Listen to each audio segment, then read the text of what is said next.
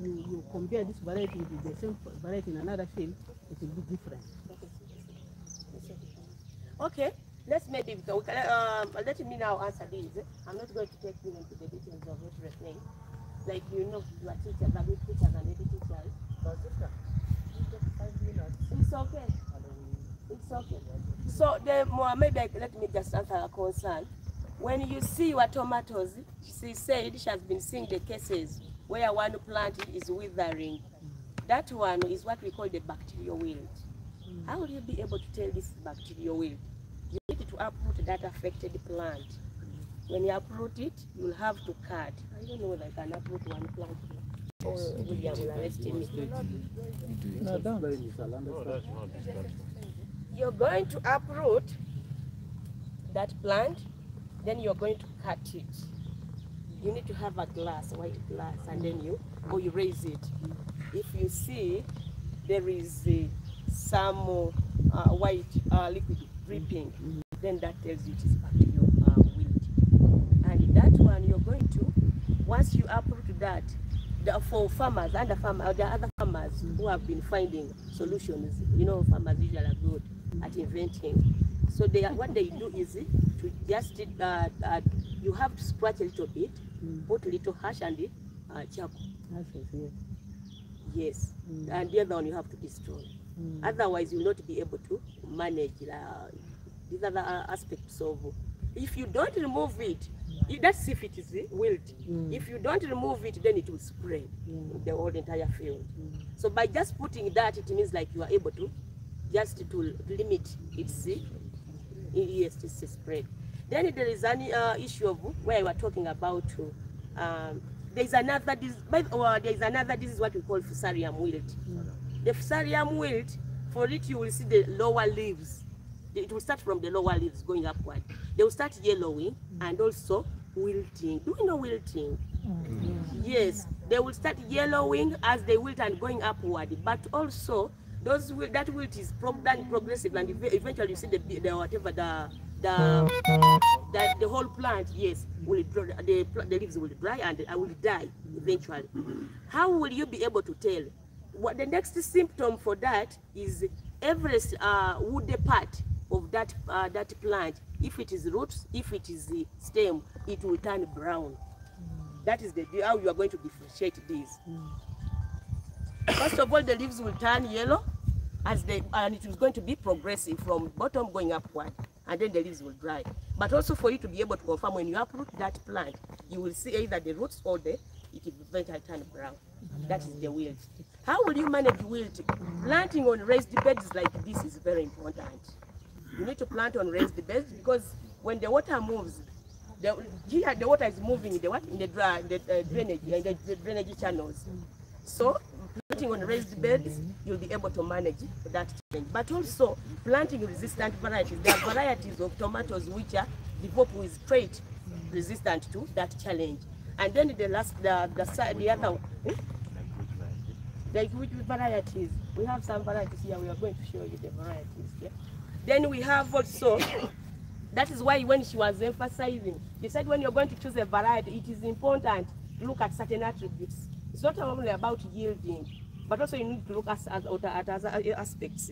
Then we have also, we tell our farmers where you're going to spray with the copper-based fungicide weekly. That is if you're going for convection, where you're going to use chemical. But if you're not going to use chemical, then we are going to show you how you're going to make a concoction. Very simple concoction, and then you spray it. When you spray it on the leaves, it is going to serve as a pesticide, and also it is going to serve as a fungicide. Hey, never you come, we do that very fast. So you need to know a variety. Most of these varieties, madam, which on the market, they have been developed with some traits of resistance to certain diseases. So for you, when you're going to buy, you need to know what you are interested in. It's beyond only looking at yield. And then when we come to the cabbage, Scottish cabbage, what we are seeing here is the blight. How will you be able to tell this is the blight in my garden? You can only, blight, usually it starts from the margin.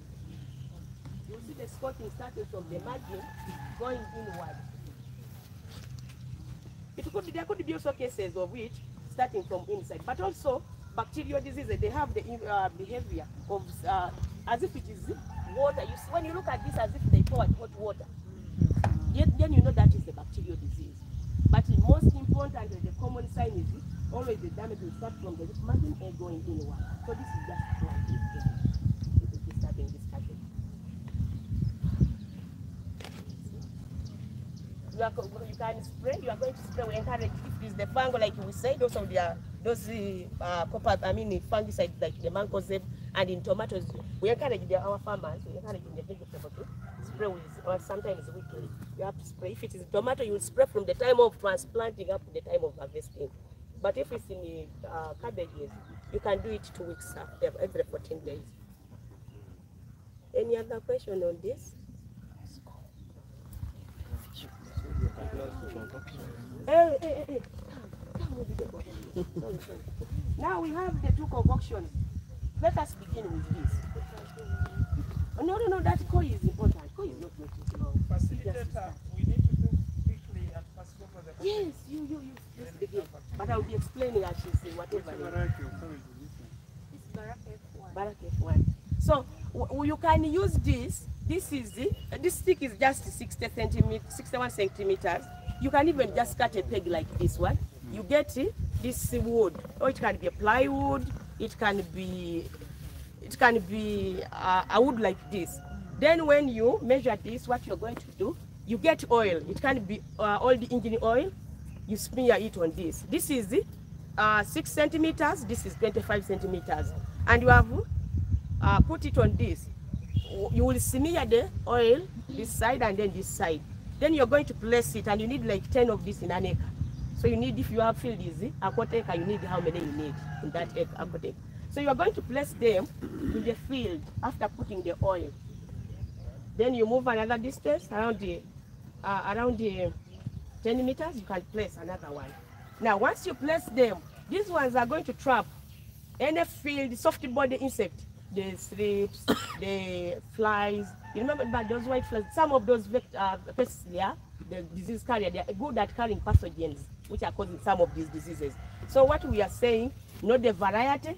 You are going to plant the way you plant your vegetables on raised beds. You are controlling certain diseases. You are helping the vegetable not to get attacked because of the water runoff.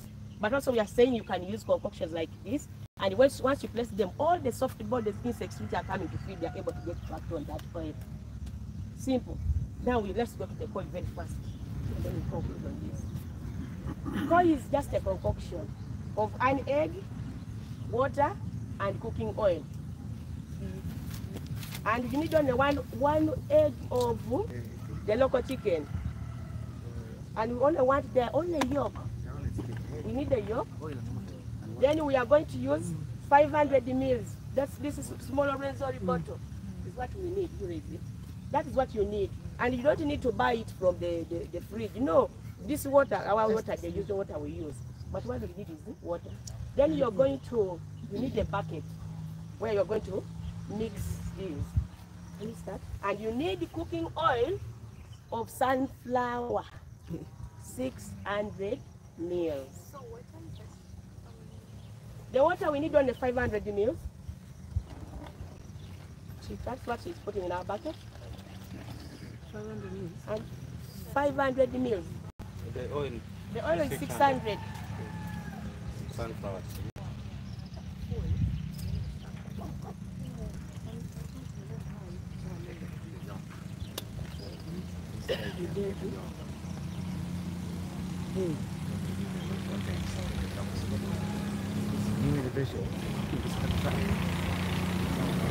So 600 mils. Because you the bottle when they get 500 mils, it's not somewhere. You can even get those bottles which are 600 mils.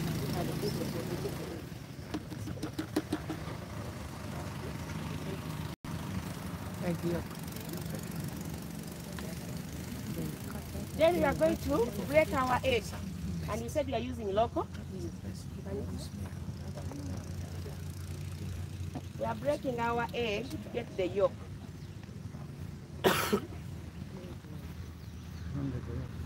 If you are interested in the yolk only, it's going to pour. Only the yolk. We are not interested in the egg white.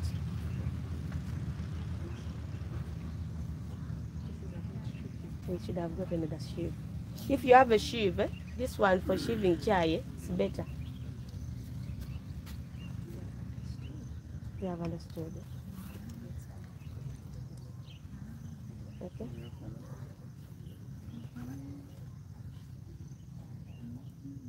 So,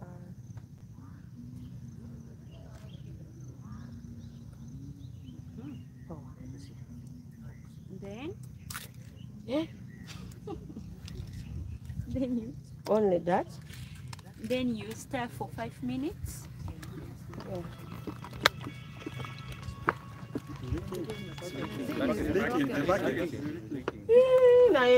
So we didn't know. But just assume you need a good one. You want to be in a good condition. Sorry. So for 5 minutes, you continue to stir. We want So it that is thoroughly. uniform what? You get uniform, Uniform solution. Yes.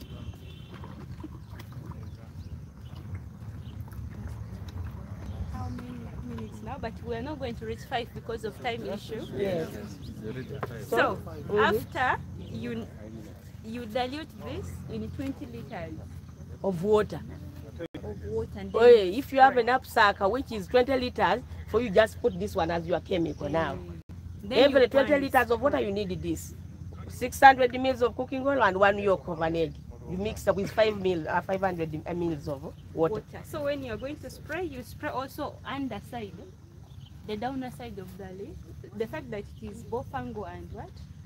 It's fungal and fungicide and the pesticide. Yeah. How does it work? You know, when you apply this, it limits. It will form like like a coating. a kinda. coating. Then So the oil in it actually helps to suffocate any pest in it. So that's why oil is actually very important. Jeff, to control fungicides and fungal diseases and pests. And pests. Yes. So that is it. We could not now illustrate how the spraying will be done, but that one you can do it. Just like under the Just normal spraying. You spray every part of Yeah, use like by the way, it is recommended when you're going to spray your crops, make sure the whole crop is wet. Yeah, because some pests can even they can hide under. So when you're spraying, you make sure you spray all the parts. how effective is this? Now, it has been researched and proven. Okay. Yeah, it is researched and proven. It's not only farmer concoction, but it has been researched and proven that it controls certain fungal infections and also it is able to control certain pests, okay. The interval, especially soft-bodied insects.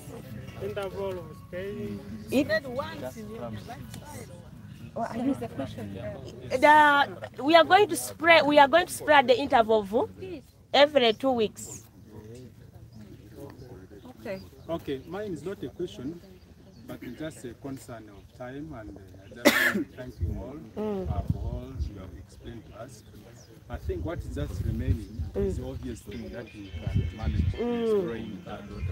I'm requesting that let's take time. Time is against us. Thank you. Bad weather. Thank you very much. Thank you. I Yes. we should be going to agroforestry. They talk about this, how it is. Yes. You make sure whatever you are going to prepare, you should be using it that very time. It's not going to sleep overnight. It should sleep on the leaves of the plants. Use rope. Okay. Let's go for the opening So you ceremony. prepare what is enough to be used. No, this one I mentioned, I said you need 61, a stand of 61. Because if you make it hard, understood by the name of now the product. this is called I thought you were saying wood. containing It's a trap. spacing. Wood trap, yes. But also it's called the plastic trap because there are those ones which are sold, those ones which are modern. But for us, we want local available which farmers can use. No, the burnt oil, engine oil, Between or them. even the jelly. This is more fit what you can even see. Like if you first measure your land, if you first measure your land, you'll be able to come up with the straightness. We normally do that by using Pythagoras theory, 61 whereby we get like the right angle triangle, then we determine the other part, which is normally see. And then you pass them So in. if you are teachers, you understand it. Please excuse me, Madam Olivia. Just one question help me. Now, Please, let's go. why should we What use? stage did you begin to apply this? Why should we use the egg of a This one local here. The chick? stage of the. Even in the nursery, you can apply. Okay. Yes. Madam, your contract? 778 Mine is now about the selection of 79 the best seed. 36 How will you select it? Let us 16. see. 16. Because now this is packet. Yeah, Oliver. Do they normally indicate everything? Remember what we said.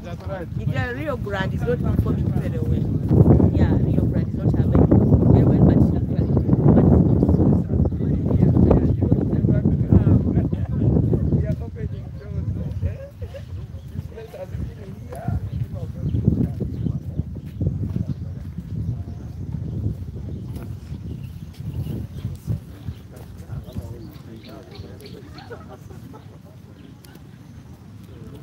Yes, that has been the vegetable garden here at the Abi Zardi.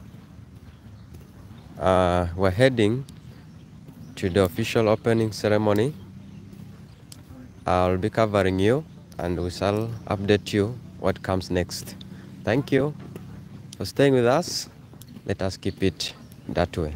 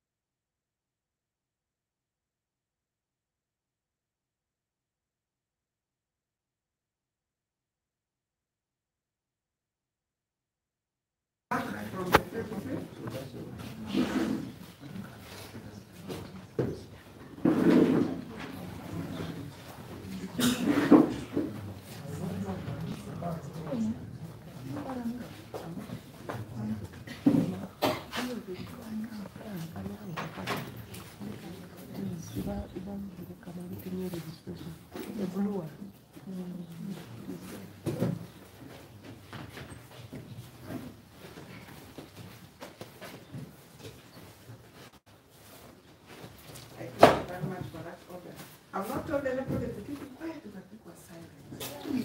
That is how the educated people behave. If I come back from the trip, I think we have already started and we're going to take off right from here with our community agreements. And I am the head teacher of now. You are going to take up that from me. As yesterday I said, ASHU is fully involved. All head teachers are ASHU members, and they all work. Head teacher, are you going to here? Our flip chat senior, you can choose a secretary to write for us and you leave.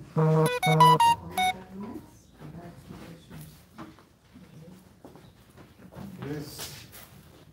As he continues with that timekeeper, be time conscious. How many minutes are you giving him? My watch is complaining. Timekeeper, where? Senior. Yes, timekeeper is here. What a gift to sit next to me. My watch is complaining. How many minutes are you giving him for community agreements and our expectations? I will give him at most 5 minutes. Okay, just start. Choose your secretary. Start the watch now. Mr. Ambassador, come forward as my secretary. Good morning, members.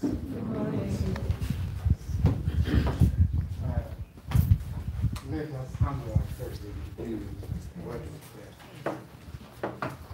God Almighty, and thank you for this great day, day 2, in which you have brought us together to continue this work.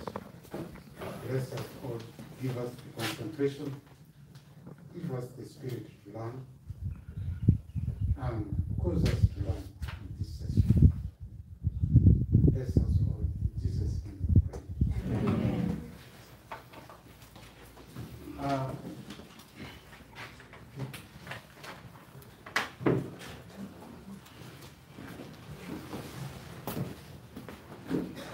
Members, our expectations, I want to call us together.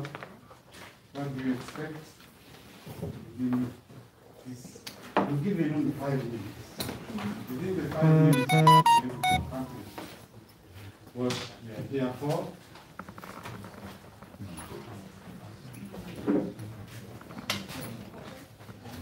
Yes. Yes, in the interest of time, my expectation is we shall try to be time conscious and manage it well. To give chance for people who are going very far also to reach in time. Yes, we have spoken, saying time consciousness to manage time well, so that those of them in Germany should be able to cross the ferry early. So, time consciousness, yes. We expect video and handouts. Pardon? Handouts. Handouts, yes. We expect handouts so that we can go and revise them and use them for training others. Phones on silent mode. Phones on silence mode. All phones on silence mode. Thank you. Yes. Certificates expected after the training. Yes. What else? Transport facilitation.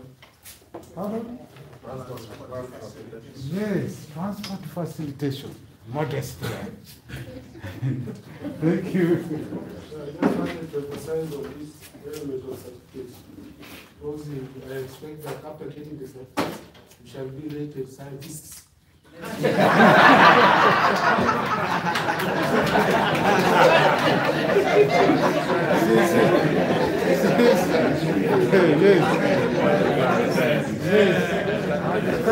Agriculture is a science subject. Yes, all of us will have preferred to be scientists.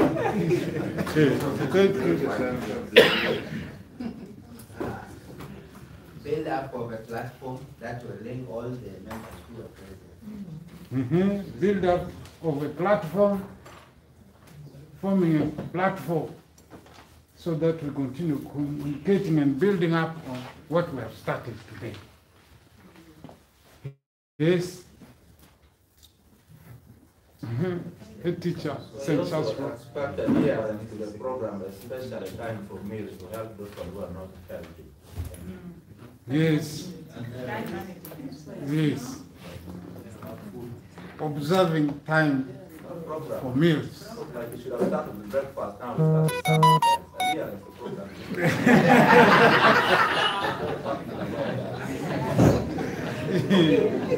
Yes. A teacher, Longira. Thank you very much. I expect at the end of this program, Abi Zardi should give us some samples of seedlings and other things to go with, so that we can start. Yes. We expect a lot of samples of seedlings, products. Yesterday there were many there. We have not seen them around. Yes.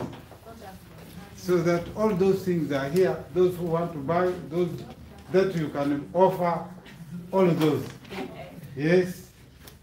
What else? Yeah, thank you. I also expecting some arrangement for follow-up of this training. Yes. Follow-up arrangements be put in place. Yes. What else? My time is almost over. Yes. I just want to add one more. That is good feeding, actually. Unlike the one of yesterday. He's saying good feeding.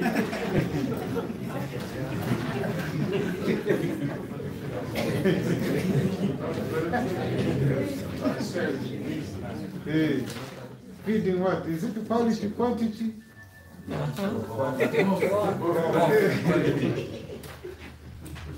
Yes.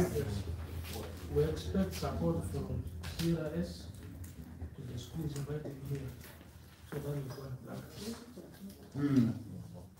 Support from CRS.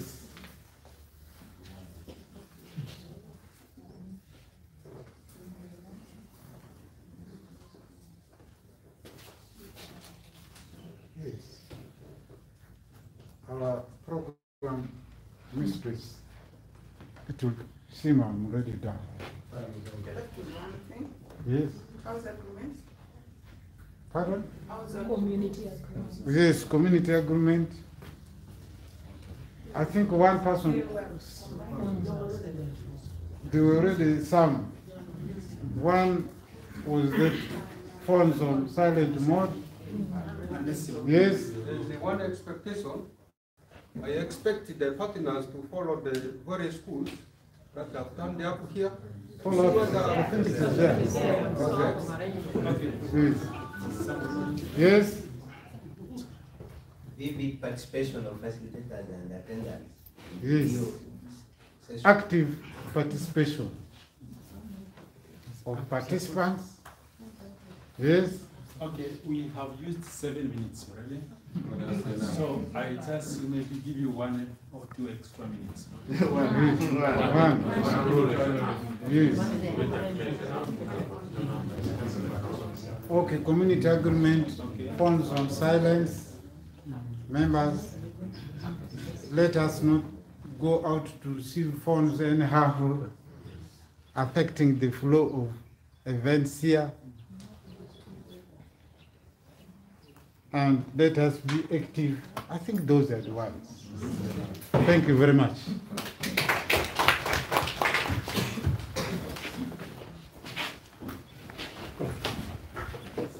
Thank you very much, Teacher Moro, for job well done. I would want to comment on 2 issues. Everything to do funding, transport. Let me say most general. That's not a problem. Transport refund.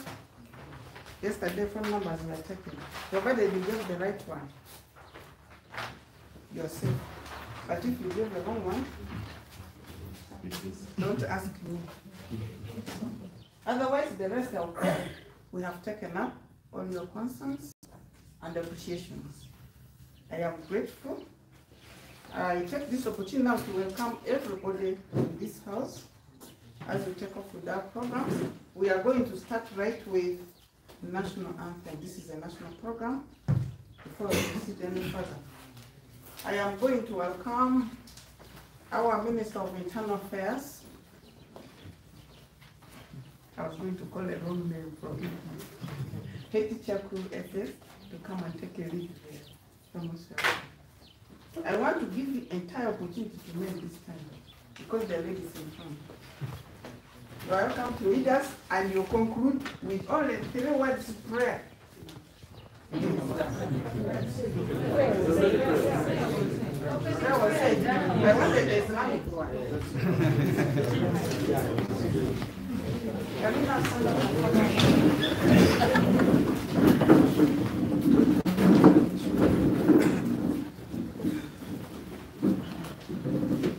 Attention.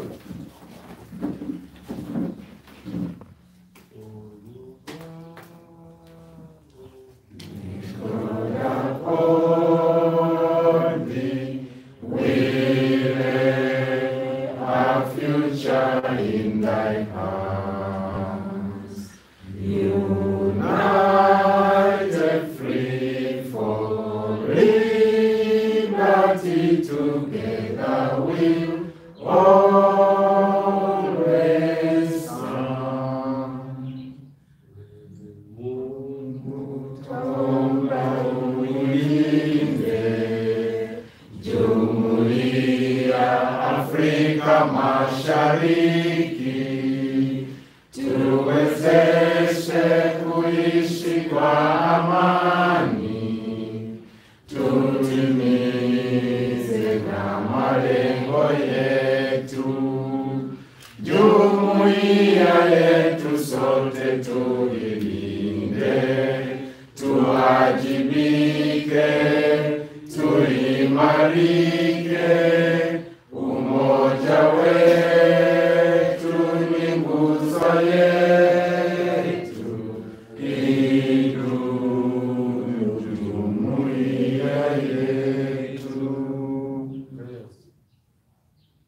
O Lord Allah, we want to seek your support in our function here, as we have come to learn to be able to cause a change in our societies.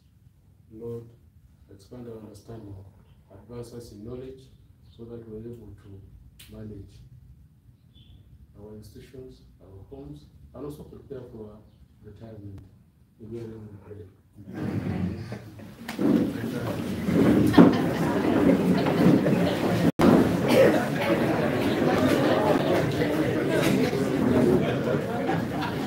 Thank you very much, Teacher Kulu. You know, he's a military man. In the army, we follow the last order. And that is what he did. The first prayer was for him. He was praying that this community agreement should come. And yes, and the prayer was not said. That's why I said. Without wasting time, the ministry officials from Ministry of Education and Sports present, led by the Commissioner, ex-officer, Mr. Jungu Ronald, the coach from the various districts present, the CRS team present with us, Abi Zardi staff present with us, the National Treasurer Ashu in his absentia, the Regional Chair Ashu present with us, the city chair Ashu with his executives present with us, the district Ashu chairpersons present with us, the head teachers of various institutions and their group teachers present with us, ladies and gentlemen, good morning. Good morning. You are most welcome for the second day, and those who have just reported today, you are most welcome for this workshop. Our invited guests and the facilitators, our first day passed successfully yesterday, though it was interrupted by rain.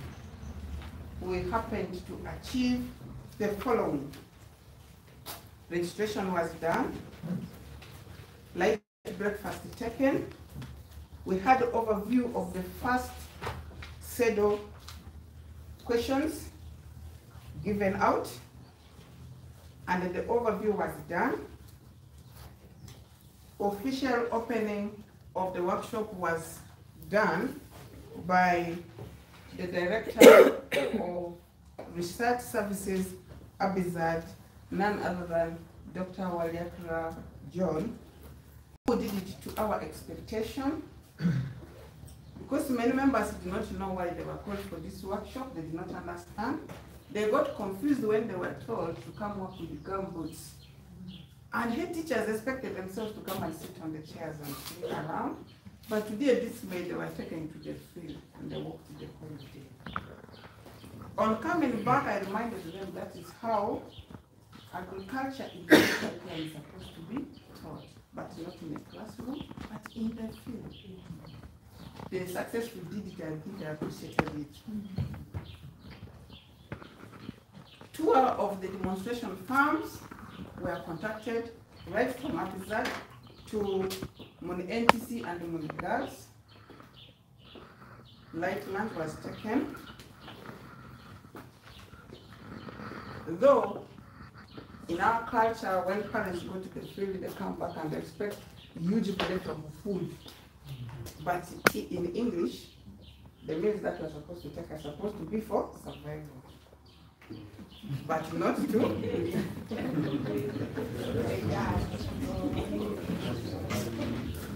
And from Muni Girls, we learned a lot of things.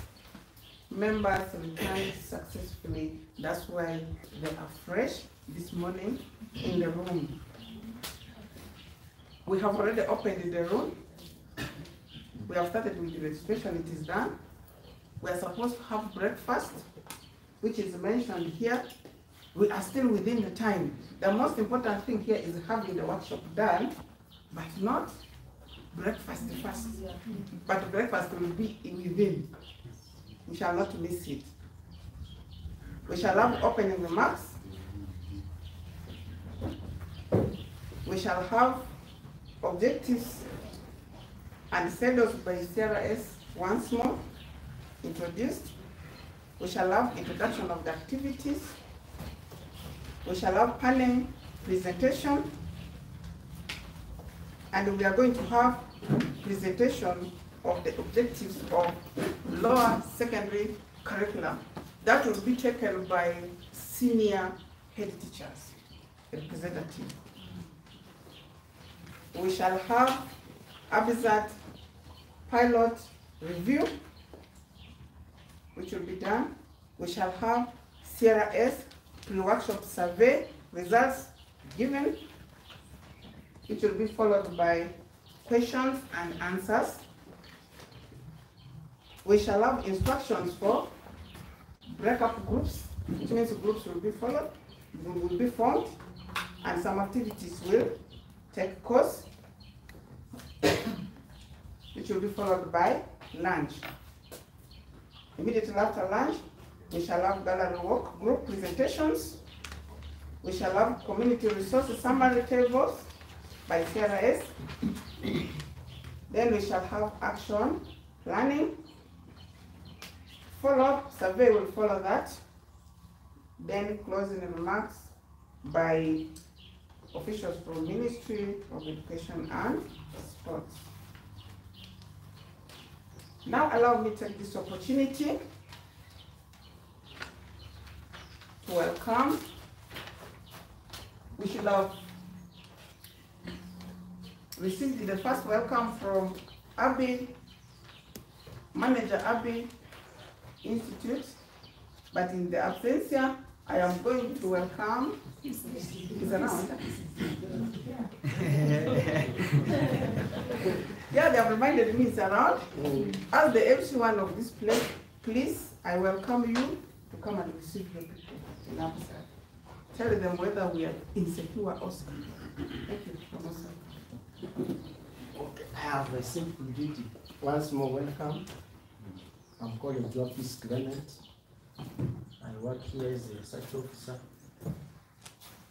in the Office of Technology Promotion and Outreach as a program leader. My simple duty is to welcome my director of research, to welcome all our visitors in the institute, and have the workshop continue. Thank you. Question me, I talk a lot. I give you Distinguished guests, ladies and gentlemen, good morning once again. Again, we welcome you to Abi Zardi. Narrow, when we say Abi Zardi, this is Narrow, part of the family of Narrow, National Agricultural Research Organization, as one of the 16 public agricultural research institutes that is mandated to do research, but not only that research, and take it to the people. And this research is demand-driven. As a Narrow Institute, I think I said much yesterday, but on behalf of the Director General, we would wish to welcome you here, and we observe protocol. We are also building upon on the knowledge transfer, which Minister of Education is emphasizing. But in this case here, we are actually emphasizing the practical bit of that knowledge that we impart to the communities in West Nile, because our jurisdiction here is in West Nile. I'm happy you mentioned the issue of money girls. Our emphasis is also on the women and the youth, because this is the pillar of the future generation that we believe. If we emphasize on those, we empower them with that knowledge in agriculture, then we believe we are building the future generation. Our technologies that we are developing are environmentally friendly, and they answer the issues here, especially in West Nile. Coordinator, I don't want to spend so much, but I wanted to leave a message. I was once an extension officer during the time of the late Kibili Semenya. I think some of you know him. And he had the system. He would come at the sub-county when my agriculture officer and whatever. And he said, okay, now let us go to the farmers. But before we go, show me your garden. Show me your what? And me, I was a fisheries officer. So the agriculture officer was very attentive. That is my demonstration. The livestock person, of course, was fumbling, but he said, okay, just show me 4 of your chickens. And that also became a trouble. Now it came to me as a fisheries officer in a sub-county. I had nothing to show at the first time. Then he told me, before you say anything, you stand there. And you will do this every quarter. So the next quarter, I made sure I had a fish pond. What am I trying to say? That man was very exemplary. Very exemplary, but I learned a lot. Lead by example. Commitment. Yesterday I mentioned it on March. Let us have that commitment with narrow. I wish to have a narrow school garden in each district. Now I don't know what you're going to do to TDF people. Terego is not here, but you will answer. Each school garden should have a narrow garden of your technologies that you wish to have. Now for the fish pond it might be a little bit hard, but let's begin with at least the crops. The season has already gone, but let us plan for maybe the next season. Mr. Juepis is my outreach. I am seeing the agriculture officer, the program leader in crops. Let us have these, they call them sometimes school gardens. We are committed to have and establish these school gardens where you are going to teach the young ones, especially the youth. I don't know where they distinguish them from the girls. If we could have this and we see and we start training together with you from what you have learned today. Let us have that commitment and we see where we have gone so far. And I give that assignment to my people to make sure that we follow it up. That is our commitment. Probably from there we shall learn more from each other. With those few words, I would like to hand over the baton to CRS, and then, but we'd like to thank the Ministry of Education and the CRS for recognizing National Agricultural Research Organization to ensure that at least we transfer this knowledge. And government, equally, is committed and giving us enough funding to make sure that we do this job of improving the livelihoods and the environment in the country. For those few words, for God and my country. Thank you very much, Director of Research Services. Two things have marked: leading by example and commitment. What we have started, we should not retreat. CRS has done the great deal. They're expecting CRS to support. This is the support as soon as the road to follow. So we shall start from there. Now we take this chance to welcome the representative of City Ashu Chair to come and welcome people in your city, and in turn you are going to welcome the regional chair to give a word of welcome. Each speaker 2 minutes. Thank you. I'll use 1 minute. Our ministry officials present, representation from the City Education Office, Director Abi Zardi, CRS, our ASHU leaders, colleague teachers, and the teachers of agriculture from this great region. Good morning. I am called Sister Josephine Achiro Achan, a teacher at St. Mary's Ediope. I'm standing in for our ASHU City Chair, Ms. Ramadi Maxwell, a teacher at Arua Public, who is not here with us. On his behalf and on behalf of ASHU Arua City, I would like to welcome you to the city. I always tell people this is the city of opportunities. And indeed, this is one of the opportunities that we have to be here at Abi Zardi and learn from the team here and from one another. I would like to say that you are most welcome. This is the center of our home. We are always hosting and welcoming you from the Greater Westland to be here so that we always share together and grow as a team. Thank you for coming.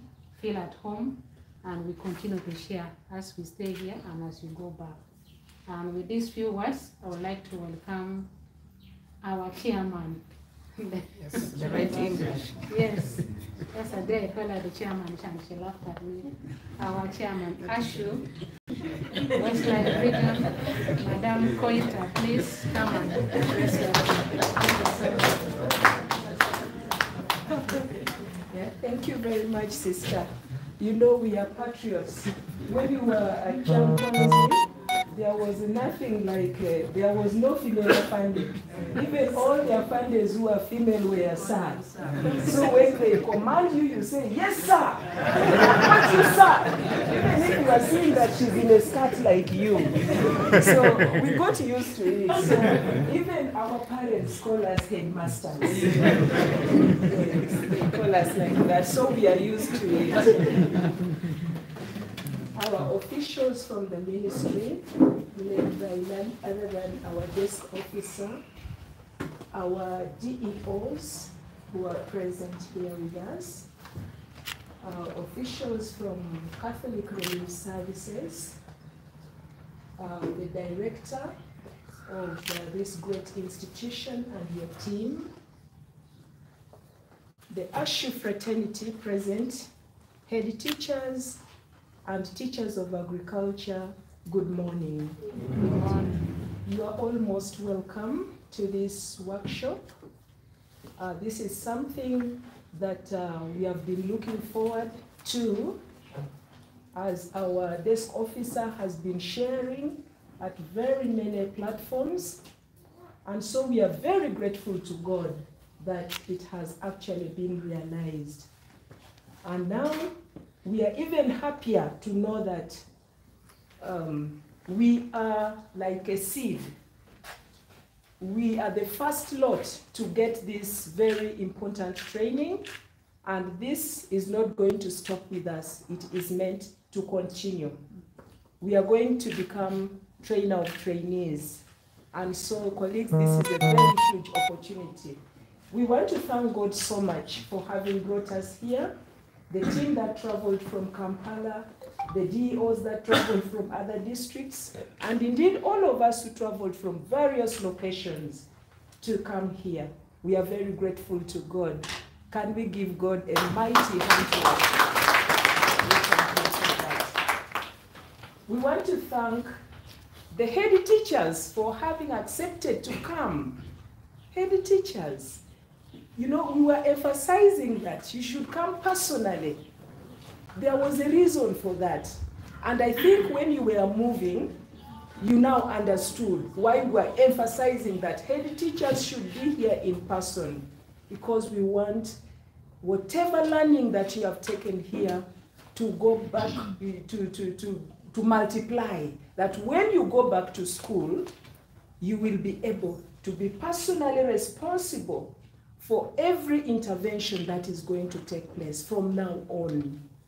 We want to thank the director, Abi Zardi, with your team, for having accepted us in this institution.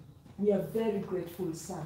Being here has offered us a very great opportunity of learning. When the head teachers and teachers were moving, they were being guided by your staff. I think they have just learned a lot. It will be a shame if after this, we cannot go back and really do something in our schools.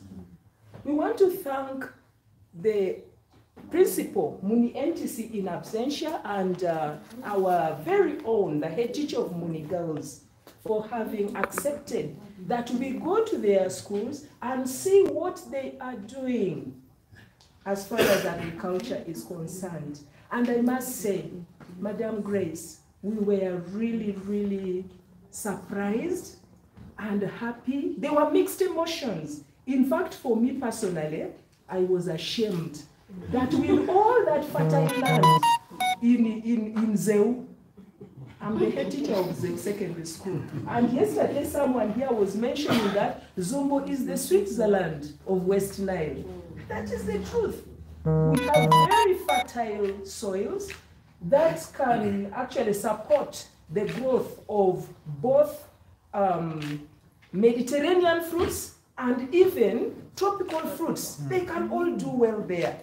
And now for me to see that carrot growing was taking place at Muni, watermelon, and many other things, and yet I cannot do that in Zeu. I'm just relying on beans, maize, potatoes, these, common ones. And yet it is these rare ones, these vegetables that really fetch the money. I was really ashamed. I'm not afraid to declare that. And that shame is going to move me in a certain direction. And I would like all of us colleagues to move in a certain direction, the direction of progress, the direction of success. Let us go and do something in our schools. I want to thank our DEOs for always being present and being there for us when we invite them for these very important educational programs. We are very grateful, dear. Because when we see you like this, we know that we are not alone in the implementation. You are there with us. We are not alone in the learning. You are there with us. You are there to support us. Please, let us keep up the spirit. Let us keep up the momentum so that together we can move and achieve much more for West Nile. I would like to thank our desk officer. Our desk officer is a very huge gift to West Nile. Asante sana. Ongeza tena. He is always putting us on our toes. Not to do the wrong things, but to do the right things. And sometimes those right things are things we have never done before, especially as far as technology is concerned. He will push you harder and harder. But then when you accept the pushing and you begin to enjoy the pushing. For me now, I enjoy the pushing. Continue to push me harder as your regional chair. And I will also displace the pushing on the head teachers so that all of us can move together. You know, you are always introducing us to new programs, projects, activities, and for those who are accepting to move with you, they are truly benefiting. Their schools are really benefiting. And now when you are very instrumental in organizing of this workshop, we just feel very grateful. Everything you do to us is awakening. Whatever you are doing for this region is awakening our professional consciousness, and we do not take that for granted.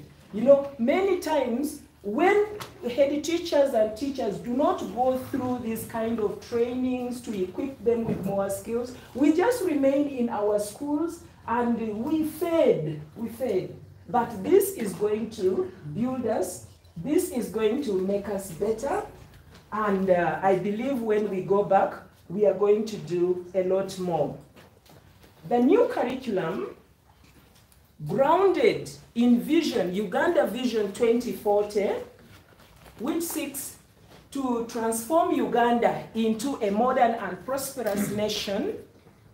And also, it is grounded in the SDGs, Sustainable Development Goal number 4, which advocates equitable education, equitable and quality education. That is where our new curriculum is grounded.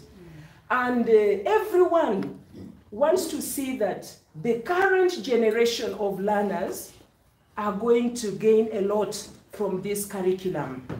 You know, the curriculum aims at making individuals, learners, teachers, head teachers, and all who are concerned with education to identify the emerging societal needs and then coming up with strategies to solve them. And that is why critical thinking and problem solving is one of the key skills that this new curriculum encourages our learners to develop, because it is about solving our societal problems.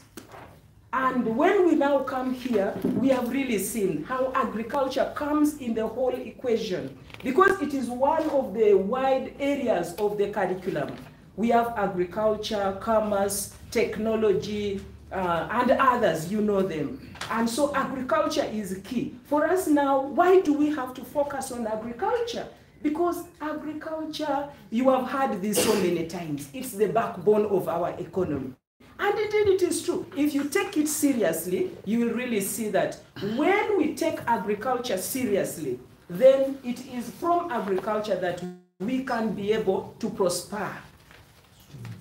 Okay, thank you very much. You know, this thing makes me very passionate, and it is my desk officer who has infected me with that passion. Allow me to speak. I've become passionate just like him. So you were teaching us a lot.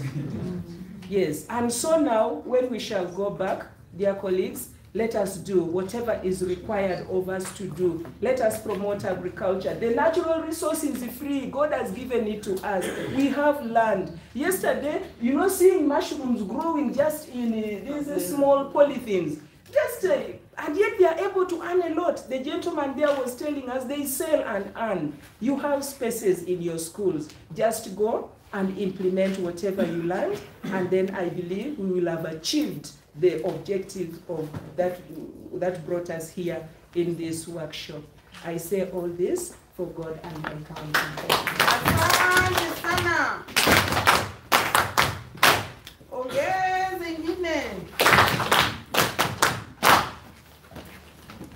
Thank you very much, Regional Chair Ashu. My dear Desk Officer, that pressure is good. But we are sorry, you may forgive us, some of us can be pushed all the way by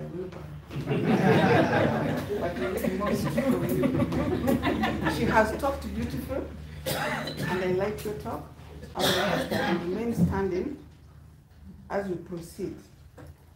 Allow me now to take this opportunity to recognize the arrival of our National Treasurer,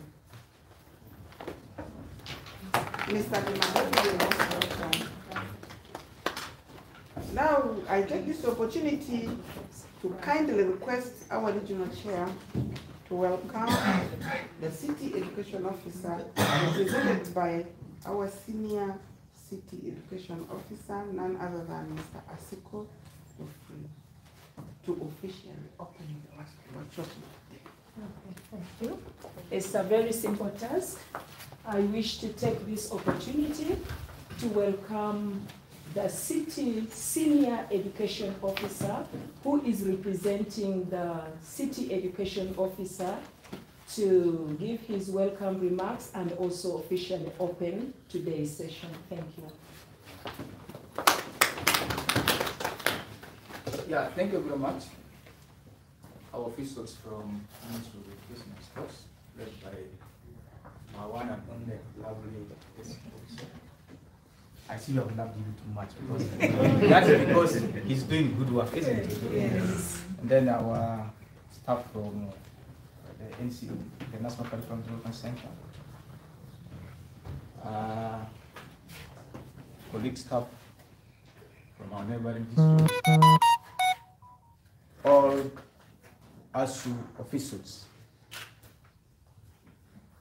now led by the National Treasurer, the Regional Chair,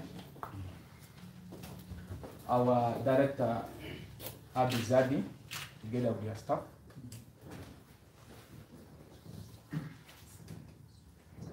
head teachers from this region, agriculture teachers, ladies and gentlemen, good morning. I am called Asiku Geoffrey, the Senior Education Officer of Arua City, and my task was already given, that is to open this workshop. But before I open, I want to have one or two words. Why? Before I became a Senior City Education Officer, I was also an agriculture teacher. I taught agriculture for 7 years, and I ended up teaching.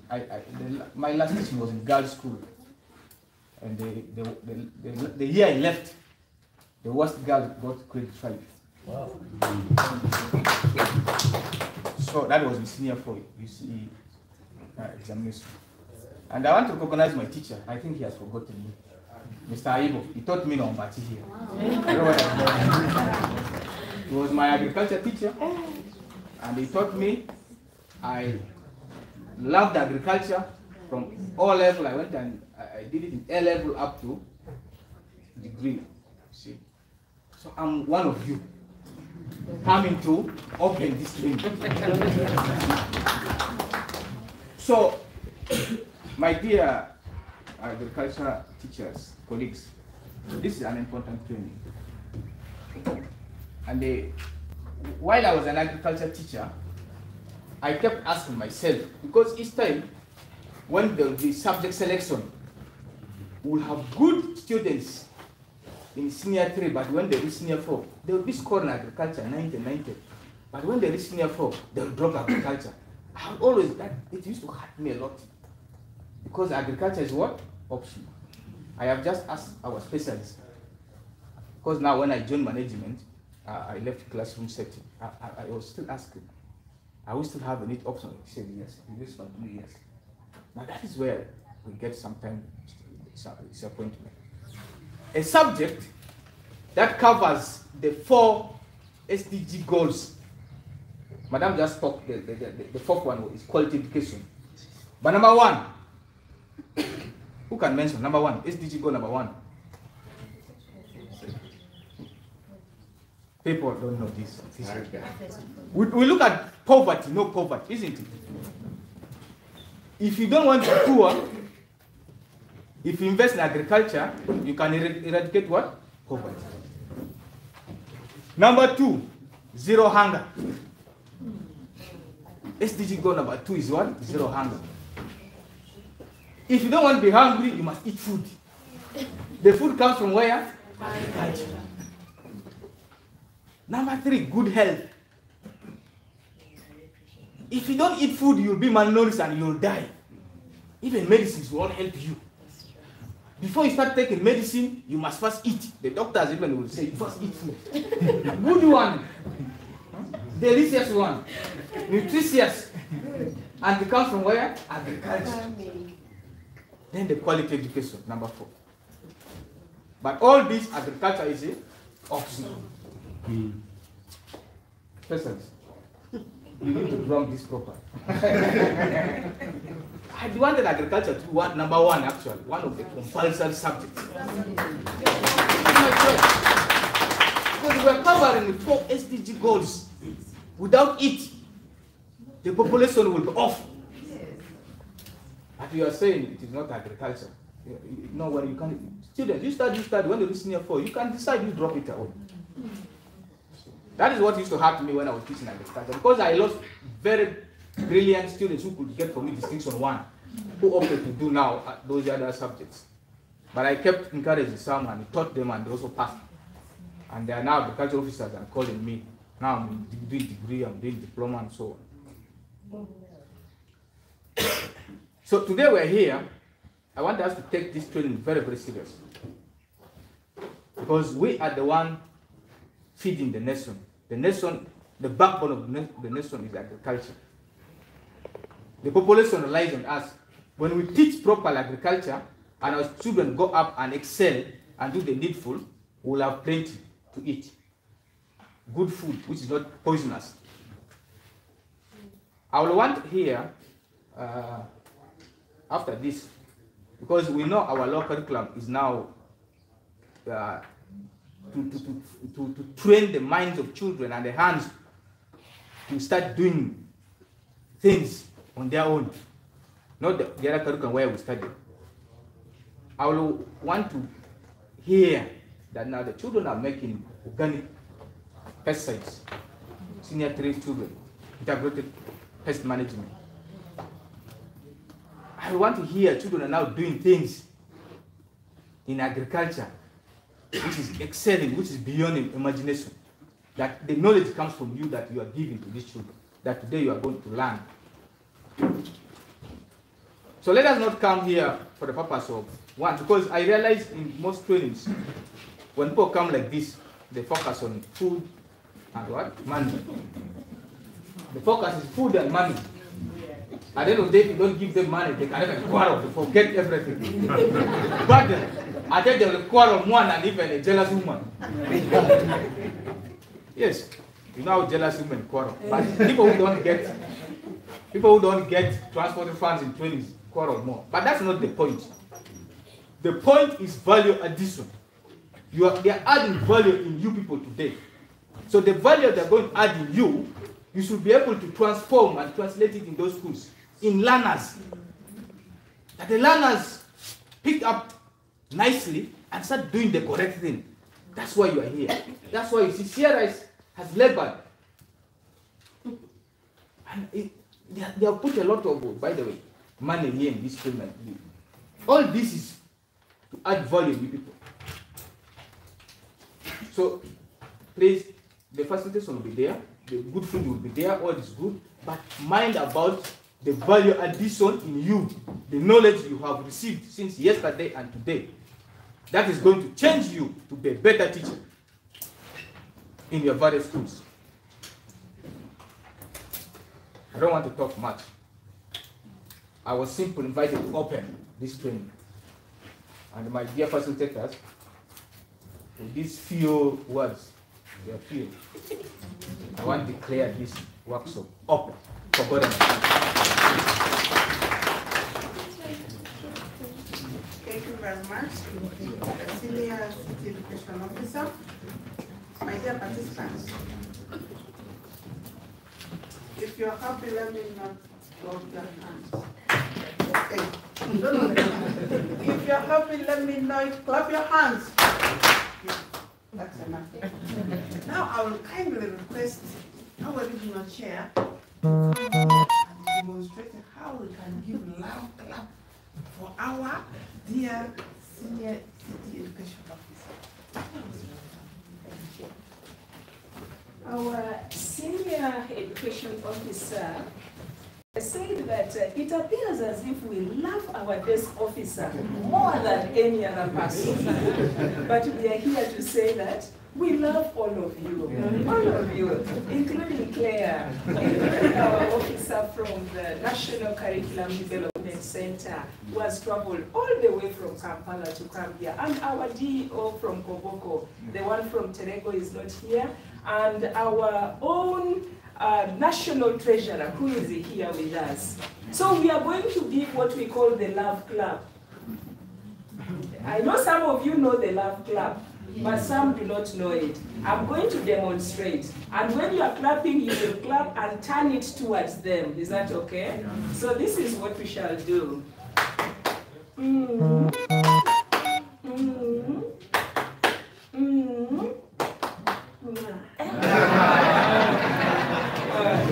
That was a demo, eh? Yes. So now we are going for the real things. Kindly let us stand up and show some love.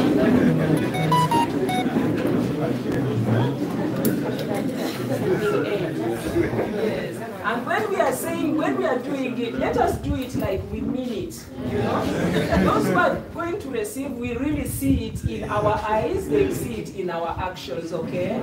Okay, 1, 2, 3, go.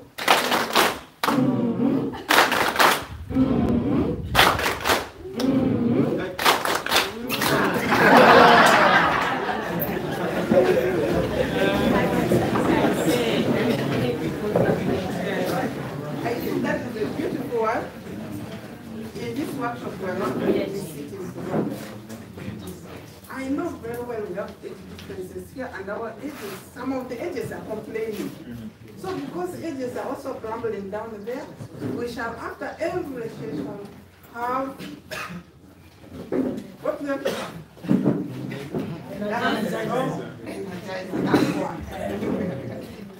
So prepare your energizers. I'll just land on you like a hailstone, then you'll come up and back. Allow me now take this opportunity only to welcome one activity, after which we shall go for break. I know everybody is not happy. I ask people, if you are happy, let me show it, clap your hands. You did not show me. So because of that, we are going to have only an activity of 10 minutes, after which we break for breakfast. I know our deal is about to leave, but I will request kindly spend the 10 minutes to listen to the objectives of this activity that has kept us here. Now I welcome Claire member of CRS to come and give us the objectives and set us off. Thank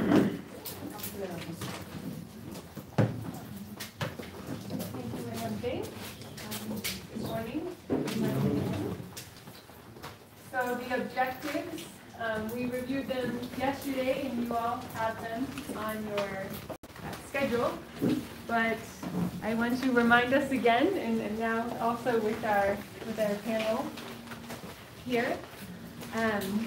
So our first objective was to connect all of you, the head teachers and agriculture teachers, with our Abi Zardi staff, with our Ministry of Education representatives, and together make this a very collaborative workshop for thinking of how we can leverage the resources that are here at Abi Zardi to support you all in accomplishing the outcomes of the new curriculum, and also to become trainers of trainees, as was mentioned earlier. Also to provide demonstrations of how the facilities here at Abi Zardi and resources can be used to support practical and project-based teaching and learning in line with new curriculum at your schools.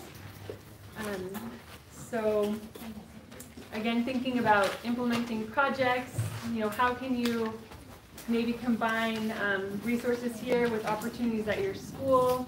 Can you bring your learners to learn something here and then have them build on a project at your school? There's many different creative things that you can do, and if we all think of that together along with Abi Zardi, I think we can really make the new curriculum, we can take it really beyond what it is now. Third is to identify priority topics of the new curriculum to be supported here at Abi Zardi and at your school demonstration sites.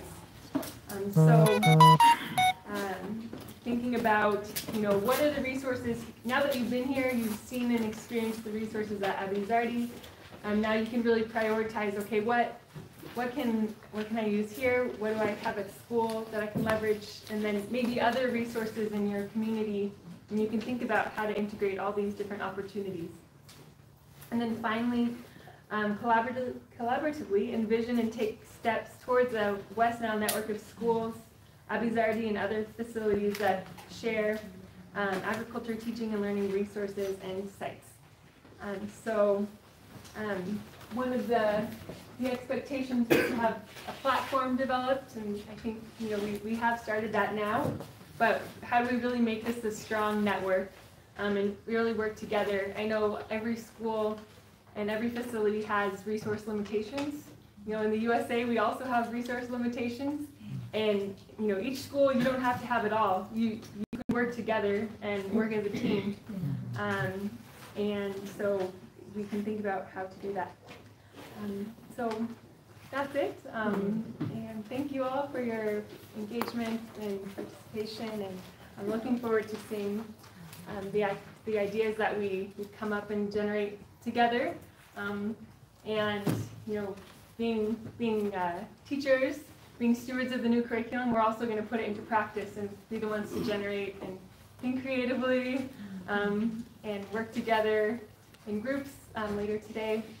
And yeah, I'm looking forward to seeing what you all come up with. Thank you. Thank you very much, Dr. Claire. In the Army, we follow the last order. Now I am only going to give 2 minutes to our desk officer because they have something to share with us. Senior Education Officer. We cannot allow Senior Education Officer to go before he shares it publicly. Thank you. All protocol observed. Sorry to get in the way of the program. I know I will have more time at the end to speak to people. But I just wanted to inform everyone here, first of all, to change mindset, we follow a certain theory. There is a common one I use, and it's called the empowerment theory, where if you want someone to change, first take him to the change you want to see, and then they will look for it. So we came here because this is what we want to see in our schools. That is the bottom line. So what you have seen here is what we expect in schools, and definitely the support we need from everyone can now be judged. And I'm happy that you're already offering us to have that one school in a district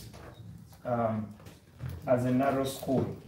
And yesterday I missed a meeting where we were supposed to discuss a STEM school for every district. And for me, there is no STEM school that is not a narrow school, if you get the idea of using. But I wanted to let you know that in May 2024, we are hosting a very big event here, which we call the Farm Camp. It's coming to West Nile, and we want to bring the whole country to West Nile to live with us for 6 days in gumboots. So what they have done so far in 2 days is the sort of thing we shall do in 6 days. And I want to request Abi Zardi to humbly accept and lead on this with us, so that we spend a full day with 800 people here and go all over the whole place and learn all the technologies here. We will be very happy to work with you and make that a reality. And I know through you and to all the DEOs in West Nile, we will mobilize ourselves, led by our able ASHU team. You know, all my words have been said by them, what I would have said. The 17 SDGs are critical for me, and quality education for me is what we had in Muni Girls, and I want to invite all of you to watch the video that we put out yesterday. Those girls, we talked about how you can teach all the subjects from that vegetable garden. And that is what I would love everyone to take. Your subject as a head teacher, whatever subject you have, how do I teach it in that garden? The agriculture teachers, he's going to talk about the new curriculum. Senior 3, Senior 4, there must be one integrated project. As an agriculture teacher, you must stream all the other subjects to you. And that's what they said, you are so central in our schools. We are here to train as TOTs. Certificates will only be given if in May 2024, we are seeing your product. When you're exhibiting, when you're exhibiting, then we shall know that what we did here has been of value. So ladies and gentlemen, I just wanted to mention that we have a bigger picture in May 2024 to host the whole country here and every big person. And we want you to mobilize resources for us. Tell us as a ministry where we should write the letter to in Arua, which bank, which organization you can write to. And our finance person here, Ashu, is a good treasurer. I'm sure they will work with the host school to make sure that our finances are safe. So thank you for the time, and we will talk more at the end of the meeting. Thank you very much, Mr. Commissioner. I thought I was dreaming. Hope it was a reality. I was about to tell these people, you people you are brought to front line to prepare your guns for a war of 2024. So the war is coming, you already told what to do. Demonstration farms are going to be in your school, and that's where the whole of Uganda will move. If you have come to sit here for nothing, you are going back to be waiting to be pushed by a wheelbarrow. Allow me now to take this opportunity to break us up for our breakfast.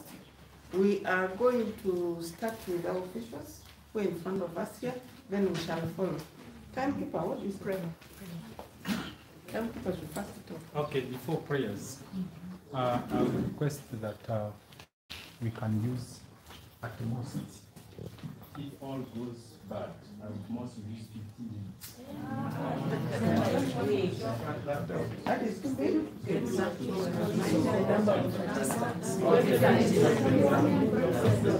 My service providers are sharp and very fast. We can do. Huh? Okay, fine, thank you.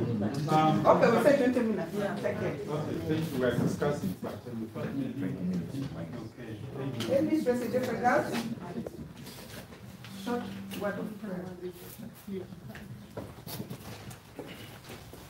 Let us pray. God our Father, we thank you for the meal that has been set before us. We ask you to partake of it in friendship, to give us energy to continue with the activity of today. Through Christ our Lord. In the name of the Father, the Son, and the Holy Spirit. Amen. Regional Chair Ashwood. I need to go, Mr. You're welcome.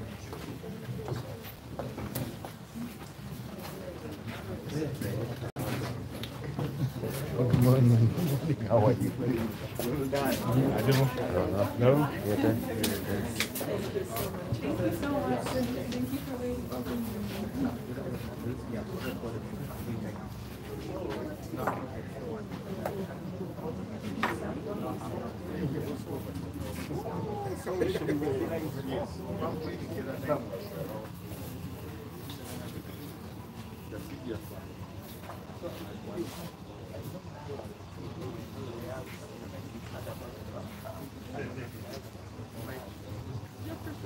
My daughter was.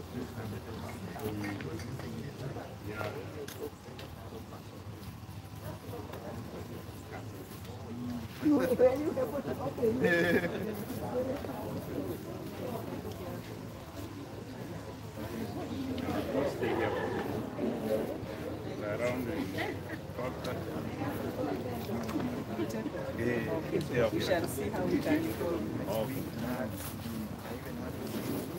I want to meet him. Yes. I was happy the president gave tractors.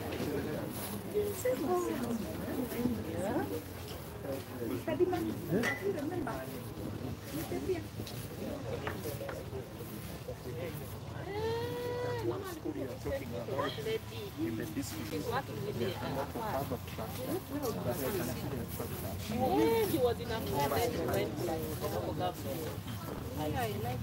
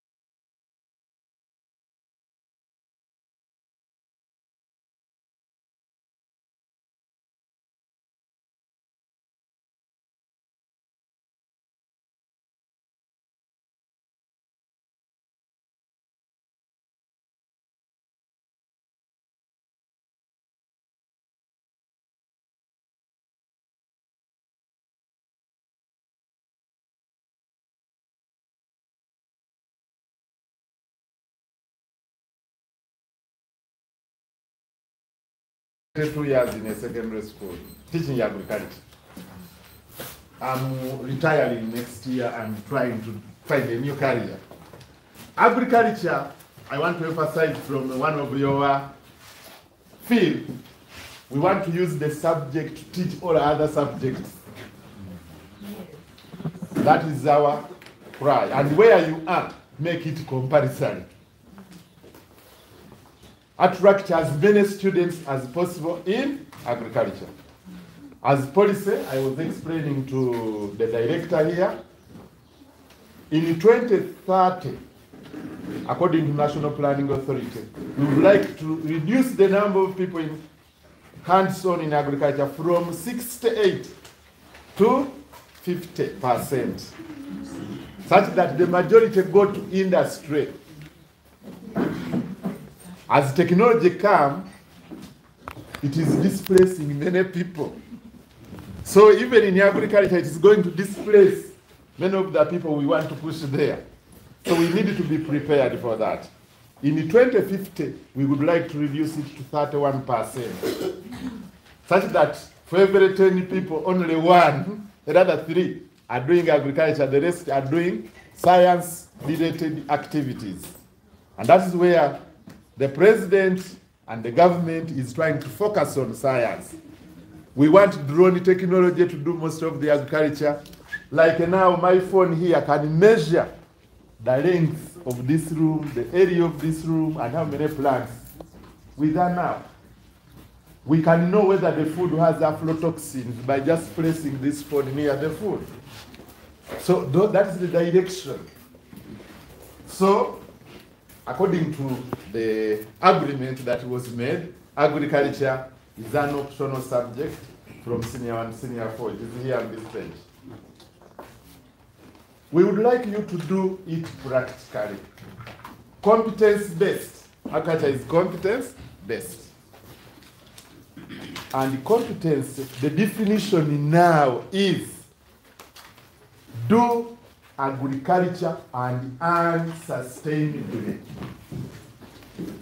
That is now the new definition. By the time we were writing this curriculum, the definition was, okay, you remind me at 10 and then at 5. When we were writing this curriculum, between 2010 and 2020, the definition was have the ability to address contextualized problems in agriculture. That was the definition. Have the ability to address contextualized problems in agriculture. Now, the overall aim of the lower secondary curriculum is hinged on that. Do you have the ability to address the contextualized problems? So the overall aim of the new lower secondary curriculum, which I want everyone to know, is that we are aiming at producing citizens with employable skills that are competitive in the market. Agriculture has that chance, has that space of creating people with employable skills that are competitive in the market.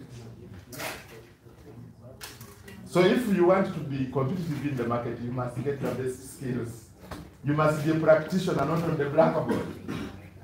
I saw there the plots even at high school in Moni, 25 egg cabbages for a learner is good enough. 56 plants of maize for a learner are good enough. 56 plants of sorghum are good enough for each learner to look after. The experience the learner will get from that will make that learner competitive. This morning you have seen in Senior 1 here in the syllabus, we have a learning outcome in term 3. Show skills in preparing biopesticides and plant derivatives. It is clear, and that's what our specialists there who were showing us, they were showing us how we can use the egg, water, and cooking oil from sunflower to make a biopesticide. They were showing us how the wooden trap can be used to chase away pests. And that is a learning outcome. If the learners can be told that, and by the end of this one, they know that our cabbages we shall sell in Arua will be better, will be healthy, and we achieve the sustainable development goals that have been emphasized here this morning. 2, what I would like to say to all of you, we need to work together. And to work together, it means you are putting all of your resources in one basket. In my language, we call it community resource mapping to teach agriculture. And this workshop, that is what it is trying to do. Let us map the resources in West Nile and use them to teach agriculture. When you go back to your school, look for a farmer there who has resources. Look for Zardi here. Look for Muni. Look for NTC. Look for the university. What opportunity can we use using their resources to teach agriculture practically? That is key. Because the school may not have all these things we are aware. Like now, some schools, like my friend who is in Arua town, is the real city, inside the city, we may not have land to have 56 plants of maize for every learner when you have 200 learners. But there is a gentleman or a woman near Arua City who has 20 acres of land. Can we partner with that one? We make an agreement, and our children are taken there to do practical agriculture. You have mapped the resources. If there is a topic for senior 3s here, this is about cattle. Can the learners keep cattle? How could they keep it if we don't have cattle ourselves? Now that's the question. We would say one of the days in the week from 3 p.m. to 5. One day in a week, they can visit this farmer and work with the farmer. Because many of the people who have cows, they milk between 3 and 6. And the learners can engage with this farmer and they learn some activities. One of the things they are going to show you is feed making here. If the farmer has poultry and is near the school, can we pattern? How do we make pattern? We are trying now to show you Naro here. We have shown you Muni NTC. We did not have an opportunity to go to Muni University to see what is there. That is the issue. And you know, fish has become very expensive, but maggots are a substitute. And we have the house flies, but when people tell you about house flies, oh, they bring disease. I want to share with you, when I went to China in Shanghai, I ate cakes from maggots. So what is the issue? They have a lot of proteins. What is the issue? Before this young man got the Nsenene and he put a very big sack in the plane, some of us who had the opportunity to move out, I was carrying 2 kilograms of these Nsenene, the locusts. Every time I would go out, the hotel where I go, I sell the Nsenene and I get 2 kilograms. But this man was so excited when he discovered it, and he put a very big sack. Now they are checking us everywhere so that we are not taking the same. So, but it's because for you were taught about exoskeleton and stopped in the class. You don't know that chicken, which is on these locusts, is a delicacy in cuisines. So how are we applying the knowledge we have learned to make money? So when you go to class, and you don't speak about how the knowledge can change into money, you have not taught the new curriculum. You have not. Don't leave a class of 80 minutes or 40 minutes without telling the children how they are going to make money. Goal number 1 of the SDGs, no poverty. So for me, when you start telling the children about how they are going to make money from the subjects, you are addressing sustainable development goal number 1. Because you are trying to show them the opportunity of using the knowledge. So the new curriculum is about how do we apply the knowledge for a sustainable living. How do we do that? How do we make the learners use the knowledge to make a living? We are tired of people telling us, why did I go to school?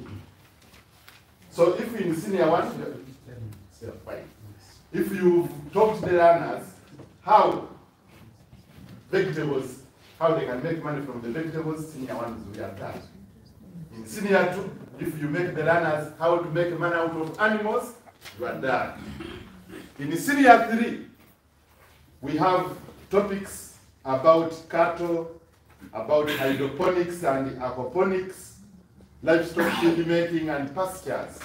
There is another gentleman again near Kampala who is only growing maize and elephant grass and napier grass is almost elephant grass and guinea grass, and is making only silage.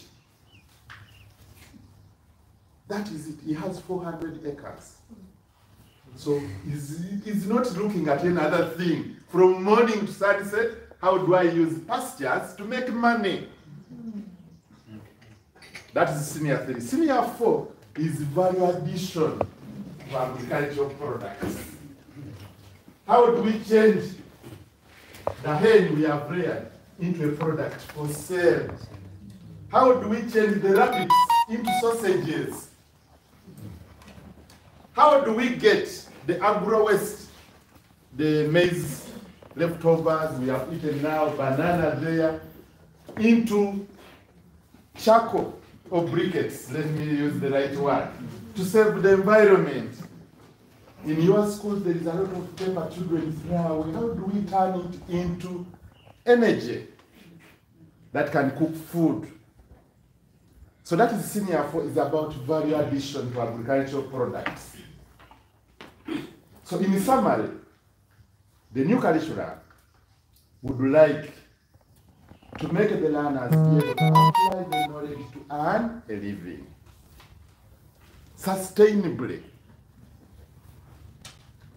Because when you walk from Pakwach up to Nimule, through or Zombo, somebody in Zombo, we are going to get a fight because tea is coming to Zombo. And all the chunks of land are going to be fought for in Zombo. Are you aware? You are going to be displaced and come to our town. Are you aware of that? That is for me when I look at the projections by 2050. Most of the people in Zombo will be pushed out. Be ready. Be ready. Be conscious. In Madiokolo, all of the people will be displaced for cattle farms. They are going to be displaced. In Yamur, why the women were starting to get their field, and even the undressed because their land was being taken away. In Yamur, it is going to be a hot cake because that is the most productive animal area in northern Uganda for cattle, dairy production, Amur. So I don't know how ready we are. But if the big farms come, have we trained the technicians in agriculture? And that is our pride. You are the people holding the torch.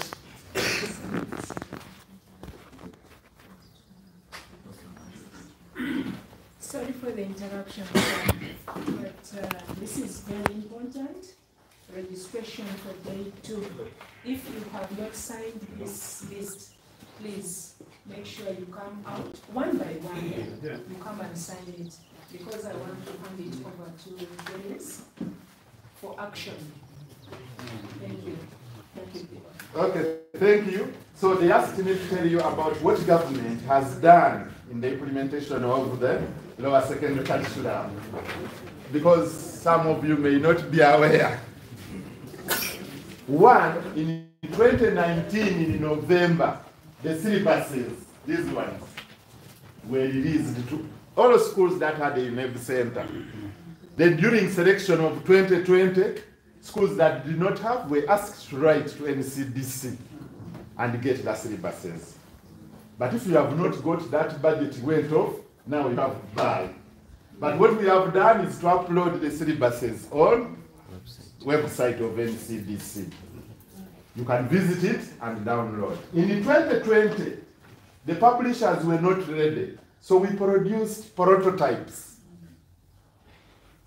for the teacher's guide and the learner's guide. They are still relevant. And in the prototype of the teacher's guide, there is guidance on doing projects and project-based learning. It is the best so far now, that guidance. Many of you are still not yet there, but I want your projects and project-based learning. Fine. Project-based learning. We use a driving question. So if your school did not get the prototype, look for Edonia, is my ambassador here. She's in Arua what? Public. She's the one who has been in this since a long time ago. 2016, she knows all the genesis of what is in agriculture in the new lower secondary curriculum. Number 3, we trained people in 2020. As one person put it here, some people had come for allowances and they wanted to fight everybody. But the new understanding, when you go to a new place, you are getting new exposure and new experience. If all of us had the same experience, we would not be moving. If we had the same exposure, we would not be moving. So the people who have been exposed, who have new experiences, make us to change. So we wanted you to change the way you teach, the way you deliver, and that's why we're being put in groups, and group. The first indicator when the head teacher, you go to the classroom, if the teacher is not teaching learners in groups, no, he's not teaching the new curriculum. Learners must work in groups. And that's why we are also now trying to create institutional groups. We want you to partner with studies, partner with the NTC, partner with the farmers in the community, partner with the local council, local government, partner with everybody, partner with CRS, partner with Catholic Church, Arua, Protestant Church, Arua, all of the other churches that are here, the Muslim community in Arua, if you have resources, use them to teach. So we were not taught that way. So it is a big hurdle to know that working together is good. But we shall try at our level best and push it to the level we can. So we trained people, 5 from each school or 4. We wanted them to come and change you. Then COVID came. In 2022, when we were resurrecting from COVID, we had online training. Why everyone should be digital literate. I am excited about this young man who is recording, and the recording goes to YouTube direct. I'm very, very excited about it. Because that is a skill each teacher needs. You need to record your lessons and replay them and see if you were doing right in your classroom. We can learn from him how he's doing it, because I see very many phones around. This morning again on NTV, somebody was telling us that if you don't have the tablet, you don't have the phone, get a loan and pay it in 3 years. It's offering it. Because you cannot continue teaching our children using the old skills. So the publishers started delivering some books in 2022. We have continued to train you, and we shall continue when opportunity occurs. Do not miss the opportunity to go and get trained. Head teachers give agriculture an opportunity, because I know they tell you 3 people, 2 people sometimes to train. But when an opportunity to train about the new secondary curriculum is there, go and learn, because it is constructivism. Every day we are creating new knowledge. Every day we are creating new knowledge. This interaction alone with CRS, with the Zardi, with the NTC, with the Muni girls, we have not remained the same. So when there is an opportunity to learn, do all that it takes and go and learn. I have the acronym that, are you eating away the job or eating from the job? You can even sacrifice your own resources to go and learn, because there will be no other opportunity. Be a lifelong learner and learn every day. Finally, we are asking the head teachers, if you want more interaction with the new curriculum, you can write to NCDC, they can send you people. You can organize locally by yourself and invite us. For me to come to Arua, it means very expensive, but you have people here as well whom we have trained. You can work with. If we get an opportunity of a supporter of our school, ask them to train the teachers on the new lower secondary curriculum. The treasurer was saying, everybody now is for change. Some teachers were saying, the new curriculum, for me, I will not teach it. That is, I think it is a wrong thing to have that mindset. I don't know your experience when the children were doing prefectship elections this year in your school. What happened between all the students? Did you get any new experience that you have never seen in years? Share with us. What did you see? I noticed the communication skills of the learners was quite different from the set that was in the old curriculum. They were very confident, and then very articulate in their communications. That is what I noticed. So that is a plus for the new curriculum. It is a plus for the new curriculum, and we need to clap for it. We need to promote it. Whether you are a doctor, this one is in research, but he was communicating to us. Those young ladies we met there, they were communicating to us. So the 4 C's encourage them. 1 is communication. 2 is collaboration or working in teams. 3 is creativity. And 4 is critical thinking. Promote them among the learners. Communication, collaboration, working in teams, creativity, and critical thinking. And for me, I'm adding leadership. When I heard the senior education state education officer is from agriculture, that is what I'm looking for. How many agriculturists are in leadership? By show of hands, how many head teachers here did agriculture? The head teachers. So that one makes me feel so bad. I'm not saying that the others do not deserve, but I want many agriculture teachers to become teachers as well. To be the decision makers, to be people on the table where resources are allocated. You need boardroom skills. Leadership is key in agriculture. So, thank you so much for listening to me.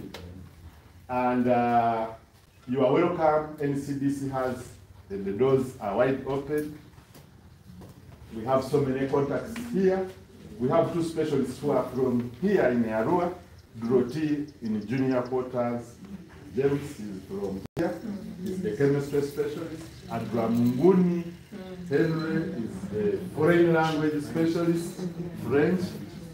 And there is a new one called Sab. The name is getting Ruba. Ruba is for art and technology for primary schools, is also from here. And my director, who is retiring, is married in Arua. So you can use all those opportunities to see how best you can leverage those people. And for agriculture, Adonia, she's a panel member of the agriculture subject at NCBC. So thank you so much. Thank you very much, Matthias. I'll request you because you feel against me. I'm going to put it here.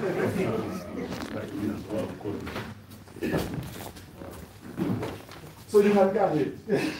I'm putting it up such that it doesn't consume our time. The full name? Yeah, I will put it. Thank you very much, members. I purposely gave you more time because I knew what was given us was meaningful. And you are going to pardon me. We have the video of Tomoko, who has a commitment somewhere, and he would like to leave. But before he leaves, this area has been earmarked for something which I will not disclose to you. I will request that I give him only 2 minutes to say something before he leaves. Because we don't want to lose him there. All right, thank you. Distinguished ladies and gentlemen, good afternoon. Good afternoon. My name is Wai Ragamlai. I am the district education officer of Tomoko. I got this invitation yesterday from the chairperson ASU, and I had been informed by the head teacher coach earlier, That is a training in Arua for teachers of agriculture and all the head teachers, 5 at least per school. I said I will come and attend, okay? And I'm going to be here for some time because we have issues behind where I have to go and solve them. I want to thank each and everyone for inviting us as the leaders of education in the districts to attend. It is important for us to know what is going on. If these lower secondary curriculum trainings were not done, you see DOs, inspectors going to your school asking things which are not related, okay? Which are not related. Good enough we were trained in Zulu, okay? We're first trained as master trainers, we got the knowledge, and that's why we're dancing together. You know very well, secondary section 4 is not completely decentralized, okay? We only handle issues to deal with salary, go and do some few monitorings and whatever, and also assist in decision making in the schools, okay?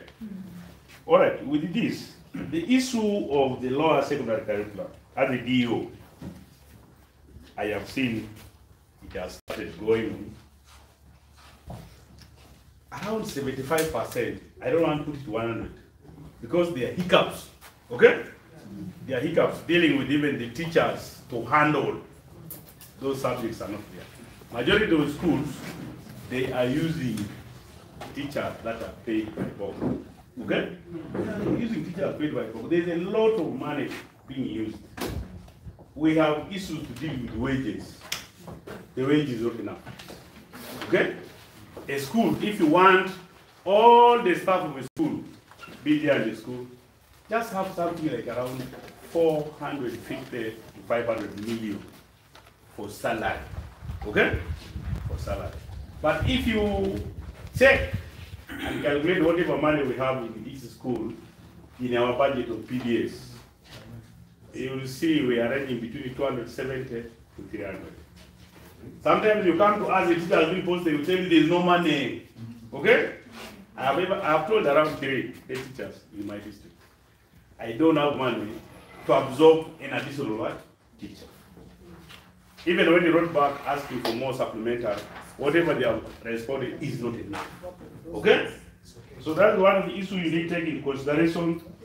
The issue of the performing arts, whatever preparation of children for leadership is going on very, very well in our schools.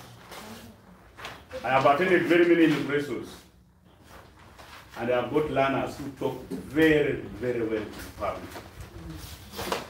During debates, like yesterday there was a debate in Koboko.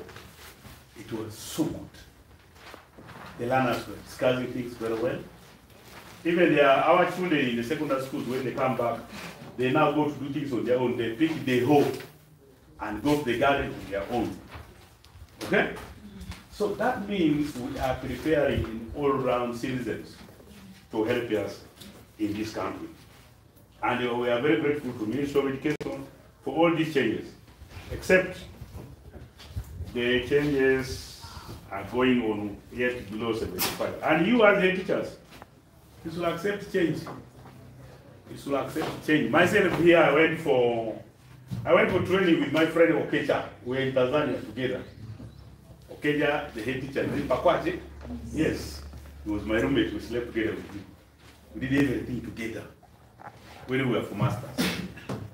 But the skills we learned there were very different. Computer was a core. Majority of us we are not competent in computer. I asked Okecha from the first or second week, I said, now Okecha, now what are you going to do? So we go back to Uganda. As the elder, he told me, my brother, let us remain. We are going to make changes. After around 2 months, I saw as we started fitting very well. Okay? Where you used to look for how to type, this time you can type without seeing now. Okay? And when I came back, I came as a changing person. The beginning of the lower secondary curriculum, it was so difficult with the teachers. The mindset was so bad. How do you using learner center? How about mathematics, which is very difficult? How about chemistry, physics? How do I just write the heading and explain one or two things and say discover on your own? Maybe history, maybe geography, okay? But all subjects are the same. All subjects are the same. There's nothing where somebody say it's so difficult. Myself, I'm a teacher of secondary. I thought for some good times, with even Isaiah here, Daudi, we were together. And also we studied with those of Isaiah in Kiambo. He taught me in all levels. And when he was for degree, I was also for degree. Okay? Okay? So, these are scenarios we need to know we should just open up for change. And this change must begin from you, the head teacher. If you don't want to open up, you are hiding. Like issues to dealing with the MS, Education Management Information System, uploading on enrollment of learners. If you don't upload effective 2024, stock 25, July, you will not have capitation grants. The PS has already written. It is how many learners you uploaded in the system times 175,000, which is going to be your USD. How many have you uploaded? The MS calendar has indicated very clear the system is going to be opened up for us to upload enrollment within this month to November. So if you don't upload here, you are going to have less capitation grants. The more number you upload, the more capitation grants you're going to have. There are children who will become next year. What you need to do is you need to go to the MS system and institute transfer of the learner from one school to the other. To the next. The moment you see transfer, it will come to the DO side, and the DO will call the school where that learner has been. And then from there, when the learner says yes, we say approve. It has gone to your school. Okay? So as a head teacher, you must always be You must always be on computer. No, I'm going to put my ICT teacher to do it, yes. But will he do what you want? You needed to know the head teacher is the school. The head teacher is the school. NFL here, the problem is the head teacher. NFL here, the problem is the head teacher. So lead by example. When this program was introduced, some people were saying, no, we are going before computer. Yes, but you're a D or you're a head teacher. What are you going to do? Let us impress what the ministry want. There are issues dealing with the teller. Teachers coming, logging on every day. It started from where you're given some codes. This time it's not codes, it's your face. How many have started it? Now, if now they introduce in 2024, stop 25 July, you'll be paid according to your attendance on teller. How many teachers are going to miss salary? And who to blame? First, head teacher. You fail to implement government program. I want to bring to you people here, the more we checked on the teller, when we had the regional meeting in Arua, as the DOs, there are very few schools that have gone about 50% in teacher what? Attendance. Very few. Then we ask ourselves, what do you do? Even in my district, I promised, I said, I am going to write letters, warning letters to the head teacher. Then I said, let me first go slow, because the first thing is the knowledge. Give the person the knowledge. Let the person understand. Change will come. Because when you're authoritative, you also had it, you will not encourage people to learn. So let us impress. As the head teacher, please get up in the morning. You know, either you being the first administrator, if you want to create another one, no teacher will log. You must be the first to log using your face. And then it opens avenues for all the other teachers to what? To log. If you know you have issues here and there, create several administrators in teller. Deputy be there. Director of studies be there. Such that whoever comes first logs in. And that is the delegation, principles of delegation. If you don't want to delegate, work will not move very well.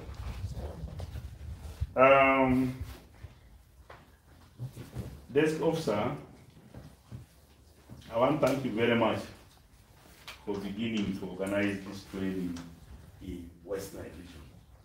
I am very, very happy to you. Okay? From the time they posted you to West Nile, I got interactions with you and we talked. Sometimes I don't want to blame those who worked before you, they will come just direct to the secondary schools without going to DO's office, and we hear the desk officers have just passed here. But for you, that stands with us, even sometimes call us, I am here.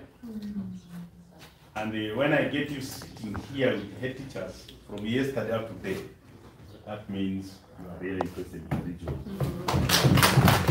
Because to you, we are going to change this region together. Okay? We shall change it together. Whatever communications have been done, whatever has been done, we should be in the know as the DOs or city education officers or municipal education officers, so that we can move together. We don't want to leave any person behind. In my district, Koboko, we started the program of parent-led school feeding.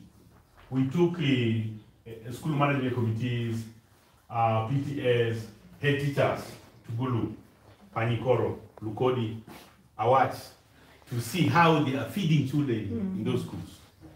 We saw the issue of school gardening, number one. Yeah? We went with all the head teachers of primary. Right now, there's only one school that is doing very well in the primary, called Leiko Primary School. It started the school gardening very well. It went in horticulture, very many issues of growing cabbages, whatever things. Last year, they were able to raise 35 million from selling cabbages. This time, they have harvested 150 bags of maize ready for sale. The children are eating at the school. The school from having 400 learners, the learners have gone to over 1,000 in the primary school. There's a scenario of one learner in one of the schools, not Lake, in the Pamato called Nameka. This is a child who used to come to school late because he was waiting for breakfast at home. Okay? Was waiting for breakfast, waiting for porridge. The time they introduced school feeding in the school, this is a child who lives number 1 home. At around 6, please, madam, prepare me. I want to go to school. What she can only carry is a plate. The books are brought by the elder sisters to the school. She associated the school to a plate. Right now, this girl is in P5, doing very well, and performance is changing. So if we can impress school gardening in our schools, we go into cultivation, we do things very well, we are going to reduce cost of procuring food items. You know, as a secondary, we're spending a lot of money procuring food items. It's almost half of your budget. Half of your budget. Now let's embrace school gardening. It is not a punishment to go for agriculture. Take learners during community work, let them go and dig. It is a learning process. After digging, they do a lot of planting, like the way we learned in the early 80s here, okay? When we learned in Luanga, we had Michael Popo who used to give us plots of land for cultivation. Mr. Kenya, I see now the agricultural land is just boosting. People are not digging now there. But that used to be the area where we dig, okay? 1 quarter is given for you, plant several things, and then from there, they will sell it to you. Actually, they sell it and the money is turned into what? School fees. So you've seen from there. I have been one, very grateful, and I'm happy that I'm part of it for this training. I want to conclude by saying our children, our future, and our future, our children. For God and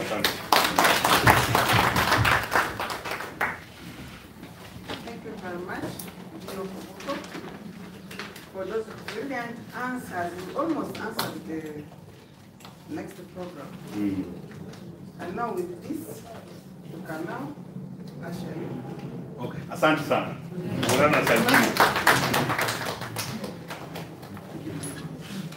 Taking us to the next program. On the program, it is written DO, but when you look at the question, the most practical people in the field are the teachers to answer that question. New curriculum was introduced and it has been talked about. Now the question is asking, what is the progress? What is the progress, particularly in West Nile region? Now with that, we are going to welcome the representative of ASHU, a teacher Moni Girls Secondary School, who is a senior in that field, to come and answer this question for us. Madam, my teacher, I want to say.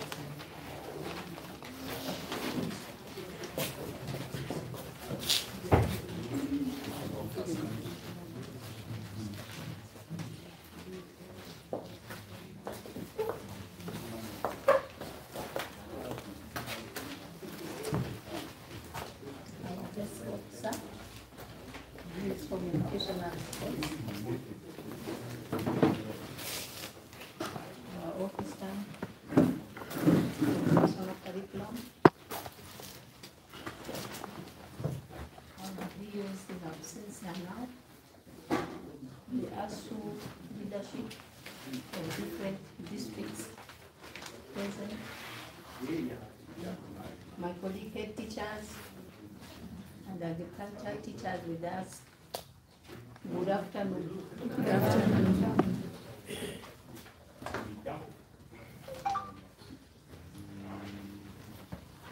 I wondered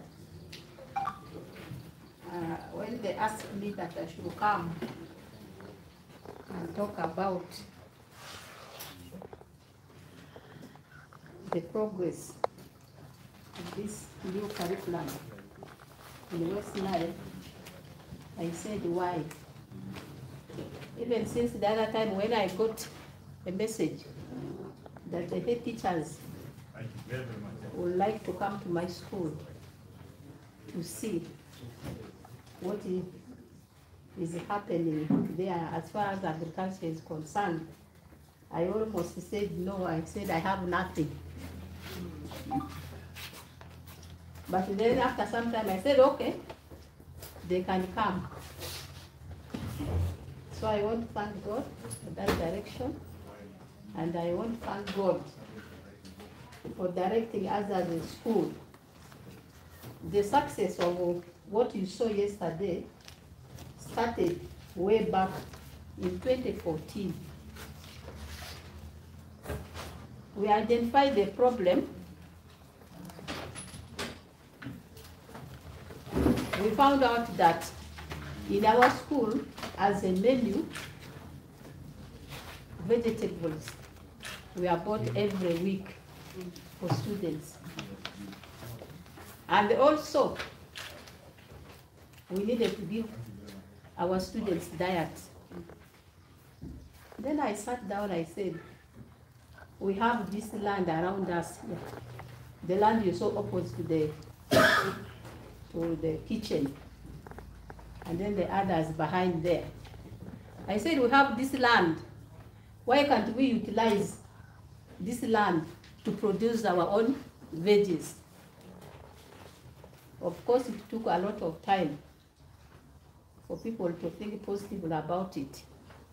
But at the end of it, we started with the agricultural teachers and the students. I told them, I'm not going to sign any requisition for greens, veggies here in the school, unless it is planted by students and it is consumed by them. So immediately, it started. Because for greens, 3 weeks are enough. So they started growing greens, and they started enjoying their own veggies from school. That is how we started. The same with we took up with the poultry, and we started with the both layers and broilers. And our main aim was to supplement for the students' meals. Indeed, it helped us at a reduced cost. We were able to give eggs for our students once in a week. Every Sunday, they will have an egg, which they will produce themselves. And then, of course, we will change for them diets after every 2 weeks. Of course, some of it will come from their farm. So that was the very idea which came to the school. When the head teacher is willing, everything will move. It is good that the head teachers are here today. Because it is the head teacher to have that vision. And then they push the implementation to the various stakeholders. So that is what happened. So when the district leadership came with the programs, they were giving cows to schools. For Monigas, they didn't give anything. Instead, they came and they gave us knowledge. They gave us knowledge. They came. Today, I'm standing here and remembering our dear agriculture officer,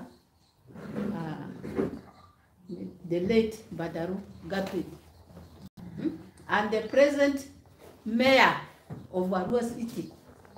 He took upon himself to come to my school with the agriculture officer to take the staff through these programs of implementing, especially for wealth creation. I gave him the time. He came to my school. The late Gertrude took us through different projects, how they are managed at school. And then later, we took a tour to move around. We went up to Logri to see the banana plantation, a farmer. There's a very big farmer there planting matoke. We went there to see.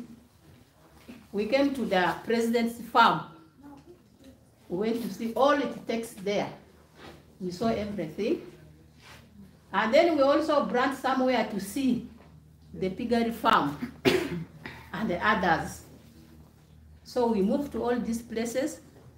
It added some knowledge to us. And it taught my staff to start loving, to start their own projects at their home. Right now, my staff that are doing better in these projects are the cooks. They have very big projects at their places and they are earning a lot of money. So, all of us were put on the toes. As he had said, say now to start with the head. For the head teacher, what are you having? What is your project? Eh? The deputies, what projects do you have? What projects do you have? So it taught all of us as a school, each teacher has a project to do. So the new curriculum came in. When it came in, especially for the agriculture subject, it did not have problems. It got those things were already there, we were already implementing. All whatever you saw, it has been there for years. We are not starting, and it is there. So it has been there. And what we have seen from this implementing this new curriculum, if you have it needs you to have available land, whether small in size, like ours, you saw it is a small one. In Monigas, we don't have enough land, so we have maybe only 2 acres if you add everything, where we can put up these things. So we grew, we have poultry, vegetable garden, and the other products for veggies, cabbages, sukuma wiki, onions, tomatoes, green pepper, carrots, eggplants, you name it. We have all of them here. First of all, we use it to supplement the meals. Now we don't go and buy. At times I tell them, you sell to the school. Of course, they will sell to the school at a cheaper price compared to what we used to buy from the market. So they will buy, we shall buy, and then we eat it. So the girls became very interested. They were very interested in the project, and they were not doing this at will because of they have also seen the use as they are also eating, having some of these things, and they eat them, so they like it. Now the maggot which you saw, some of you are saying that for us we shall fear to eat the chicken. Eh? That thing is very rich in what? In protein. It is not a bad type of maggot. It is a good one. So, in fact, all type of food is good. I myself recently, I came back from China and we ate all types of food. What he was saying, we ate everything, and they were very sweet. So, we ate everything. So some of the projects you saw there were, I think the maggots you saw the oranges. In future, we want Monigas to be full of fruits, the jackfruits, the bananas, the watermelons, where we want to cover. Even on our compound, these days we don't grow flowers. We put what? Fruits. These fruits you see on the compound. Not what? Flowers, because what can a flower do to you?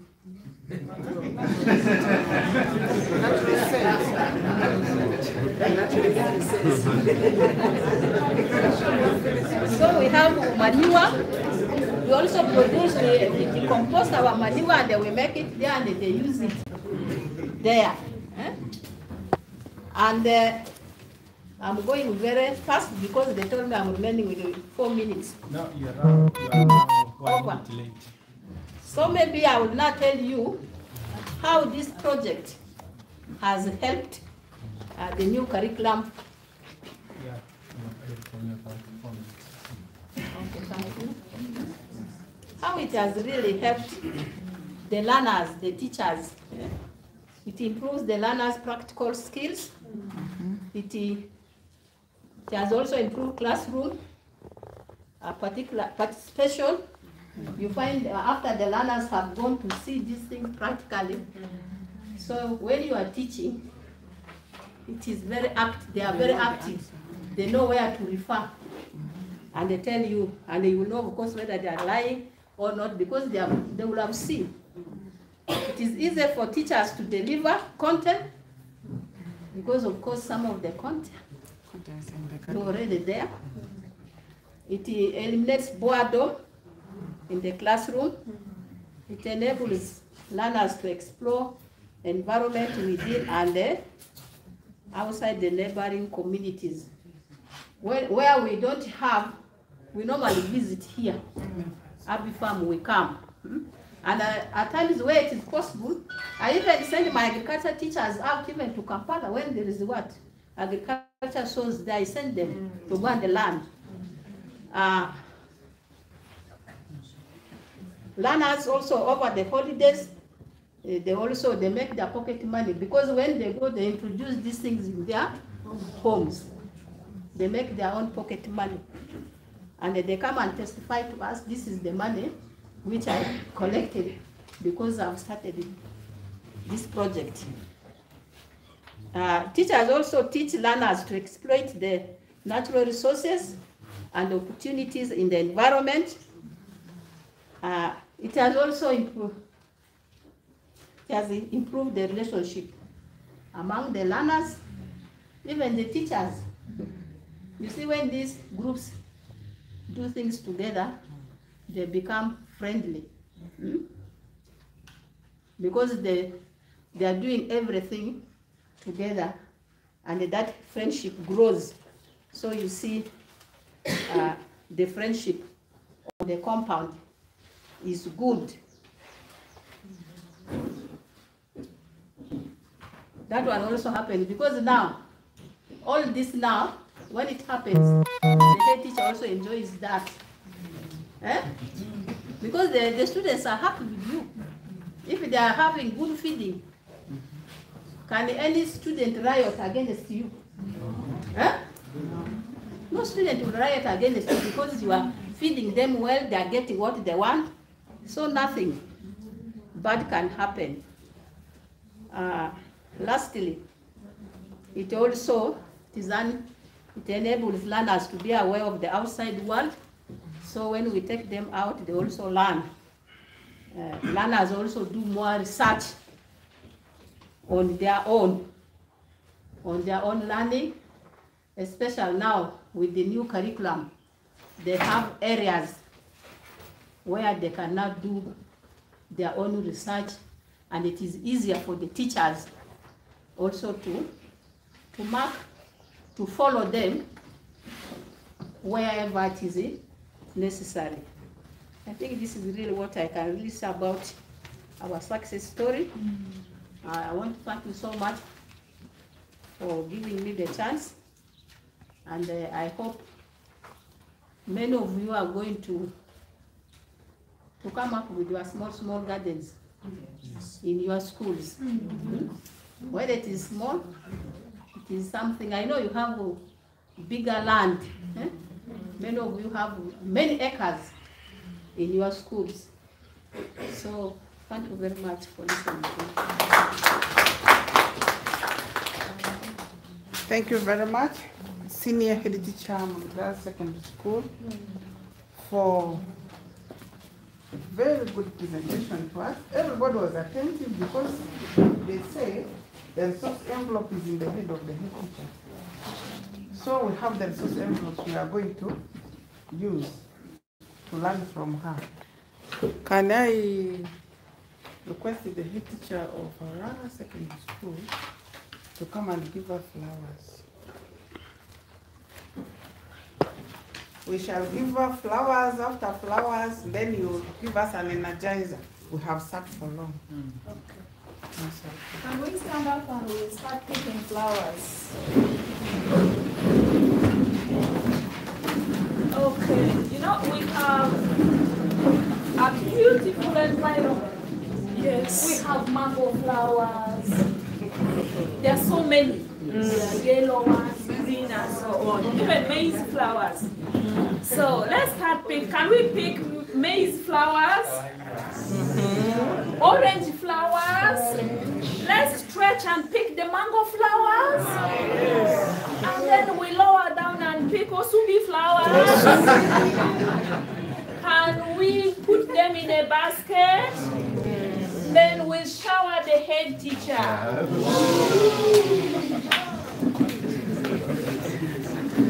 Okay, we are going to give an appreciation for all of us because we were so attentive and we learned a lot. So we are going to say like this. Thank you so much for telling us the beautiful information. It was that information, right? Yes. Okay. 1, 2, 3, 4. 1.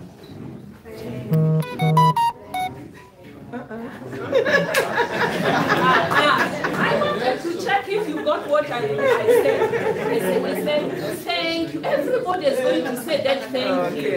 Okay? 1, 2, 3, begin.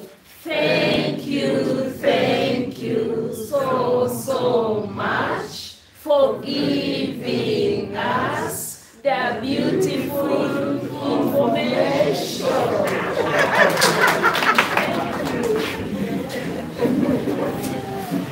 Yes. Good afternoon to you there, ladies and gentlemen. My name is called Gerald Begu. We have not finished with the tour of Abi Zardi, but because of time, we have decided to arrange some simple hand-on practice nearby us here. We are going to have a look at it, and immediately when we finish, maybe we shall come for lunch. But one thing I wanted to communicate to you clearly before we go out there is that since when Naru took over Abi from District Farm Institute, we have been playing a vital role in school programs, particularly on hand-on practice. We are known for center of excellency in terms of now area of agriculture. Most of you will give me a testimony that they bring their learners to us here and we give for them packages, and we are getting a feedback in terms of performance of our learners in their final exams, regardless of the category. We have primary, then secondary, both O and A. According to my statistics, which I'm the one coordinating this program here, according to my statistics, we receive over 7,000 category of learners from different schools every year. And for your information, this year, the number may be higher than that. I've not compiled the statistics, but we are going to share that information with you.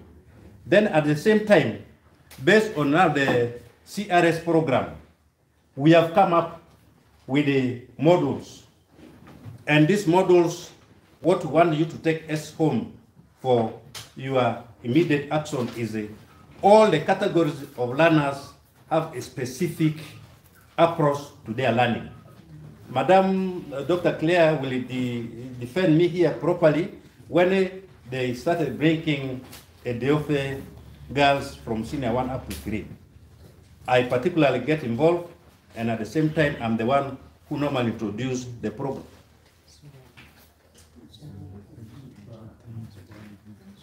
We are going outside.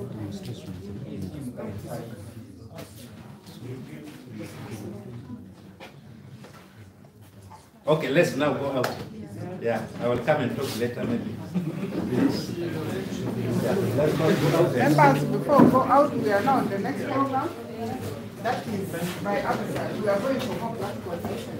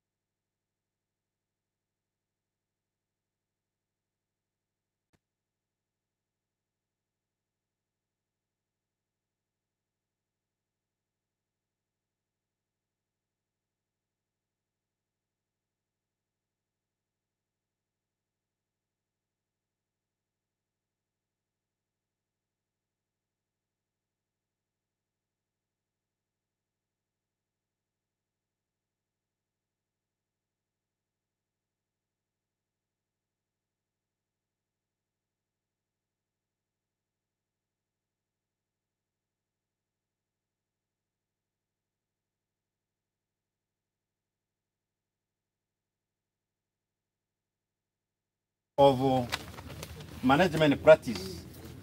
Normally, when learners come here, I demonstrate for them these 5 fingers to take home a message on how fish farming management practice are done. I normally tell them this is you who make the decision, and at the same time who mobilize the resources for investment in fish farming. If you finish mobilizing resource and at the same time decide on what to do with fish farming, you have 3 tasks of management. Then if you succeed in this management of these 3 tasks, then you will enter the market. It is you to manage these 3 things to enable you to go to the market. And what are these 3 things? One is water quality management. The second one, which is the leading finger, I normally tell my learners to recall easily, is the longer finger on your palm, is the one which represents the most costly investment in fish farming, and this is feed. Then the third one here is the seed and seed quality management. So if you manage these 3 things correctly, you will enter the market. Today is not really our full day of learning all the technologies in fish farming. But for your information, the first message which I can relate to you again is the speech from what I heard from our guest, that is the Curriculum Development Center officer, who talked about the importance of fish as one of the priority commodity, and at the same time fish farming as an emerging technology for producing fish without much space of where to produce it from.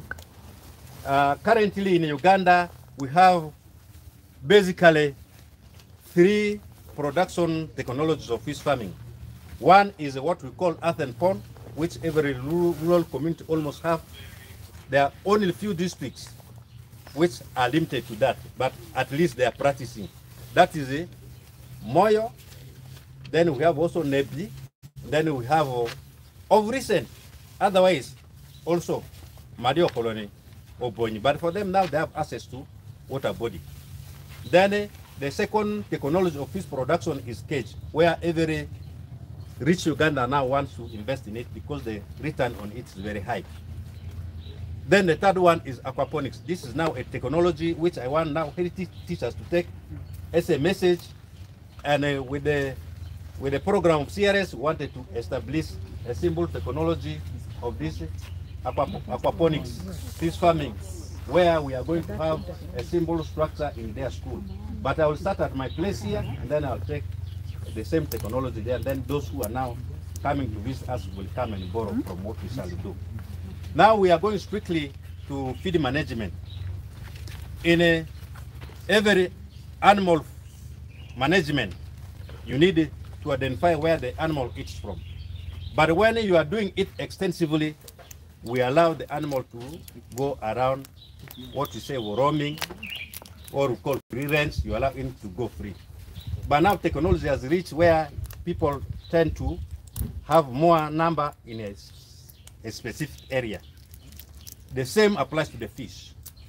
Currently in Uganda, this is the biggest challenge for all the livestock and fish farming activity in individual homesteads and even in commercial level.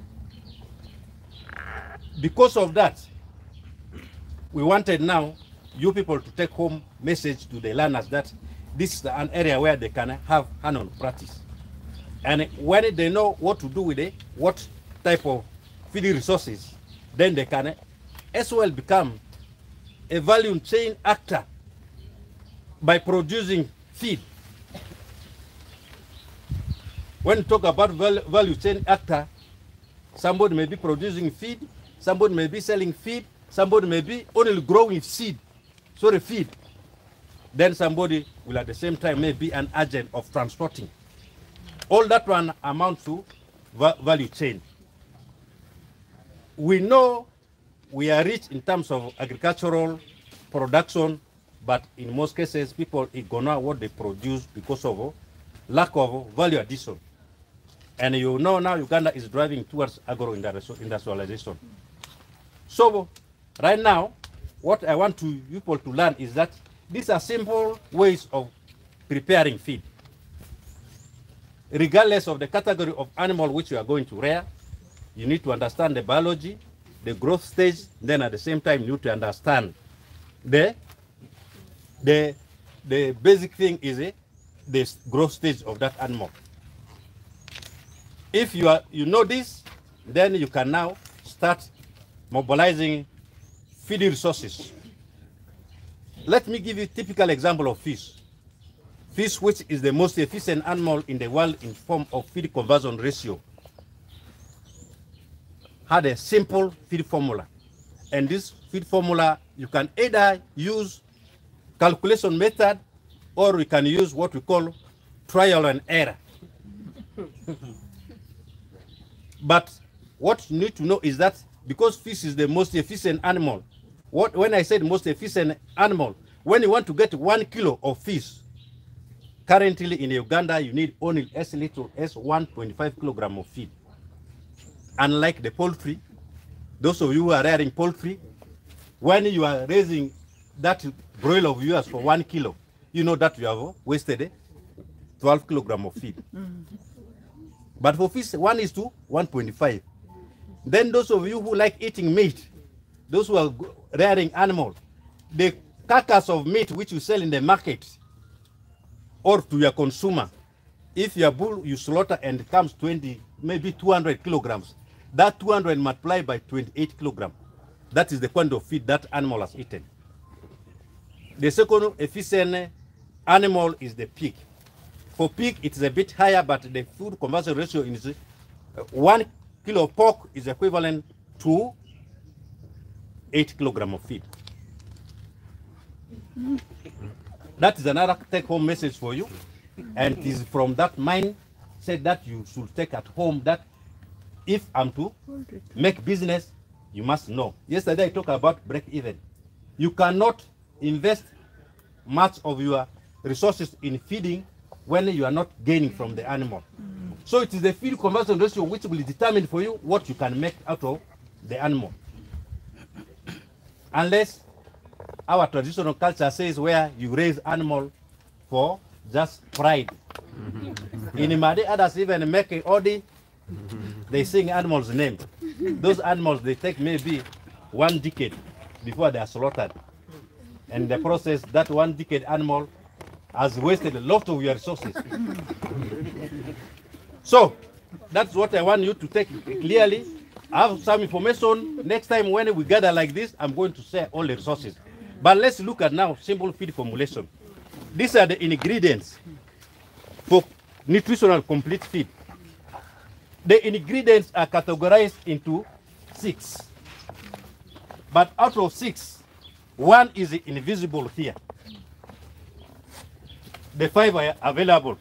The first is the the protein. The protein sources are 3. We have animal protein, what we call fish meal. This is a dust of genja or mukene. Okay? This is source of animal protein. If you don't have this, there's a technology where now, unfortunately, we came when I failed to assess somebody to provide me with. Otherwise, we have what we call now black soldier fly, maggot. Sister, for your information, I'm happy you send your learners here on our monitor publication day of farm clinic, and they saw how those things undergo process of development. But in the process, I failed to get. But this is one of the source of animal protein. Though now they have competition with man. Man also wants to eat the same food. So in the process, it is very expensive. Eh? I said it is fish meal. Yes. Yes. Yes, it's going to eat. This is. Let me take you back to biology. In biology, when we talk about amino acids, there are those which are essential and non-essential. And the non-essentials are the ones which your body can provide. But the essential ones are the ones which your body cannot provide. And the process, you need to get that one from another source. And this is among the best to have all the 20 components of amino acids. Okay? So that's why when you are formulating, you need not to ignore animal protein, particularly fish. So fish eating fish. Yes. Then we have the what we call plant origin proteins. There are 3 categories here. We have the soya. This soya, you can make it directly.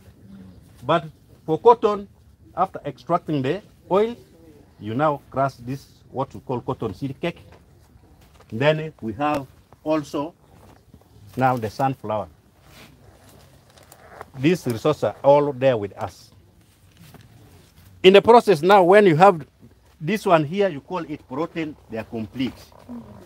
Then after that, the next item for fish, it is the least quantity. But for terrestrial animals, because they need a lot of energy, you need down the energy source. And the energy source here is the maize bran. Nowadays, now you cannot get this one cheap. They're even costly than our cassava flour. But for fish, we normally recommend somebody to buy number 3. That is the fine one. This one, if it's not there, you can substitute with any other grain, but not cassava. The grain can be your sorghum, or the grain can be wheat pollard. Then, after that, another ingredient. Now, this is now number 4. So, number 3 is the mineral. This mineral, we normally prefer our farmers to use the commercial table salt. Then after that, of course, there should be fats and oil. This one aids the palatability. The animal will have that thing to eat easily. So you need to add fats and oil, and here we're using vegetable oil. Ordinary on the market. Then after that, we have key ingredient for immunity. You need to add vitamin premix. These ones are sold as a complete product. It depends on you to see what vitamins are here. Like this one here, all the vitamins are here. But it will be you to determine which animal needs which category of vitamin. Vitamin premix. So in the process now, when you gather this one here, depending on the growth stage, the biology, Like for fish, the crude protein level should start with at least 25. The younger ones eat as high as up to 54% of CP. Now here you can now collect them, and if I'm to now do this one here, I use my weighing scale. Sorry, my weighing scale doesn't have battery, but now I know if I'm to mix 100 kilogram for fish, I need this one at least 25 kilogram. I put it here. Okay? Then these three you can choose either 2 or 1. Yes. But if all of them are available, you can pick. But if for me, if soy is there, I think this one also to be 20 kilograms. Okay? If soy is not there, these two should amount to 20. Put it there. Okay? Now this one has made for you around 45, isn't it? Yes. Then after that, you can add this one here. Also about 50.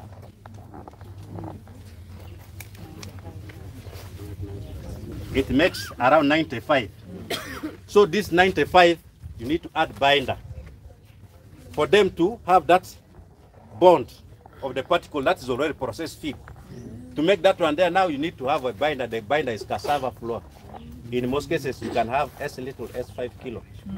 Yes. These other ones, now, even if you added them in small quantity, doesn't have value, but in most cases, when you are making 1 ton, you need a quarter of this one here, like this one here, if you are making 1 ton. Yes. So you can proportion this one to equivalent of 100 kilograms, isn't it?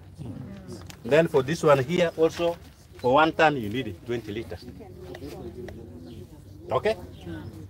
Now the animal specific ones, sorry, now I need to also assess the information. I don't want to give things off head. Otherwise, for poultry, the formulation is different, but the ingredients are this one here. So in the process now, when I make this one together, now I mix. I mix properly. And for fish, this is a bit rough, so you have to take to the grinding mill after mixing. You grind to become at least finer, like you are class 1 poso or class 2. Then from there now, if this is fish, you can just pour water a bit, then you mix it. Don't mix it too wet. You make it a bit moist.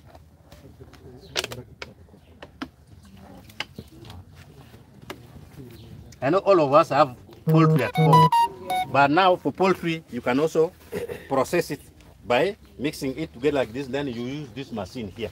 This is what we call pelleting machine. Yes, yeah, the pelleting machine is this one, which will make into that form there.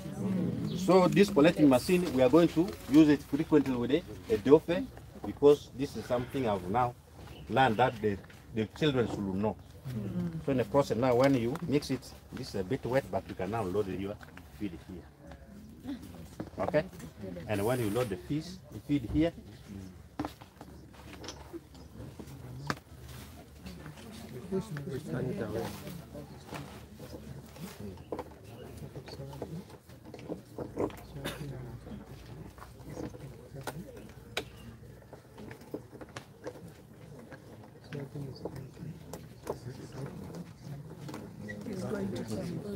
I see. Now that one, where it passed through that hole is called the dye. Have you seen?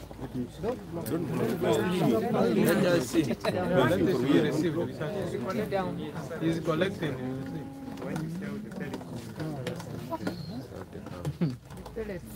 Have you seen how it is coming? Yes. And that's how you produce your feed. The same can be now used for feeding your dog, your poultry, your pig, anything. Have you seen? I've not added the salt in it. Cooking oil, have you seen? Yes, that's, I've not added the two there, but I was just trying to demonstrate for you.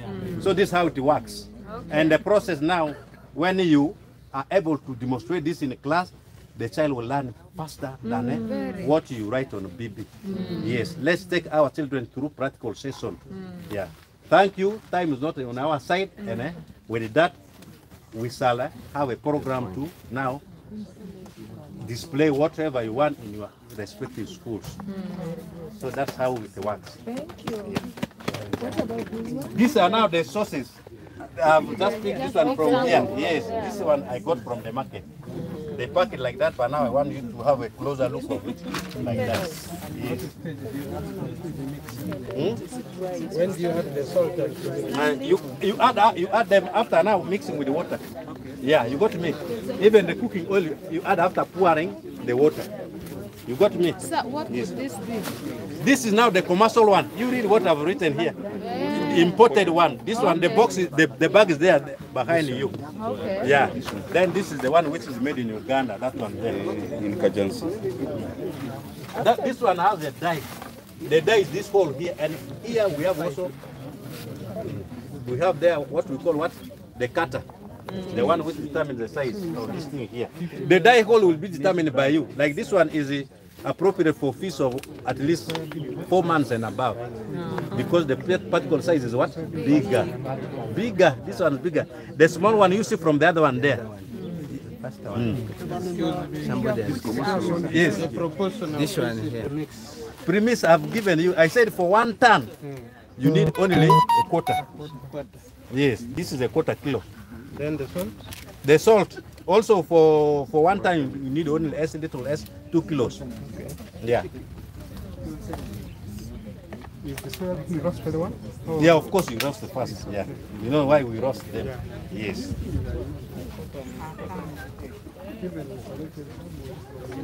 Now with that, let's go to the next session.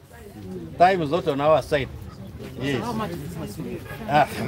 Very cheap. This machine at Katwe you can buy at little S100. Yes. Are they available in Arua? No, this is now fabricated in Katwe. Particularly the dye. This hole, the one which is cutting. Okay. Daga, we can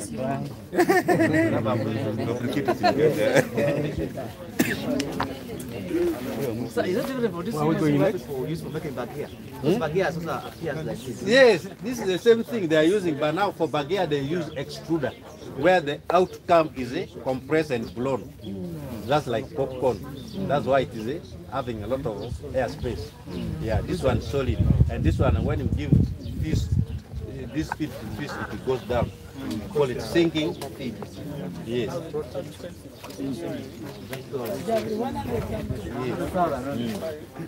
Excuse me. Yes, please. There are certain leafy vegetables which are also rich in protein, like osobi. Can they substitute? Yeah. No, now, yesterday we are looking at what we call legumes, okay? Those legumes are the ones which are rich in protein. And in most cases, the animal which you are going to feed, you should know what the requirement of the feed is. Yeah. For the ruminant animals, they need that type. But still, they need also this animal protein. For fish, have you ever tried this? The leaf, yes. No, it's not allowed. Yeah, people have that wrong perception that fish can eat leaf. You move to the next. Yeah. Where are we going?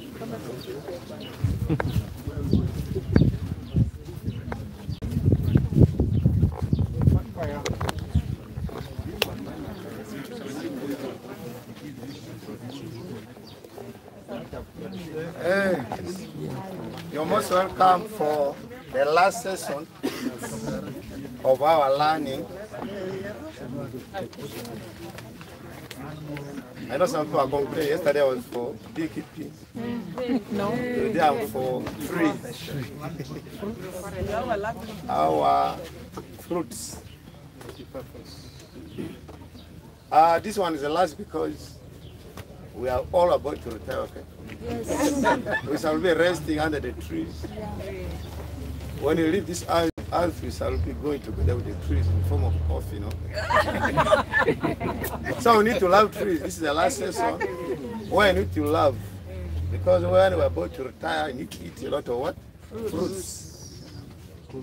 So we need to avoid meat or certain fruits so that will remain what? Healthy.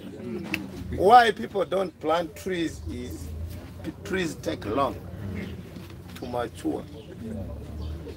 So why we are here, we want to see how can we reduce the maturity period of the trees So that before you leave for our children, for our friends, we should enjoy some first, okay? And people, a tree takes 30 years. Now you are 60. Will you reach 90? You have that question. They don't plant trees. I like this avocado we planted. It has started 80s. It's now 4 years old. But it has started producing fruit. This one is called Hass. The popular Hass avocado, the government is promoting everywhere. Sometimes it looks weird. This is our ordinary avocado. It is bigger than it. Yes, we shall know why this one is small, this one is big. So we are going to know what carry out what we call vegetative propagation methods. How to raise plants vegetatively. When we talk about vegetative, we use another plant part other than the seed. You can use the leaves. You can use these leaves to raise another plant. You can use the stem for raising another plant. The same with this. So when I talk about vegetative propagation, we have different methods. One of them is what we call grafting. This is a grafted plant. This is a Hass avocado seed which has been grafted. So for this plant to come like this, there should be two different plants which are joined together. One of them is what we call the stalk. And then another one is what we call the scion.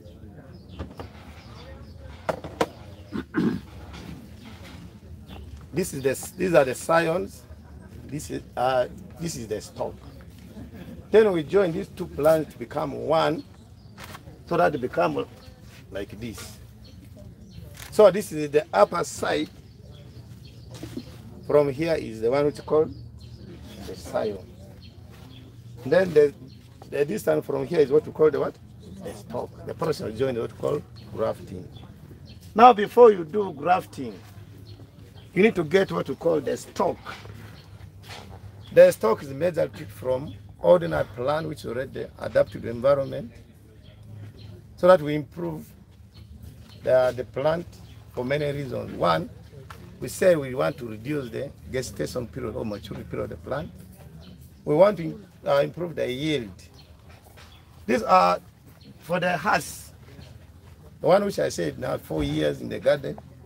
We have been counting every year. It started a year when it was 2 years. So now it is 4 years, but we counted in the stem.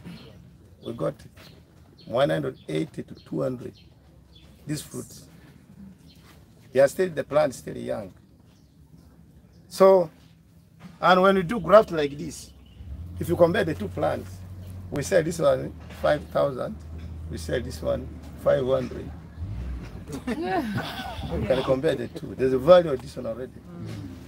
So, we need to first start to raise the root stock, what we call the stock. You pick the stock from the wild, you raise it, you put it in the pot.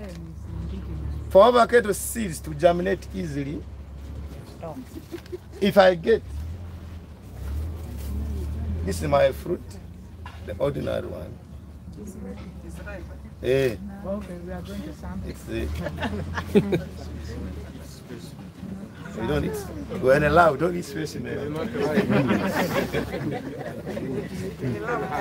So if you get the avocado seeds, for it to germinate easily, you time where it will germinate, you cut this part.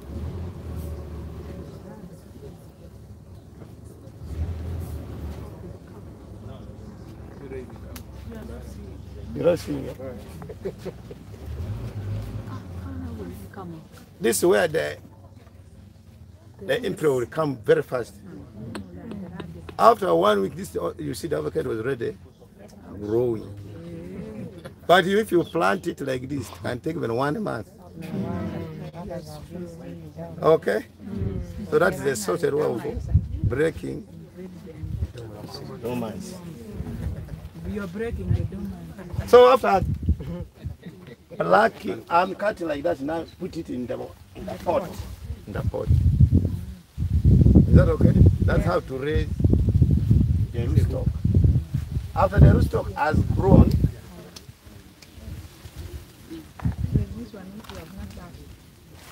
sorry? This one, eh?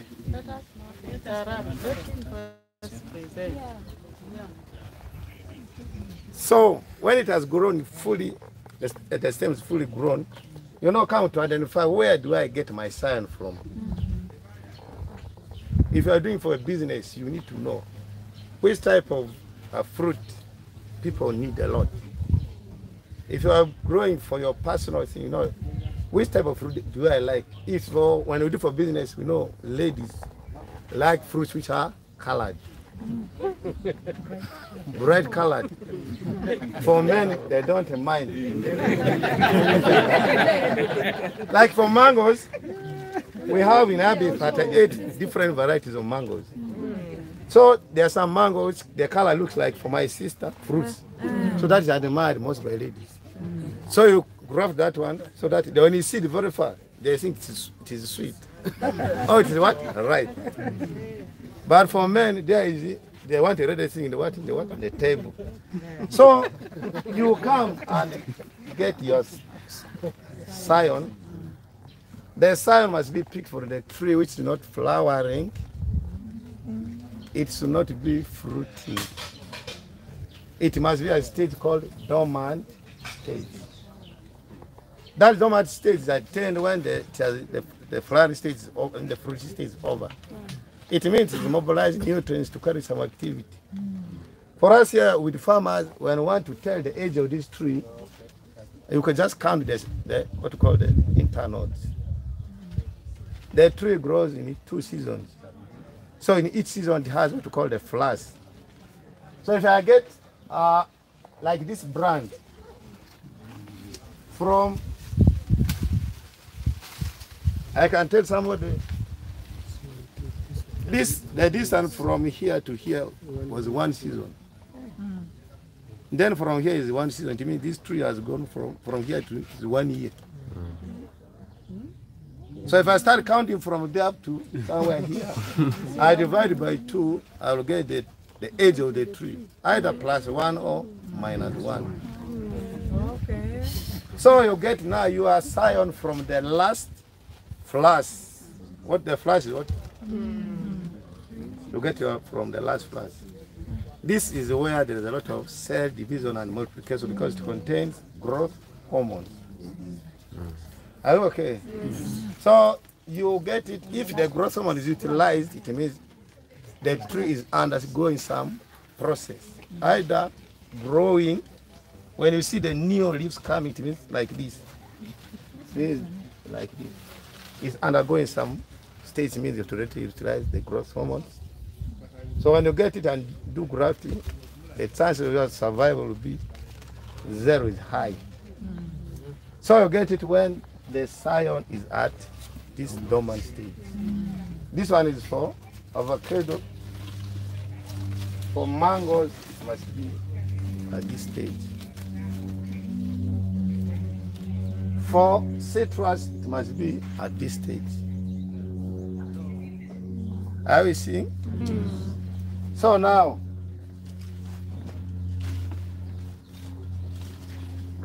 we now get it, we remove the leaves. We remove the leaves because we want to avoid the loss of water from the stomach. I know some people are always in a hurry. They want things to go very fast. We plug the leaves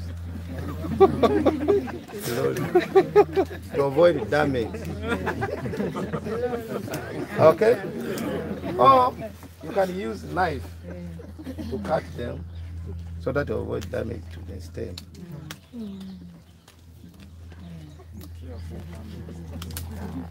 Careful. You keep turning this way. Thank you. So, for us farmers, when you're going to pick the scion, you need to have a polythene like this. And then you put all this in the polythene, and then you add water in the plant. We also advise sometimes people to add detergent. This is what? Jig. Why do you add the jig in the water? Because the water we may add here, we don't trust it. We want to disinfect the water that we avoid the plants to be infected. Is that okay? So, you know, after you carry from the wild, now you bring them where you're going to grafting. You can buy this. This is called cool box. Then if you have the cool box, you get what you call ice. You add ice in the cool box. Then you store your scions in the ice. Because you know the temperatures are here low. And then you come to where you're going to do grafting.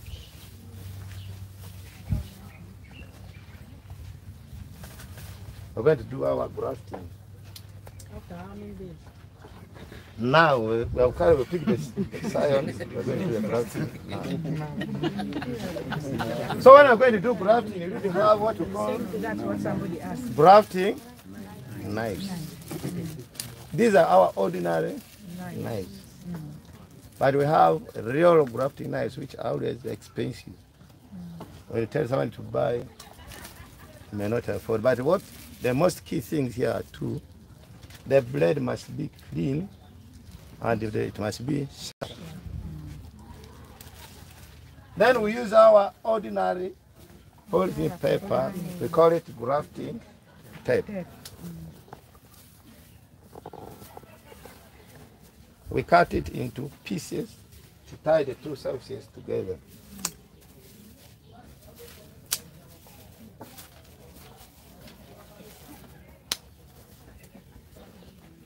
You should make it as tape. There is difference between tape and a rope. This one is called rope. Because if you tie the two surfaces with this rope, the movement of neutral will be stopped. The grafting may not be successful. Then to make it tough, it will have minimal effect. Then we use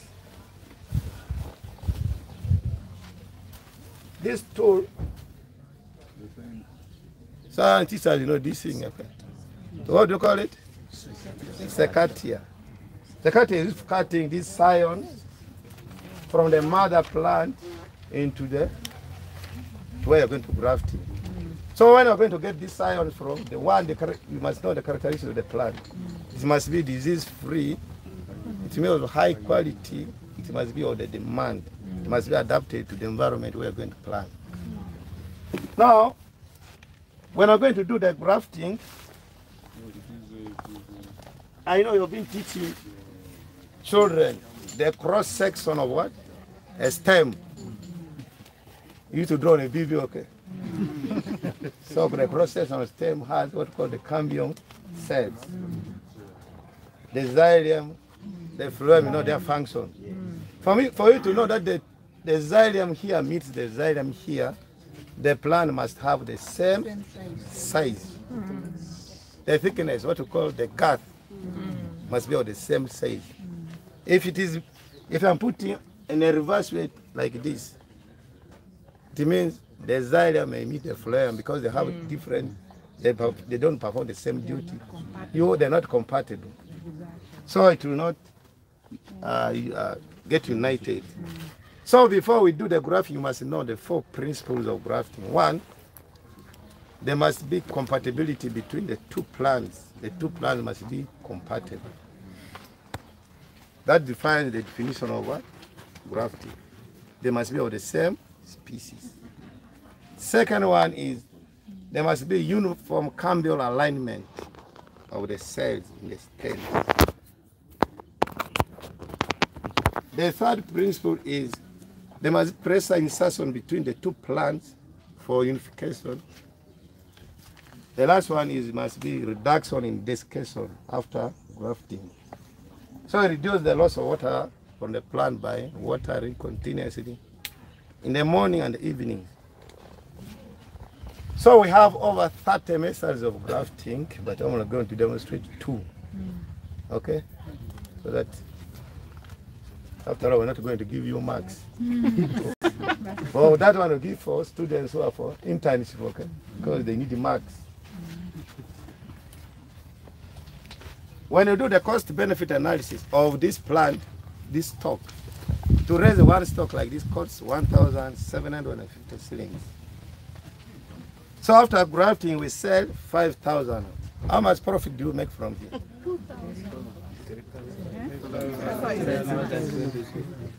So it means you spend a lot of time making this thing to grow like a baby.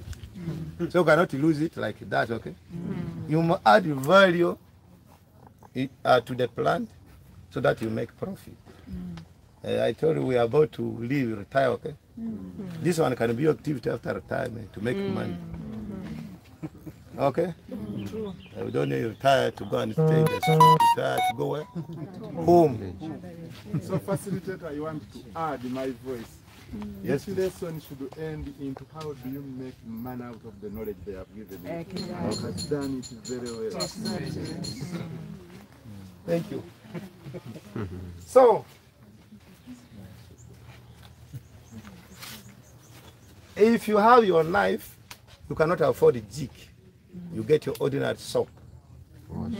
You wash the knife first. Okay? If you have, then mine I will use what? The jig. You clean the blade of the knife before you start cutting.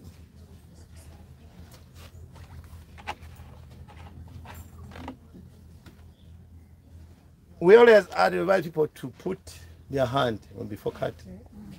This how many centimeters? 15 centimeters. It's like our mighty party. Like this. NRM, our party. So you put your hand like this. This is 15 centimeters. This is 10. So we graft at least above 15 centimeters. The reason being, when we're going to plant this seedling, this part is called the union. The union must be left above the ground surface to avoid infections, which can make the whole plant to die. The second reason is, if you're the first time doing grafting, you can do what we call re-grafting. Because you cannot lose 1,750 shillings, just you drop it. You need to do regrafting so that the second time you learn a lesson, then you do better. Are you okay? Then this method I'm going to use is what we call WHIP, W-H-I-P, or tank method. All about tanks, okay? For testing, either bitter or sweet things. So I will make this part as the jaw. Then I make the scion as the tank. So we want to talk about the jaws. The jaw is always divided equal into two. The jaw I'm talking about is this. When you open, what do you call jaw in Yoruba?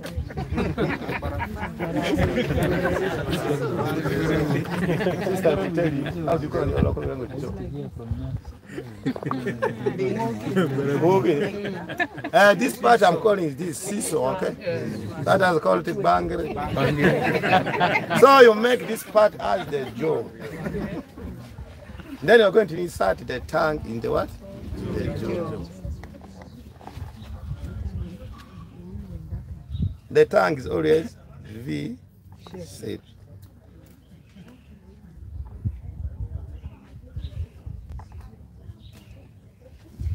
Then you start this into.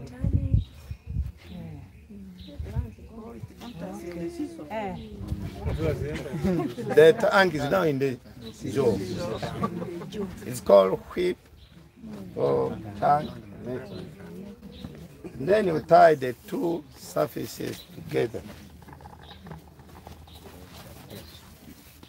Tie with the rope. I said it is tape. We tie with the tape. I told you, if it's like this, because what? The rope. It will not allow free movement of nutrients. Are you okay? Yes.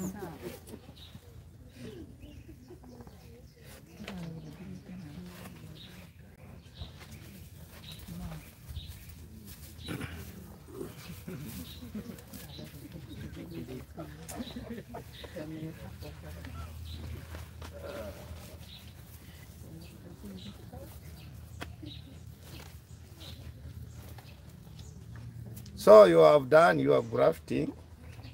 But if you go to some people's nurseries, you see some people continue to tie up to here.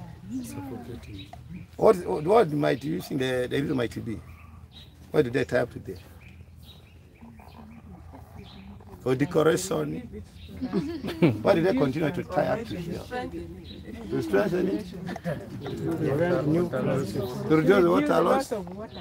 No. They removed the leaves. The leaves left part which has injury. So they are avoiding infections by covering those parts, the leaves. But this one is measured done when the temperatures are low, when it's the rain season. You know, during rain season, there is a lot of humidity. The beauty of spores by fungi. So if they reduce those multiplication entering the spores by tying up to here. But for us, you can just leave it and water in the morning and the evening. Depends on the variety of the plant of mangoes. Some variety only take 10 days, others take 15 days, others take 30 days. For you to see new, you see now start growing. Okay? When they see now the leaves growing, it means that your grafting is successful. This is what we call grafting of plants. You can do it on citrus, you can do on avocado, you can do on mangoes, you can do on apples, you can do on passion fruit. Even we do grafting on tomatoes. But that one is tactfully done.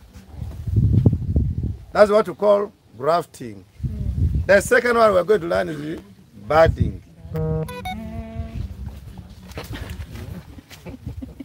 So I told you, this is a grafted Hass avocado. So this one was grafted, this one is done here in Abi. So you can also do yours, okay? You just come to buy science from us, which are safe for you. Cheaply. They are very cheap. This scion is only 200 shillings. So why people talk about Hass avocado is the outer cover, but this is the characteristic of the Hass avocado. It looks ugly. It is very sweet, it is nutritious. It can be taken to long distances because the outer cover is hard and is not attacked by common pests, what we call fruit fly. The fruit fly is a common pest which attacks fruits and makes the fruits rot. You get a mango inside, it's rotten. It's called by an insect called fruit fly. They attacks the fruits when the fruits are about to start ripening. Measured done by the female fruit fly. It pierces. Females are very dangerous. Mosquito. It pierces the fruit and lay eggs. Are you okay? Then the eggs will hatch into larva, from larva to pupa. So in the international market, we don't consider bigger fruits. We want small fruits which can be packaged in a container, a box, in a container, which can fit over 1,000 or more, than having few big ones which get damaged easily.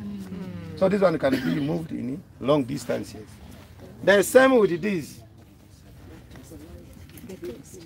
This is the same with these fruits. We advise people to graft plants which have small fruits. not these big ones. Because in the long distances, that transportation becomes a problem. So these are different, sorry. If it's a local market, you can go with this. But remember, the local market can also be local that you don't get a lot of money.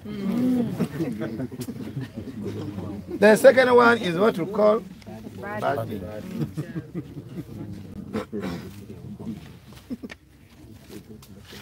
This is our ordinary dish.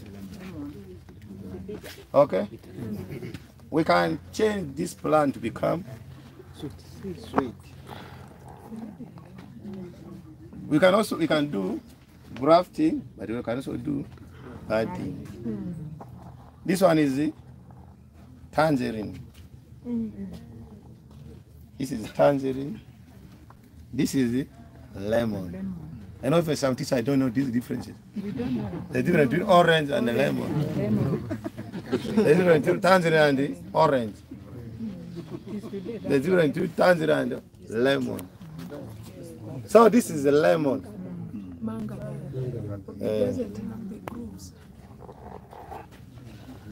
Today we're going to be confused. This one is also, this one is called Washington Navel.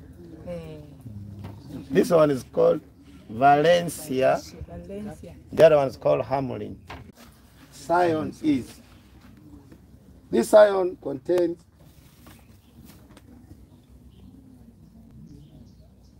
the bud for the sweet growth is this one. These are what we call the buds. Then you get this sweet bud. You replace it with the bitter one with the sweet bud.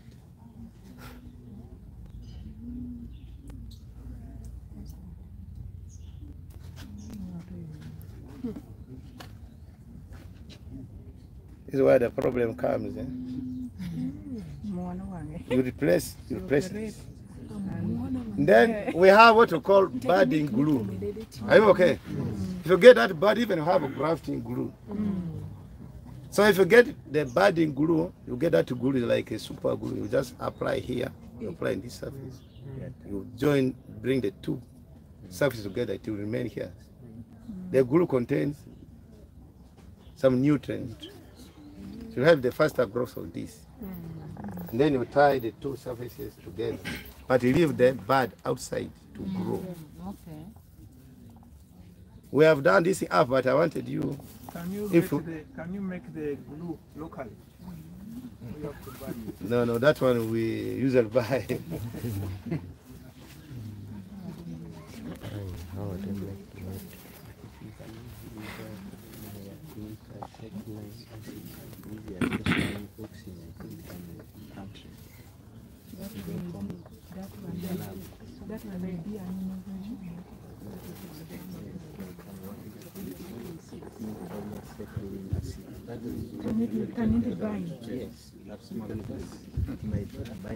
So you, after joining, you leave the bud to remain outside. Then the bud will start to grow like this branch. When you see the bud started growing like this branch, you now come and cut the top away. If you don't cut, there will be two types of fruits on the stems, and it will create competition. This one is directly with the taproot, but this one is attached, so it has weaker points. So you cut this so that the most nutrients are supplied to this, so that anything which grows here will be called sucker. You remove it, but you allow this one to grow, so that if you cut it from the tangerine, then you allow the fruit tangerine to be produced here. If you pick it from the Washington, so that it can become Washington. So this process is what we call budding. You can also do what we call T cut on the stem. You cut the letter T, T like this on the stem. Deeper, then you open you get another bird.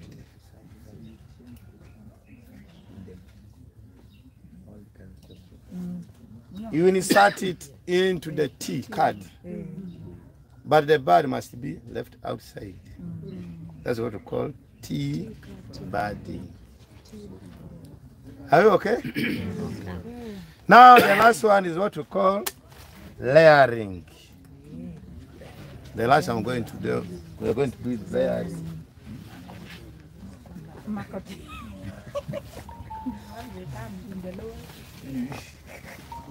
Layering is best done on plants like guava.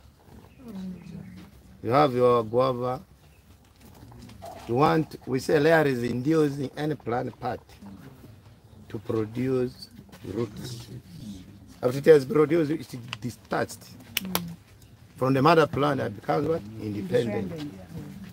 So this guava is still young. We can induce this guava. It's okay. We can induce this guava to produce, we can make 2 seedlings from this seedling.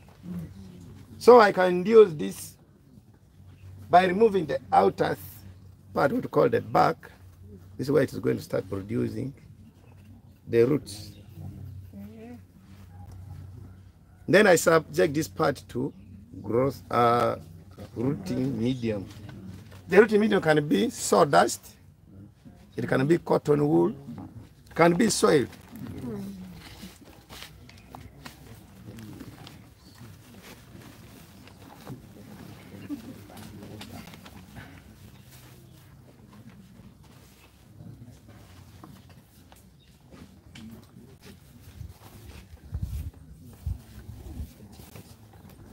That is simple.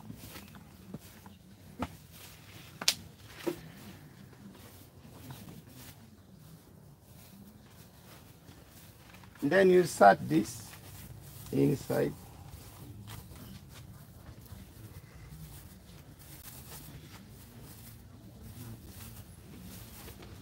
So, you're not seeing it. You're not seeing it. And then you tie the lower part.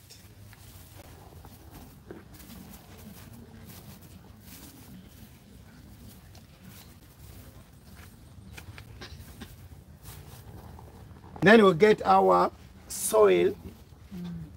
The soil should be moist, not wet. Why? If when the water here is lost, it is wet, it will bring compaction. The roots may not penetrate easily.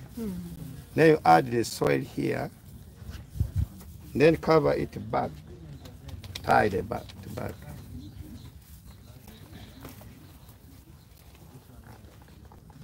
Why we're using polythene, which is white, is we want to reflect some of this excess heat away, and you see whether the roots are started growing. Then when you see the roots started growing, you come and cut this plant away. This one becomes independent plant. This one remains the mother. So this process is what you call layering. When it's done like this, this is arrow. When it bends to the ground, it's called ground layering. The last one is what we call post-harvest handling. Some of you have fruits you don't know how to harvest. Okay? Most of us harvest rotten fruits. Most of our fruits we harvest are rotten. Because we don't harvest fruits which are yellow. That was supposed to be eaten at home. Are you seeing this? This orange. It looks green, but it's already ripe. We say we harvest fruits which are physiological ripe, not yellow ripe. You harvest when you have. You see what do you call this? Your teachers, what do you call these things from here to here? The stalk. So that this stalk helps the nutrients here. It can sustain this fruit for some 1 week or 2 weeks. So that if I take to Kampala, when you reach Kampala, when it's still hard, But if you take when it's yellow, it will be like this one. It's what is happening. Because this one was plucked direct. It's now rotting. If it was plucked with this, the stalk will not ripe. Is that okay? So if I cut this, it's ripe. It's ripe. But if you want yours to be yellow, it will be rotten. Are you okay? So that's how to harvest fruits when they are physiologically ripe, but not yellow. So these are some of post-harvest handling things we need to know as we harvest our fruits at home. Okay. Now, how do you raise this one? What seeds do you put together? I've finished. Yeah, but that's one question. Eh? Okay. I'm saying you pick the scion from hash tree. Then this one you raise ordinary avocado. You join them together, what I was saying, grafting. What determines the next offspring is the scion, not the stock, because also it's just because it has already well-developed roots. Are you okay? Okay. Yes. I have a question. Eh? Where do you get the seed?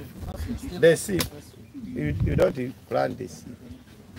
These are crosses between two different plants. Excuse me, sir. Yes. After how long do you remove the tape or you leave No. This tape, this union, you remove it when we see The sprouting. the leaves are showing. We always count at least the leaves will start from 6 up to 10.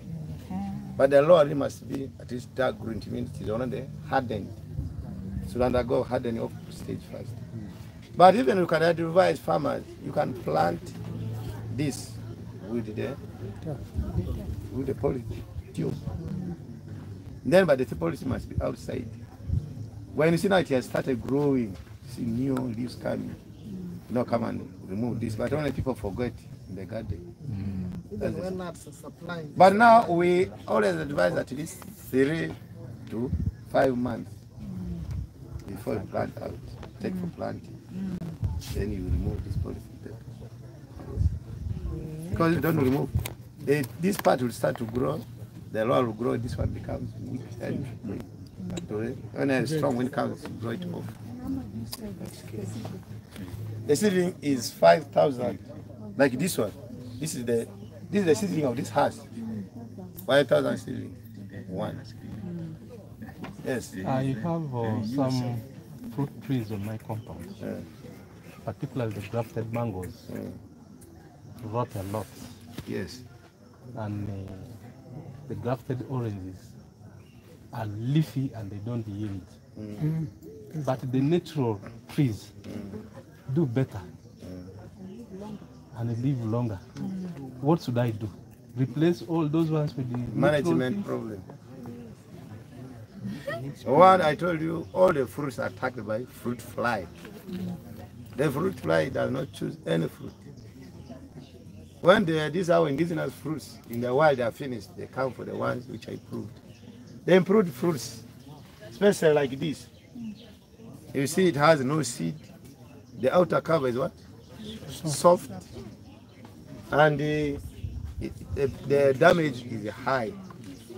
But our ordinary orange, this one, has a lot of citric acid. The fruit fly cannot pierce through the post because the citric acid is high that it will repel what?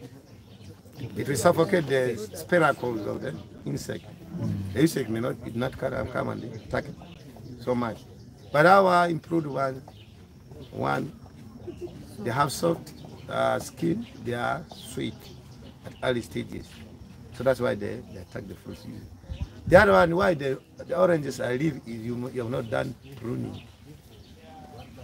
Our fruit trees like this. When you are growing a fruit tree, when there is 1.5 to 2 meters, you do what you call, you cut the top. When When the fruit has the seedling at least 1 to 2 meters, you cut the top. You allow it to grow sideways. When there are more branches, there will be more fruits. Then you do the pruning from up down. But trees which are non-fruit trees must be pruned from down upwards. If it is a mango, we don't start cutting there. We don't prune from down, go up. You start cutting from up, come down. When you cut the terminal of this plant, which is directly linked to the taproot, the nutrients that was supposed to supply to for its growth will be reduced for this growth, the branches. Then you come and start cut these branches in alternate ways so that you allow sunlight to enter to reduce, ease the circulation of air, reduce the buildup of spores and bacteria on the stems. So that's some of those things. You can see your fruits maybe cracking. That's bacterial black spot. So you see some are rotting. Those are what we call anthracnose, which is caused by fungus, not necessarily pests. That is a disease. Those are diseases.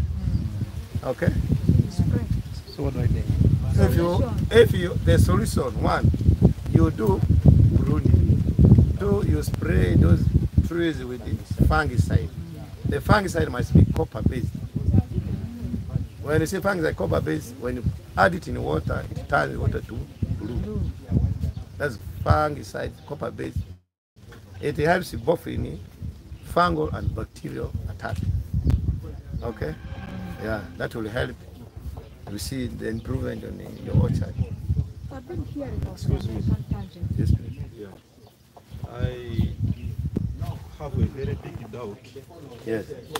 As far as the grafted mango varieties are concerned. Nowadays, if you see,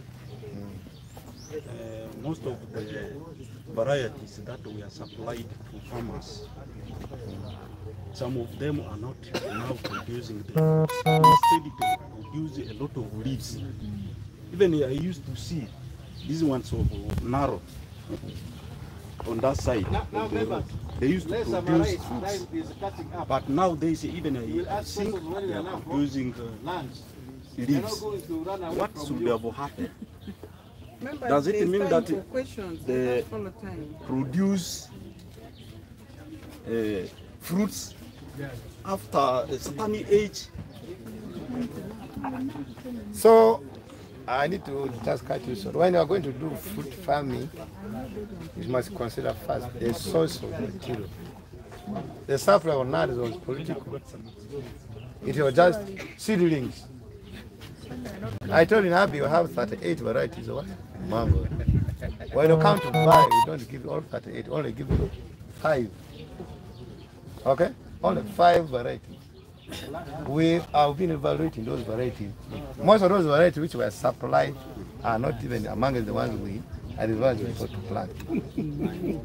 So that's why I say they are political. We have nothing to do. So when you are going to start your business of fruit farming, you must get it from the true source. Somebody who gives you the technical background of how the characteristics of this variety. I will give you the characteristics. I say I can give you, say this is wrong variety. Apple mango. Its characteristics 1, 2, 3. It yields in 2 seasons this amount. Every year it yields this. The common diseases are this, how they prevent this, I will tell you. But that one was supplied. You go and plant. Hey. So that one I can't talk about it. And we voted. That one is really sorry?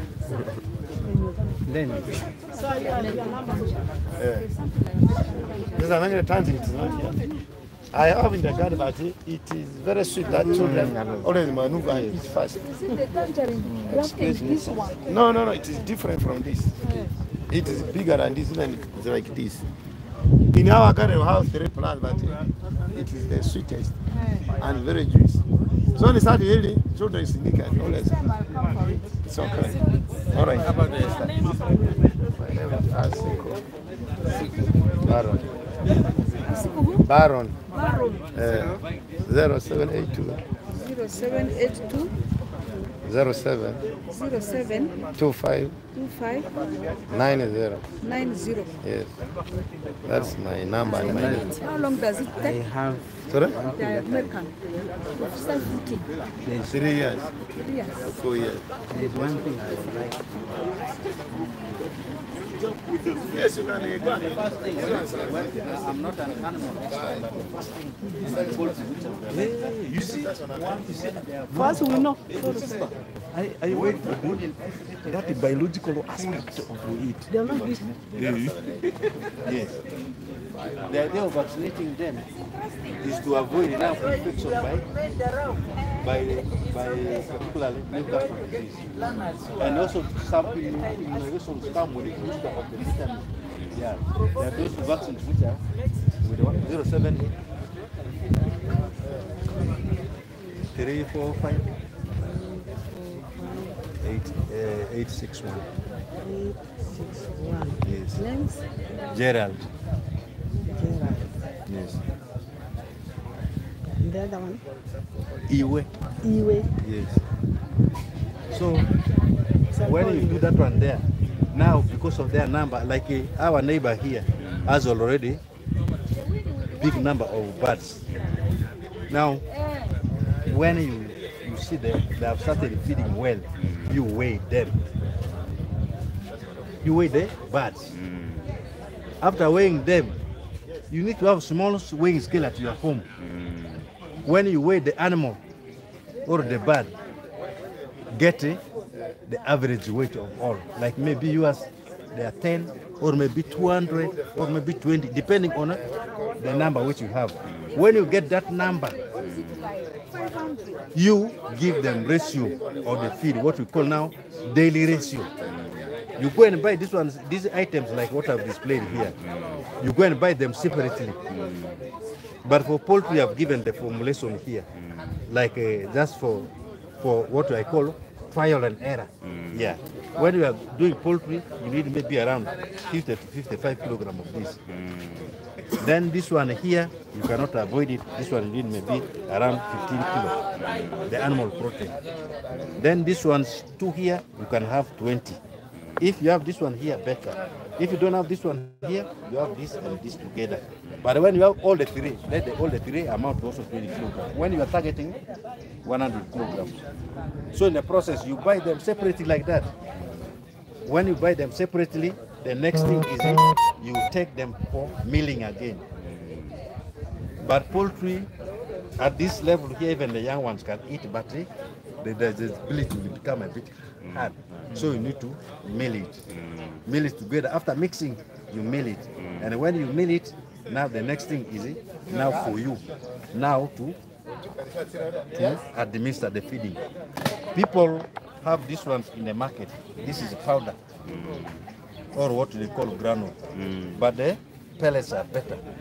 Why? Because the pellets, when they are in that form there, they are compacted. And when they are compacted, the animal can take and swallow directly. But this one here, you see an animal, a bird picks like this in. Before even it drops, it swallows, some will already be lost. Okay? You lose some.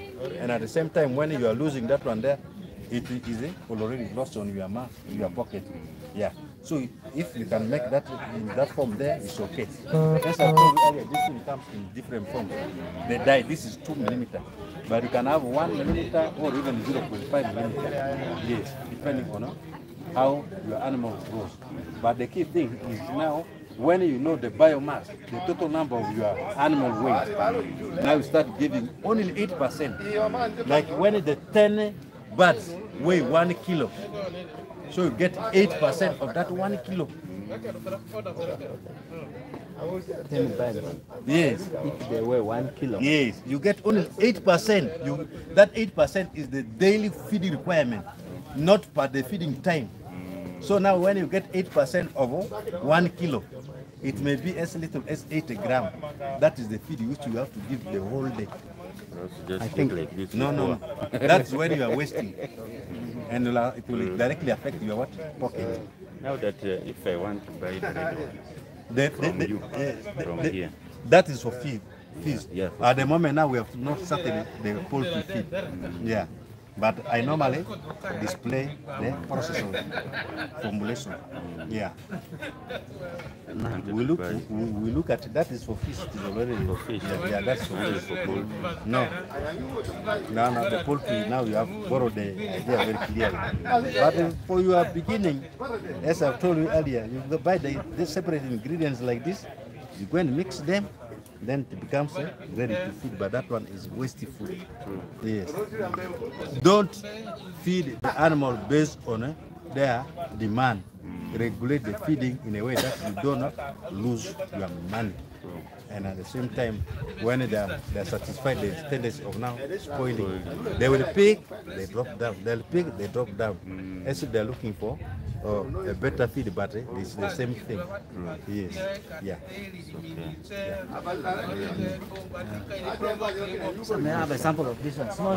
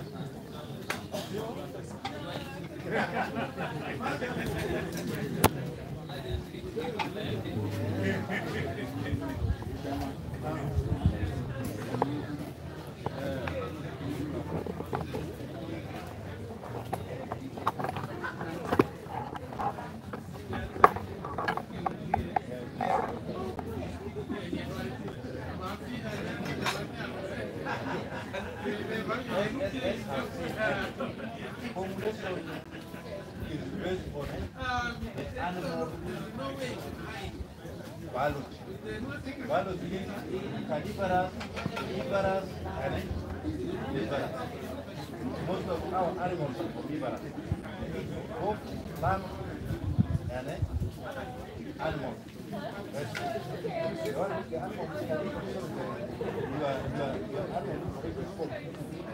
But now when you are next to this, it becomes so when you know like poultry is carnivorous. So for poultry, what is that than omnivorous? So that the food there is not low. Low means that out of 100 kilograms, at least 25%.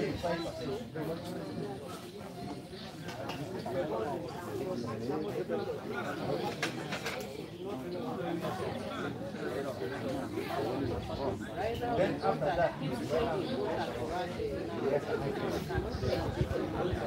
but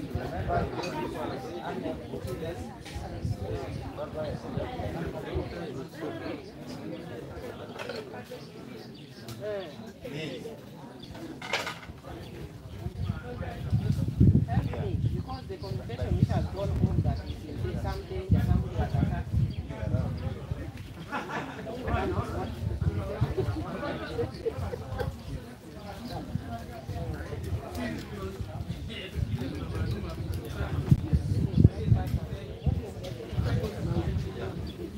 This is the actual one, actually. The other one is called poultry. Yeah, the actual one. Yeah. Now, this one is because there is not 100% protein of it. So, now this animal food, they are protein.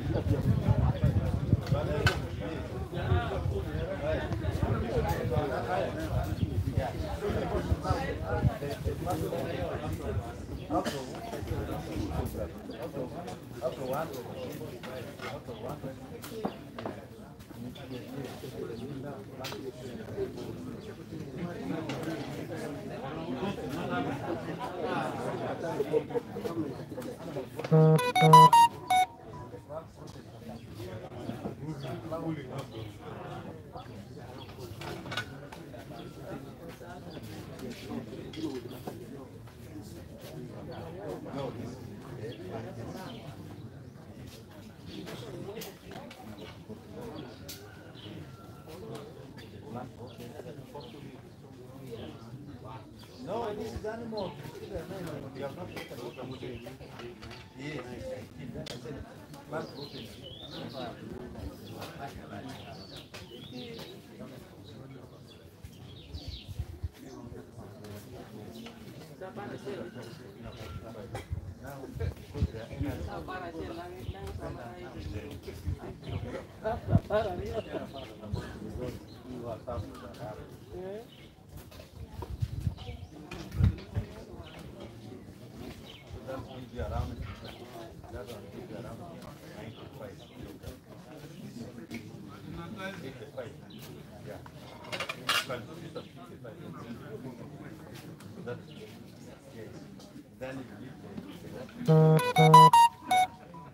The mineral first, the mineral for hardening of the bone.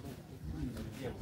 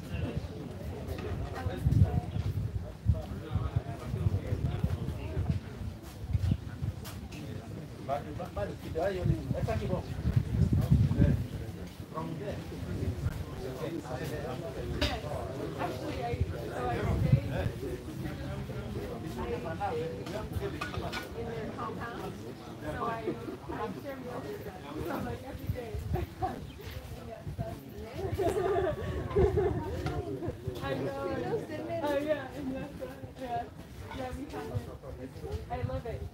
I mean, we don't have it in the USA, so it's very sad. I know, yeah.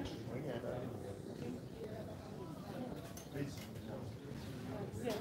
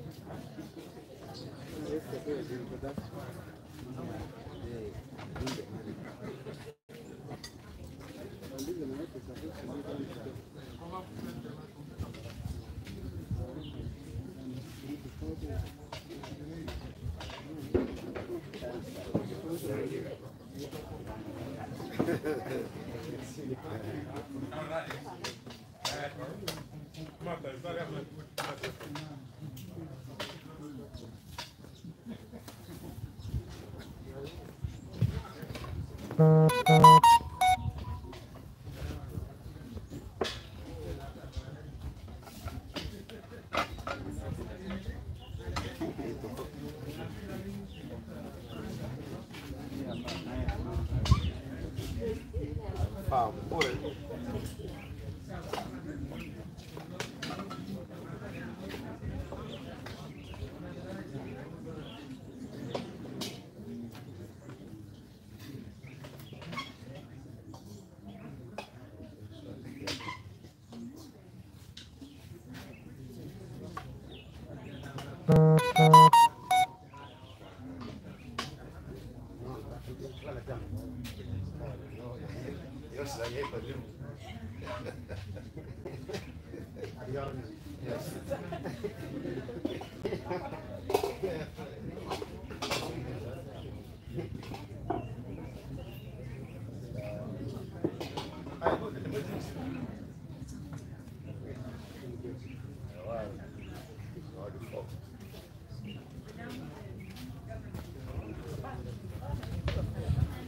John do that one.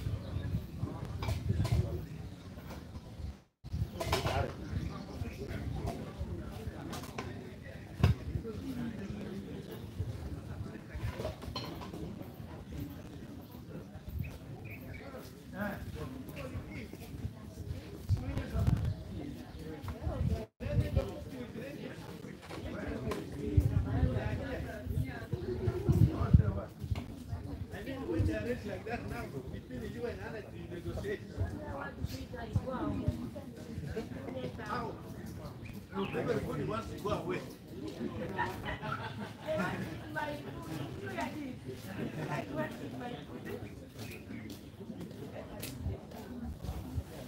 Oh no. begin serving it, but I don't eat a lot.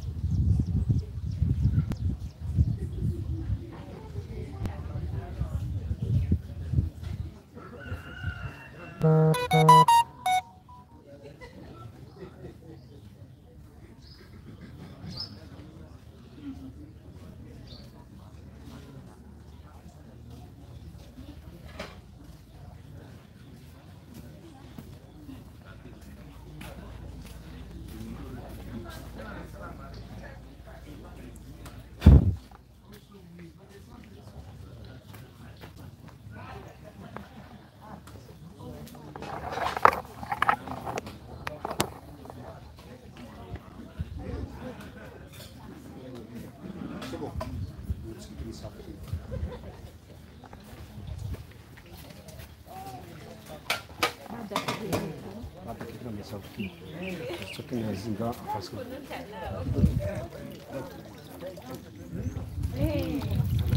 it's okay.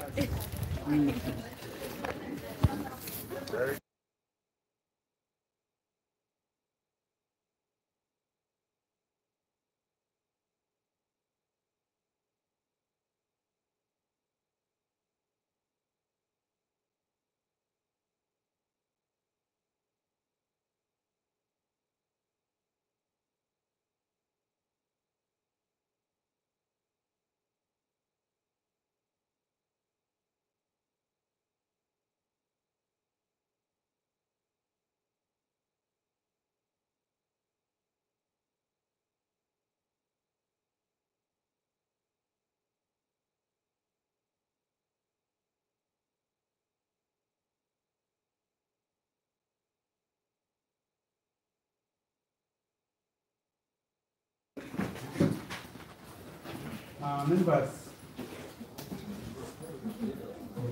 can we rise up? When we are for energizer, facilitators and everybody, energizers, Sadio, we energize. We shall do some small chapa mkono, eh?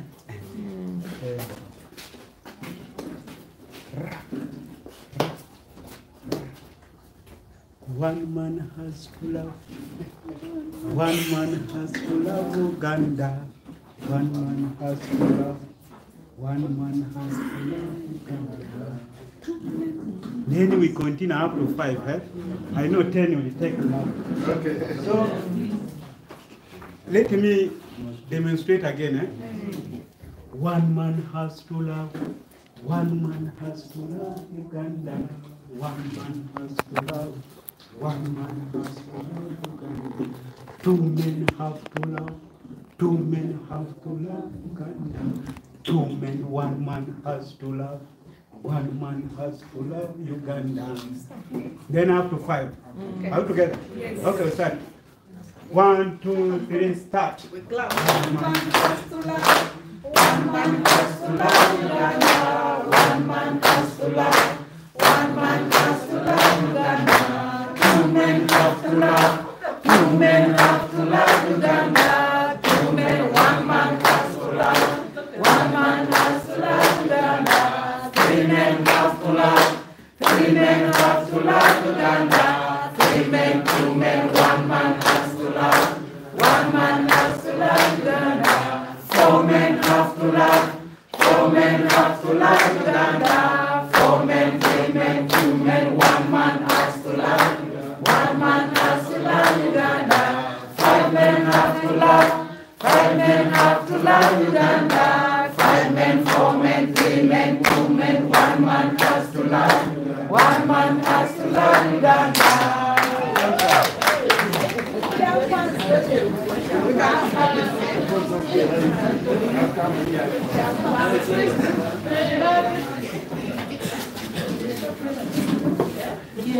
The teacher of coach has just reminded me of Chankwan's life. You see how young we were in Chankwan's, and the word mankind was even used from the Bible. When they say one man, it includes women. We are going to proceed through the remaining programs, and we are not going to follow the program as it was. We shall start right from pre-workshop survey results, which is going to be PowerPoint. Thereafter, we proceed to groupings. From groupings, we are going to go for our group discussions. These group discussions will only take 5 minutes. It will be followed by presentations. After presentations, now we go for big hearings, after which we call it a day. Thank you. May I now welcome Dr. Claire? Thank you. Hey. I'm going to go very quickly through these results. So those of you who were on the platform, I think it was mainly the head teachers, you received a survey to fill out before. And I know it was sort of a long survey, but those of you who did it, thank you. And it wasn't in vain. It's helpful. I think those will be helpful to share with all of you. So I'm going to present the results of that survey because in the spirit of collaboration that we've talked about today, working together, sharing resources, it's good to see what other resources other schools have. And then also to see the support needs that others are also facing, and thinking through, how do we address these support needs in the region together. So I think there are 24 schools here. We don't have, not all schools filled the survey out, but the ones represented in these results, you can see most of them come from Arua City and Toboso districts with 5 responses, and then Ajimani 2 responses, and then the remaining districts, Nebi, Pequach, Tarago, and Zombo had 1. So we asked what commodities do the schools have, and you can see that most schools, most schools have vegetable gardens, 13, and then followed by cattle and goat rearing. There's 4 schools at those. We had legume and oil seeds, so I think Simsim was the crop that schools had there. The potatoes, the root and stem tuber cereal, that was I think maize. So two schools had cereal, 2 had poultry, 2 had beekeeping, 2 had tree nurseries, 2 had organic concoctions, so like organic pesticides and organic fertilizer. And then 1 school had piggery and 1 had a fish pond. And then related to that question, we asked what infrastructure does your school have? So 3 schools had poultry structures, 3 had beehives, 3 had dairy, 2 had goat houses, and then 1 had fish pond, 1 had a pigsty, and 1 had a greenhouse. Land, so we've all been talking about land, challenges of having limited land. So as you can see, 7 of the schools here have less than 10 acres of land to work with. I'm going to sit down so that you could all see better. So 7 of the schools had less than 10 acres of land. So that really shows, that urban farming is something that most of the reality that most of the schools have to work with. And then let's see, 2 schools have 10 to 20 acres of land. 1 school has between 20 and 30 acres of land. 3 schools have between 30 and 40 acres of land. 1 school has between 40 and 50. 1 school has between 60 and 70, and then 1 school I think had like 320 acres, so over 100. And then we asked if your school had an agriculture club. So 7 do not have one, but 9 schools do have one. But I think there were some comments that some schools might not have an agriculture club, but they might have other clubs such as Patriotism that do agriculture projects. And then the different innovations and value addition strategies. These were some of the responses that we got. So organic concoction, so again making fertilizer and pesticides, entrepreneurship activities, maize milling, processing of grains, liquid soap making, a packing system, hides and skins for making artwork, drums and local garb, bread making, peanuts, and fruit juice making. And then the support needs, so there's a lot, but that's okay. The farm tools and equipment, that was, I think most schools responded just needing more tools, more equipment, such as hoes, slashers, fencing, crop inputs, so seeds, fertilizer, structures for animals, poultry, such as poultry, rabbits, beehives, fish pond, needs for animal equipment, needs for different types of gardens, such as pasture, kitchen, vegetable and demonstration gardens. More land, of course, is a need for gardens and livestock. Irrigation needs, just wanting to expand agricultural commodities, support in doing that. Needs for value addition, machines, equipment, and implements. Teaching aids and reading materials for projects. And then one person suggested that have a tractor, like a West Nile tractor, that the different schools could share. So those were the highlights of the survey. I know I went through that quickly, I'm sorry, but we can share it on the platform. You can put this in a PDF, but I hope that gives you a snapshot. Yes? Claire, can we keep this open, because I don't think all the 24 schools filled it. Yes, okay. Can we keep fine. it open for just probably today and tomorrow? Okay. And we pick it out on the weekend. Okay. Because I would love us to use this survey in the presentations I'm going to make with government officials. Okay. As we look for support for West Nile. Okay. And also, we come back to this, probably this same group, a year later or 2 years later, and we see whether there's been some change. That's a great idea. Okay, this is our baseline, and then. So we need everyone to fill in this survey. And you say, you see, head teachers filled it in, but we wanted. Well, since we're talking about a school, yes, we needed the team together. Okay. We needed the team together to fill in so that we follow. Okay. We follow the school. Yeah. So if schools, I think especially on support. Yeah. Okay. Yeah. If schools, I think you can update your response, or you can just submit it again to schools. Or we take this, we close this. This was the workshop. Okay. After the workshop, people have seen things, they now know it. That's a good point. We now ask the team, the 3 people, to resubmit their, so that we take that as the baseline. Okay. Which means, are you going to take a different form? It is going to be the same form, but of course we know that timelines have passed. So, you know, whenever you fill in that form, it tells just the day and time. So starting now, we request that all of us who have attended as a school, you sit the 3 of you, okay, and fill in this form.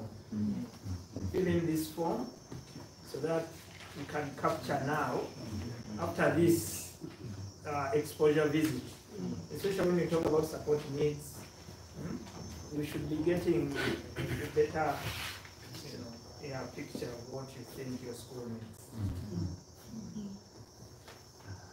So we close this was for the workshop. Okay. Yeah, because we are going to, actually I've just been discussing with Maria.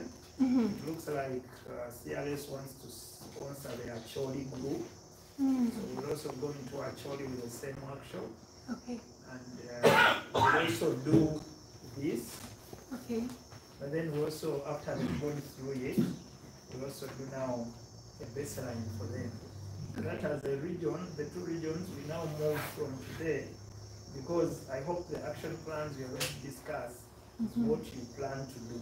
And all of us who have been here, all of us who are everywhere looking for whoever to support the region, we take this starting tomorrow that we have started work. And then we see probably 2 years later what has happened, from your board, governors, from any other supporting hand, what has happened to our school.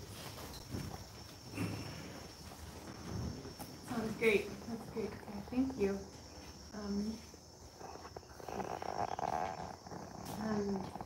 And then one more question that was on the survey was about your, if there's any like facilities or farmers nearby, basically like what community resources you have. And Mr. Mathias also talked about doing community resource mapping. So based on your responses and like my work I've done at with St. Mary's Ethiopia, I made this table as an example of how you can track community resources.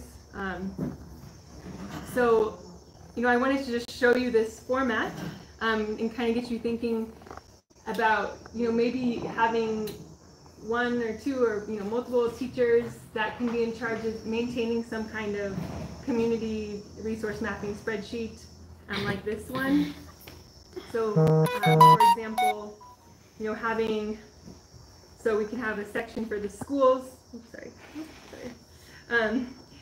And these are the different the schools that filled it in. You can see the resources and activities that they're doing. And then we can also go to like what different colleges and universities are in your region. So these are some of the responses that we received. So we went to the NTC Mooney yesterday. We could fill in what resources they have, what teaching and learning opportunities are there. So your school can go on a farm tour.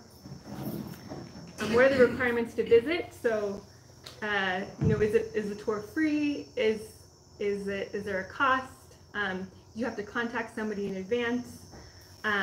So being able to share information like that, it really lowers the barrier, I think, for teachers to, deciding where to take their students. And if they're like, well, I don't know if it's free, and not wanting to have to deal with it, if you can just access a sheet like this, maybe that can be helpful. I wanted to give this example of Arua Agricultural College in Nebi. So we've talked about the need for head teachers to support you. So our head teacher was like a very big advocate for working with Arua, and we visited, we toured to see what resources they had. They really focus on sustainable agriculture, and then our teachers, we were able to make a connection with the teachers there, and they said they could come to our school and teach our students how to make organic concoctions, so organic pesticides, organic manure, and indigenous microorganisms. So we had a workshop at our school based on that resource connection, and now we can now share that with you all here. So anyway, and then other organizations. So Abi Zardi, from the survey, some people listed like the Presidential Farm, Be Natural, Fish Farmer. So this is just an example that I wanted to pose. I'm happy for West Nile. I'm happy to help. If there's anybody who wants to work together on making something kind of functional like this, we can keep like a copy online that everybody can access, and somebody can be in charge of updating it. So if that's of interest, that's one way I'm really happy to help support the region. I'm only here for a couple more months for the rest of the school year, but it's something that is within my capacity to do in a short time. So if you're interested, and it's a good also ICT learning experience. So if you're interested in working together on that, please let me know. No, we are interested, and Okay. I want to suggest that the Mooney team, plus our regional chair can appoint another person to follow up. We need this as we get into the May 2024 farm camp. We need to know where to go and who can come to do the training. If we are at St. Charles Rwanga Koboko, who comes in to combine effort with the students to train, or if we are visiting this other school somewhere, which organization comes into that school that day to support the training. But also, like we shall be here in Abi Zardi, where else can we take? Because we will have almost about 1,000 people, and we have to put them on different buses, moving them through the region. Okay. So where do they go? We have to drive all the way for Bongi and go to the ferry to go to the other farm, or are there? Well, they saw farms, it between Obongi and Ajumani. I saw some farms. There are others. So we need this. Okay. So I want to request the new team to work with you, and also somebody who can get in touch with Claire. Maybe I know the regional chair has been working with Claire so much. Anyone else who would love to work with Claire on this? And then you put it up, and all of us will get the link. Wherever Exactly. we are, Yes. we identify and fill in. Exactly, yeah. Yeah. And yeah, if we have like one or two people that are like responsible for kind of upkeeping it, that would be effective, I think. We just need one person to follow up with the money team. Somebody outside the money to follow up with them to generate this online and then give us the link, and all of us, wherever we are, to fill in this link. This link, you receive it on your phone, like you're going to fill in the other. And then you can update what you see in your region. Okay. Thank you. Okay. Claire, as she puts this, you see, for me it is key for the success of agriculture. The other has accepted to work with the money team. Okay. That I help us. Like we were interacting here, one of you just told me, he's an agriculture teacher. He has his own units. Now the community members, the NGOs bring the people to him. So the days when he's not at school, he's teaching the community members. So for them, they have done community resource mapping, the NGOs. And they have discovered there is one resource they can use. And he's teaching vegetable growing, livestock feed making, then poultry. He's doing that. For him, it can earn him an income. But now the children see him as a big person. He sells the feeds as well to the community members. He prepares. He has we call it a point of sale at his unit. So there are opportunities in knowing the resources around you. Even when you want to succeed, you need people who will support you to succeed. So we need these people to support us.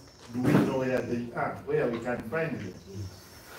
So we need to make this table, make it functional, we update it. If the information is updated, we can update it each year, and it is shared amongst you, such that when you are in Terego, you know where to go.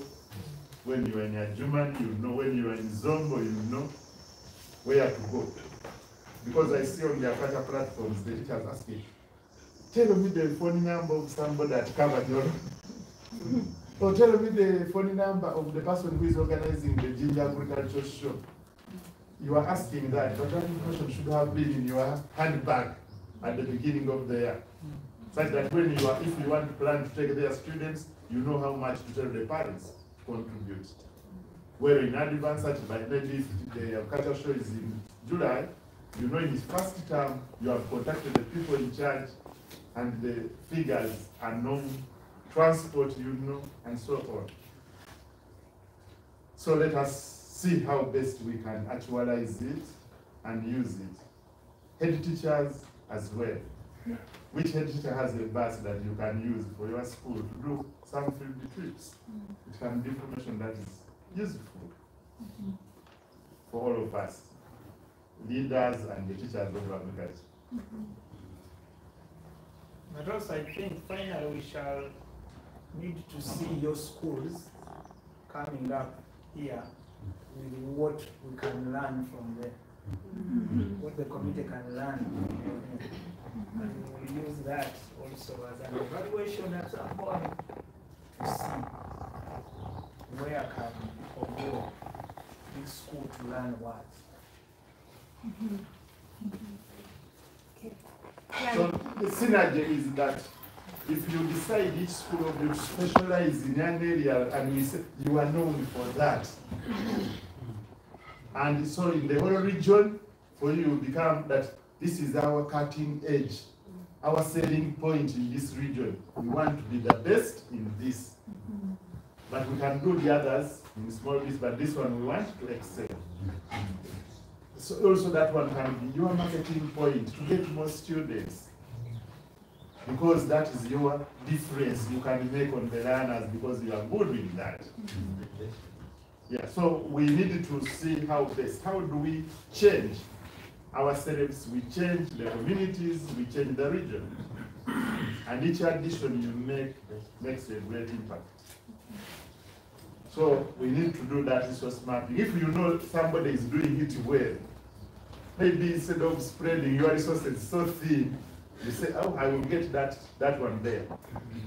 I want to share with you that the cars, some of them we drive, the parts are made in different parts of the world.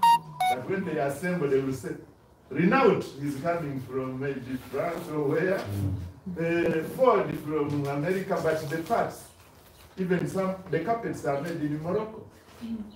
Morocco sends the carpets to the US or to Germany or to Japan, but the carpets are made in Morocco or Egypt. I was looking at this phone, when you look at it, we can't make even the pack for the phone, because if we don't make the phone, let us make the where it is kept. And we become the best there. And we can sell all over the world. So those are the things. Where is your comparative advantage? And this is how we move forward.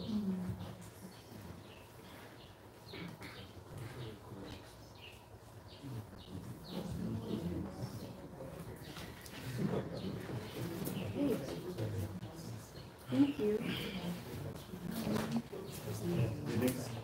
So yeah, now I think we are moving to, okay, yeah, thank you. The breakout groups. Thank you very much, Dr. Claire. You have the people far. We are now going to groupings. Will you please display the number of groups there? We're supposed to have 6 groups at random. Can we form ourselves into 6 groups in the room here? And we are going to sit like in a new curriculum class.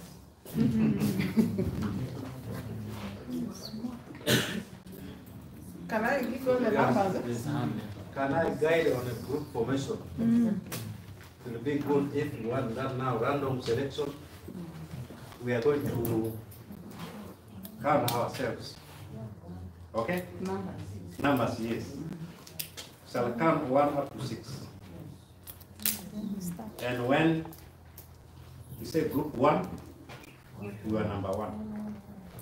Group all 2, number 1 should go to group 1. yes, all number 2 goes to group 2. That way it will be better. And we are not going to concentrate in terms of the sitting arrangement. We can even be like this or we can go like this. So that's what I wanted you to guide. That will be the best method. Yes. So keep your number in your mind. I want to begin counting right from you. Your number? 1, 2, 3, 4, 5, 6. 1, 2, 3, 4, 5, 6. 1, 2, 3, 4, 5. Mr. Alex? 1, 2, 3, 4, 5, 6. 1, 2, 3, 4, 5, 6. 1, 2, 3, 4, 5, 1, 2, 3, 4, 5, 6. 1, 2, 3, 4, 5, 6. Where's the number 6? You are the only one remaining with the number 1. So that is 5.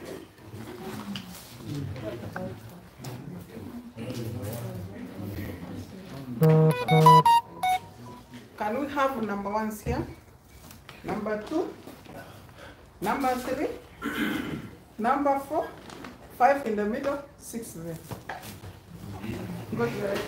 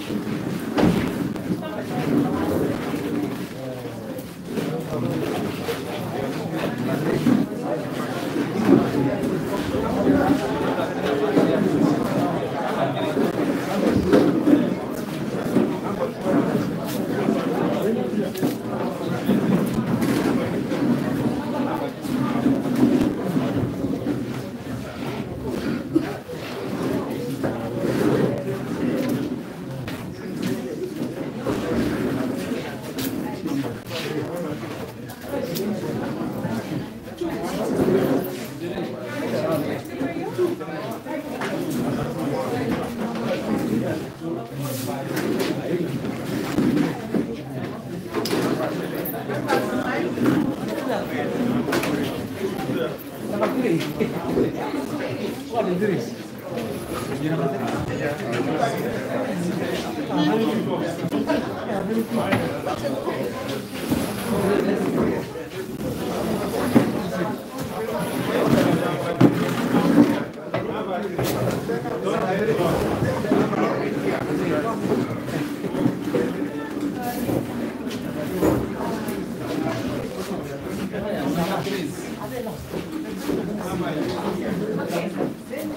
Which number is this? Number 3. Yes. So members, you realize how the city arrangement, because we are in leadership, is going to change the schools. We expect by 2028 the classes to have off-board chair, off-board table, where people can sit in a group. So if you are planning to buy furniture, buy that furniture which would allow us in 2028 to have circles in the classroom as we phase out the church model. So it is important. Secondly, you realize that time for groups, you need to work on it as a teacher before you go to class, such that it is faster. It is faster because the learners must be in groups. If we want collaboration to occur, we need to start by having groups in the class. Go ahead. Claire. Thank you all for getting into groups very quickly. So since we're short on time,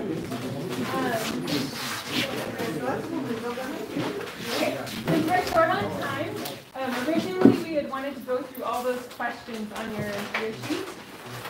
But since we're short on time, we're just going to focus on 3 questions. So they're the ones that I emphasized here, but so from the Abi Zardi tours that you've all had, you're all being assigned to one topic. And I'm going to give your group from the curriculum, I'll give your group the list of learning outcomes. And so we'd like you to determine which learning outcomes are relevant to the activity.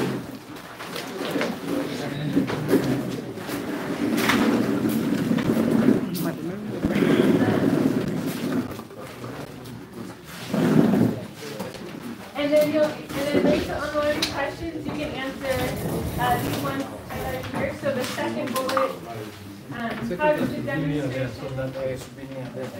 Sorry, I'm not a very loud talker. So yeah, we'd like you to answer the second point, the fourth point, and then the last point.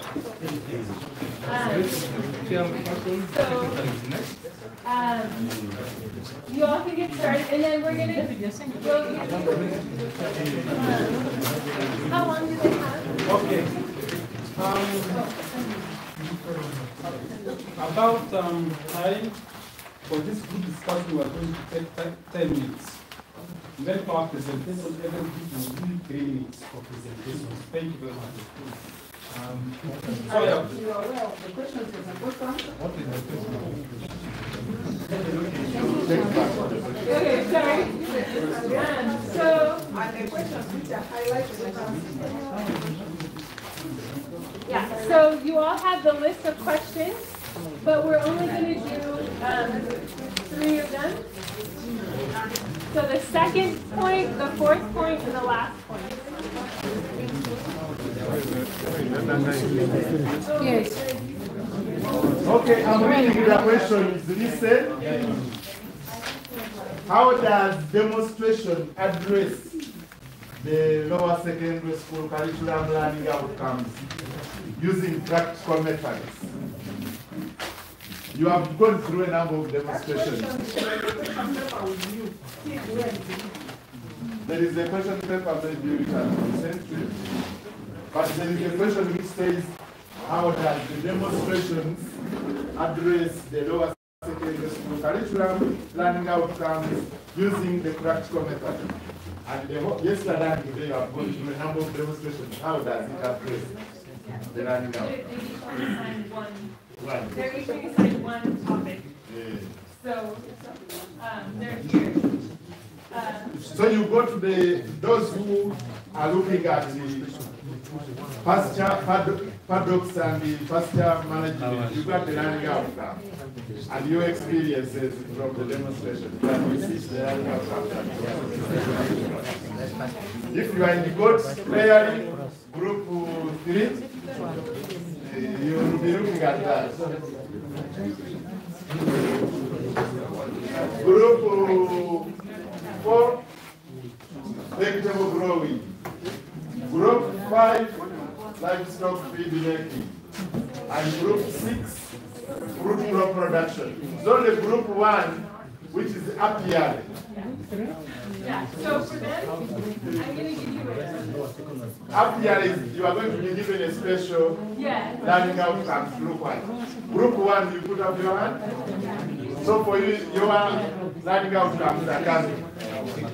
Group 2, members, group 2, you have learning outcomes related to pastures and management or conservation. So you look at those learning outcomes. And from the experiences we had yesterday and today, how are they being addressed by the demonstrations that you interacted with? Group 3, you have goat rearing. Where is group 3? Here. So goat rearing, look at those learning outcomes. And how the demonstration, at least I was at MT and I saw the goat rearing. So how will the goat rearing demonstration address those learning outcomes that you read on the paper? Group 4, vegetable growing. Where is group 4? So we have got a number of experiences of vegetable growing yesterday and today. How are those demonstrations we interacted with, or we have interacted with, being addressed by those learning outcomes? Then group 5, where are you? Look at livestock feed making. Today we have had a very good interaction about fish feed making. How has the interaction there, the demonstration, addressed those learning outcomes? Then finally, group 6, down there in that corner, we have also had experiences about fruit crop production. How are the learning outcomes being addressed by the demonstrations that we have had? So that was one of the things that we need to look at.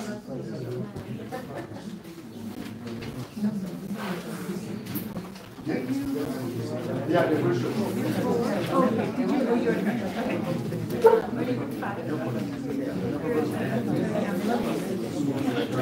So the question is, one question was that. The next question. Listen. I'm now projecting the second question. It says, what preparatory or follow-up projects, demonstrations or activities can be implemented at your school? When you look at the learning outcome, what can you use from this experience to do at your school if you are in goat rearing? What can you do? If you are in fish, if you are in fields, if you are in apiary, if you are in vegetables. What follow-up projects, demonstration or activities can be implemented at your school from what you have gone through, from reading the learning outcomes? What can you do? From that experience you have had, what can you do?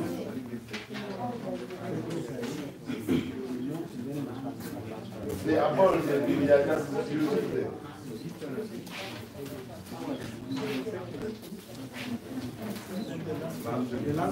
The last question, because we are answering 3 of them. What are the next steps that you will take at your school based on this workshop? What are the next steps you are going to take at your school based on this experience that we have had? The questions are up and bold.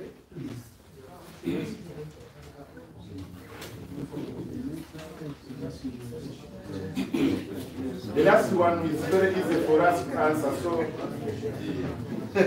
we can answer it very fast. Then we do the tough ones later.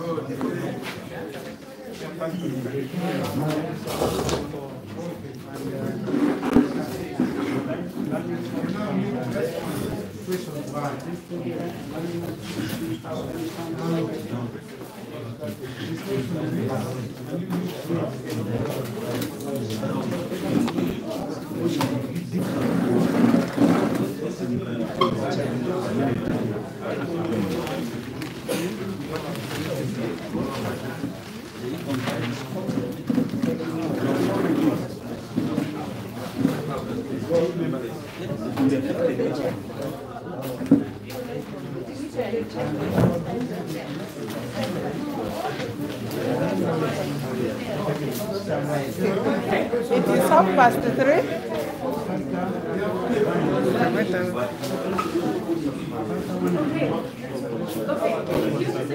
New curriculum class, it is 3:30. I'm giving you 10 minutes.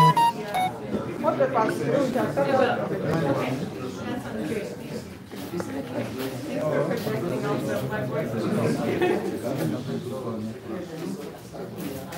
We are done again.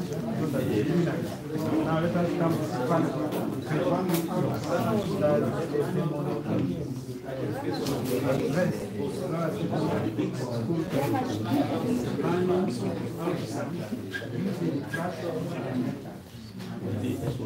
So the head teachers, when you pass me at the you hear this academic noise that you are getting. There will be that academic noise.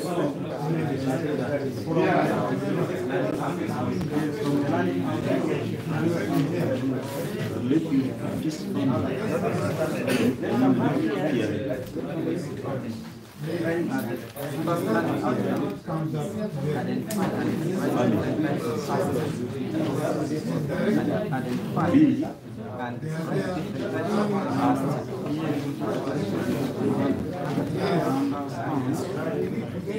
why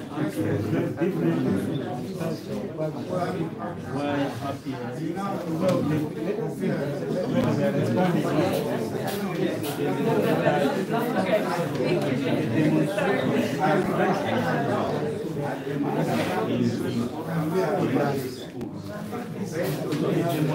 The demonstrations we had there on the day one. How do they, in other words, address the lower secondary curriculum, learning outcomes using practical methods? One of them was website. One of them was different types of passes. Those were saying them.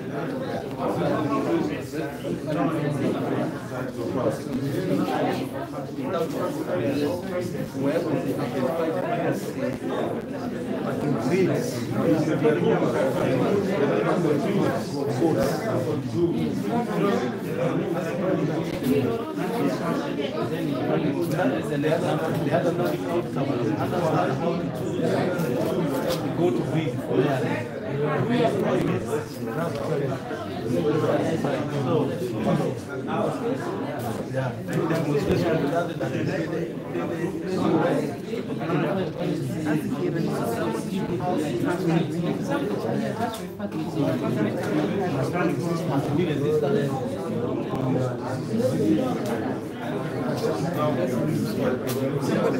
I think you need to start the fifth chapter so that let's try to direct on the fifth chapter.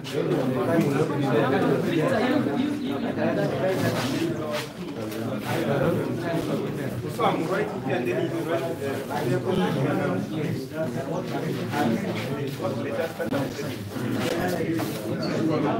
let him just record for now. We're going to cut off my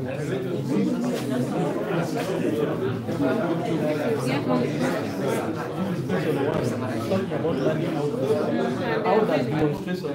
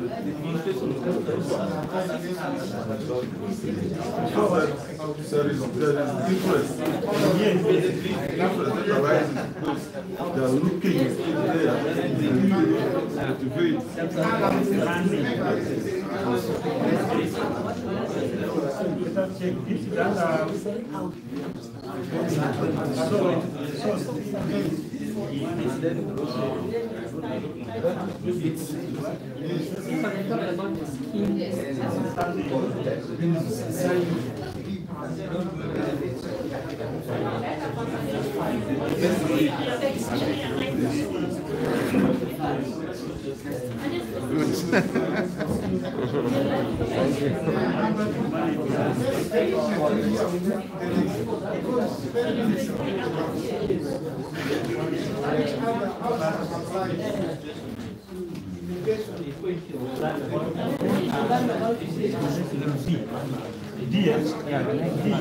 you get one.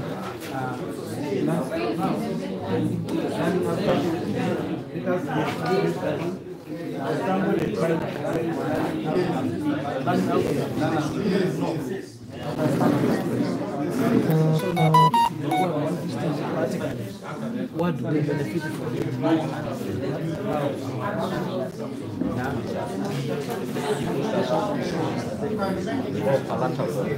Yeah, that's right. You know it.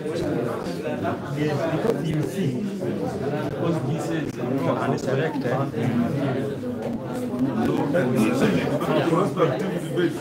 So they see a law, select,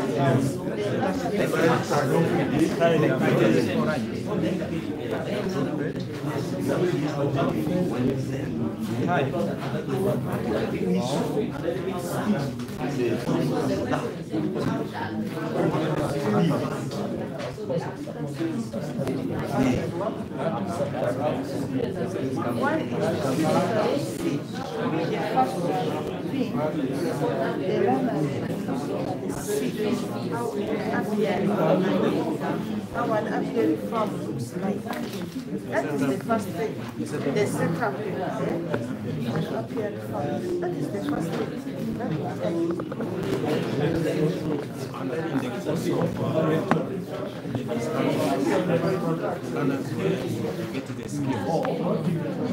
Because he was taking us to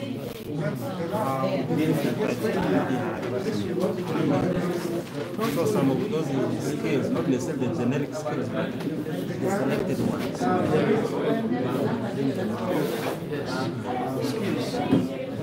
Learners were able to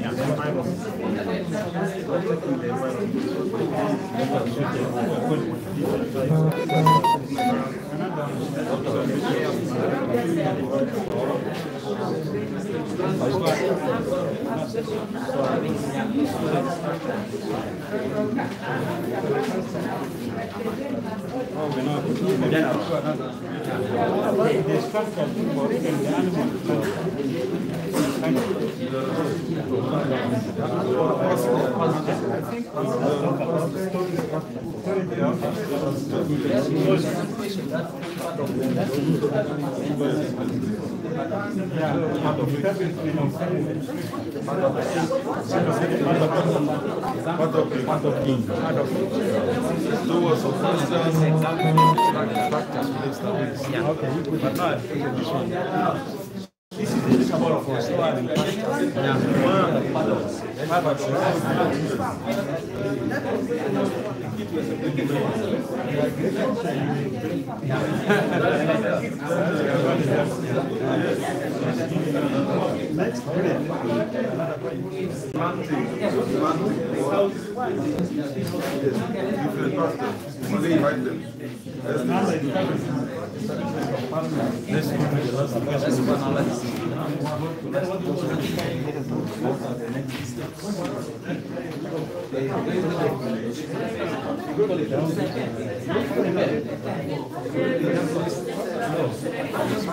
What about that big one?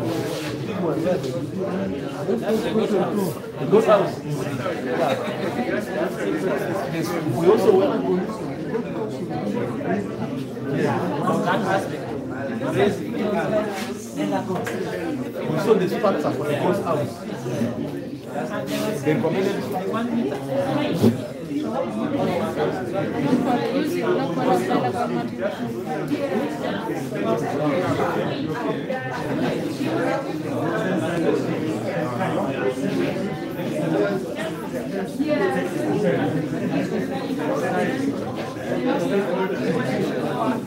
Okay, time is up. Maybe I can give you some. I'll give you some 50 seconds. Your Our time is up.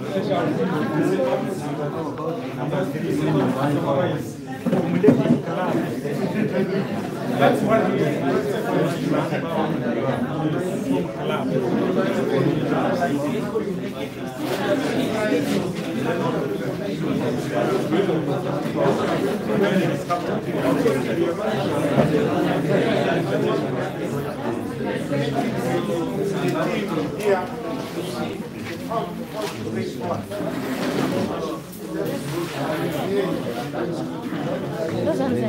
Now let her add.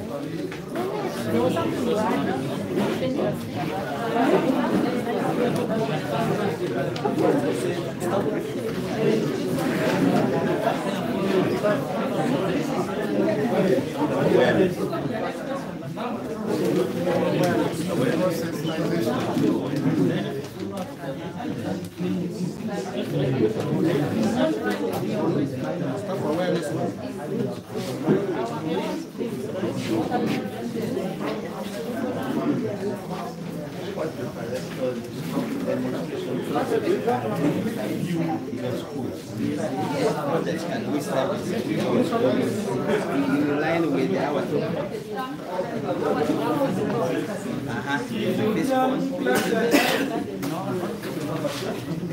if you just clap your hands,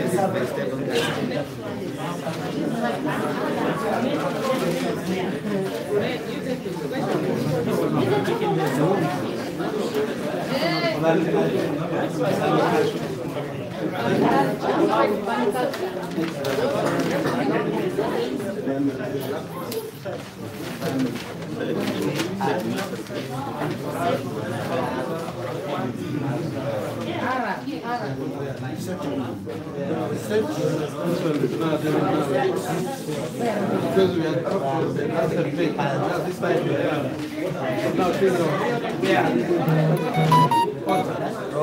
Now making a hole. Because all those other things we have yet to work the nursery. Now the next step, once you have to then find where you're going to locate your hole. And then now the system is direct. We are doing the last place.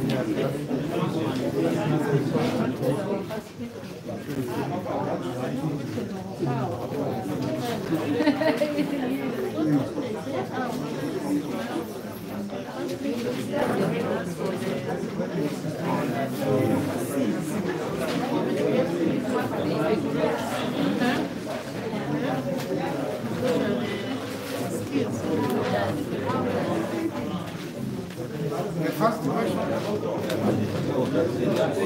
is fire.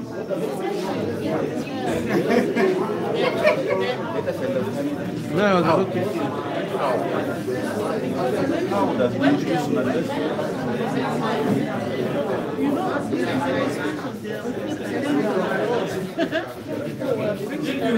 Clap your hand.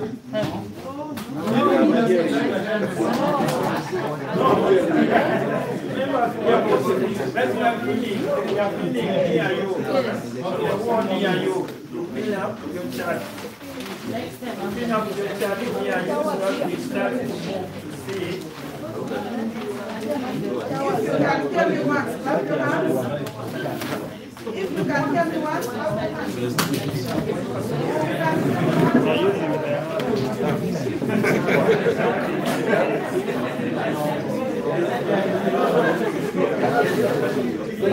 Members, we would like to stop at that point. We would like to stop at that point because we are giving you a kickstart of how things happen. The kickstart of how things happen. We want the flip chart to be raised up. Let the group members put up the flip chart. I can see two groups ready putting up. Members, you pin it there. Please, can we put up our flip charts? Masking tape, Claire has it, but the secretary was here, I don't know where it is. Can you please raise up our flip charts?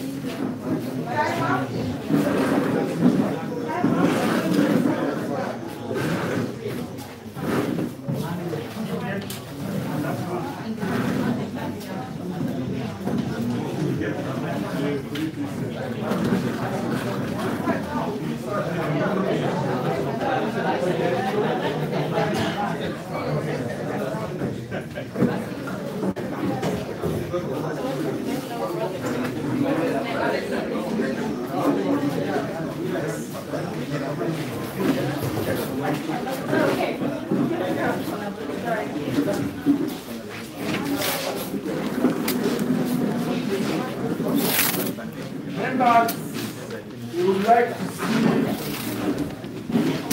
the flip chart up, raise them up.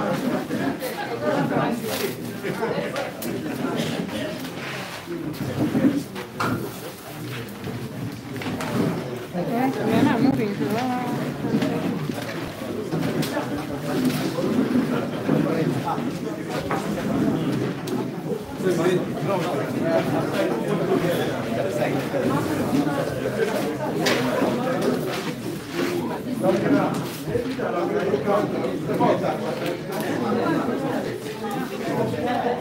Members, any teacher can sit.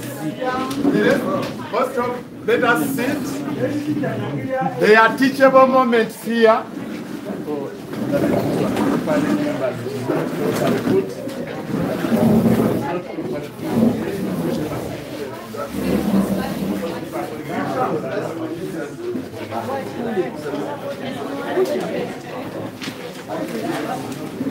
I'm calling somebody to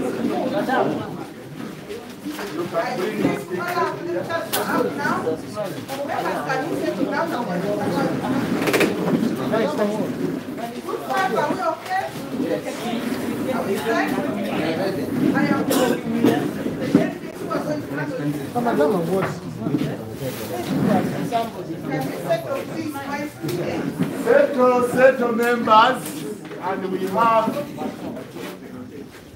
this. Group 1, are we done? Group 3 is set. Okay. Attention, please. A teachable moment. A teachable moment. Listen. A teachable moment. In your classroom, we expect the group worker to stay on the wall for a week, such that learning continues. And we call it the learning station in the classroom. And our classes need to have new materials each week because the learners have activities they do. But for today to learn from each other, we are going to have marketplace conversation as a method of teaching. Marketplace conversation. So one of the members will be there at the group flip chart to present. Because we don't have time, we could have walked and we call it a gallery walk. It can be a gallery walk where we could find the person, the vendor, the seller of the idea here, and for us we are walking and asking the vendor. That one can be a gallery walk, right? But for now, let us have the marketplace conversation. One person in this group would be here, another one there, a group member there, a group member there, such that he shares with us what the group has come out with. So as if people are for gallery walking, what is taking place in my class? Okay, the people taking the chairs, let us slow down. Can you have order, please? Let us sit. I am going to introduce the delegates who are going to help us to move through this discussion. the issue of MC is only controlling the program. When it comes to classwork, it is what? Active participation of every child. May I now welcome the teacher of Nyangele Secondary School in front of the media school discussion. We will be helped by the teacher of LSSC. Mr. Abi Zardi Agric.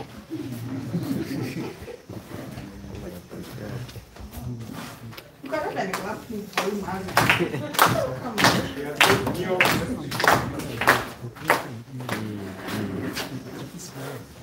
Thank you very much, sir.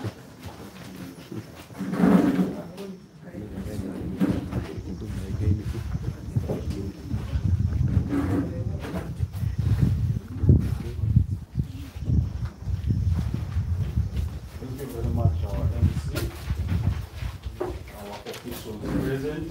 I observe the protocol plus colleagues. Good afternoon. The task is very simple. Time has gone. We are supposed to get the group leaders to come up and take us with the presentation that they have captured and pinned on the various corners of this room.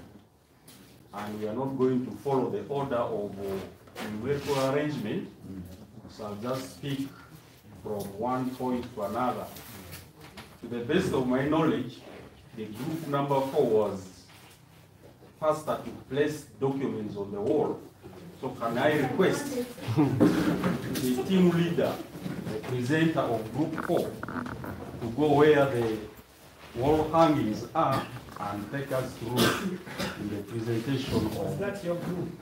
No, sir.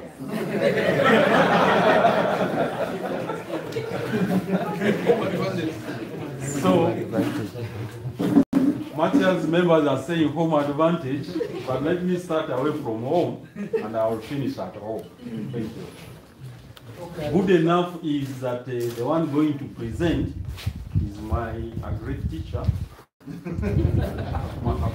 So you are on stage, you can take us through. Thank you. Thank you. I observe the protocol.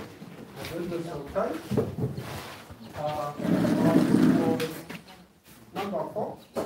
And whatever we have come up with here is not my own. It is what the group has decided in relation to the questions which we have answered. If we reflect back to the questions, question number 1 was said, briefly describe the demonstration. And in group 4, we are to answer in relation to vegetable growing.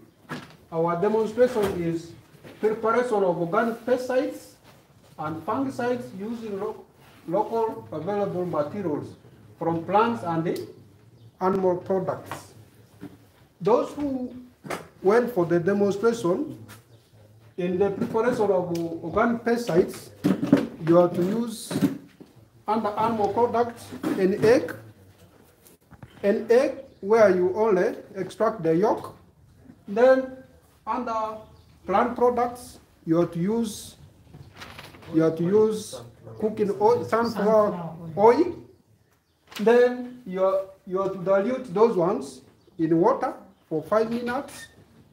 After which, you stir it in the water for 5 minutes.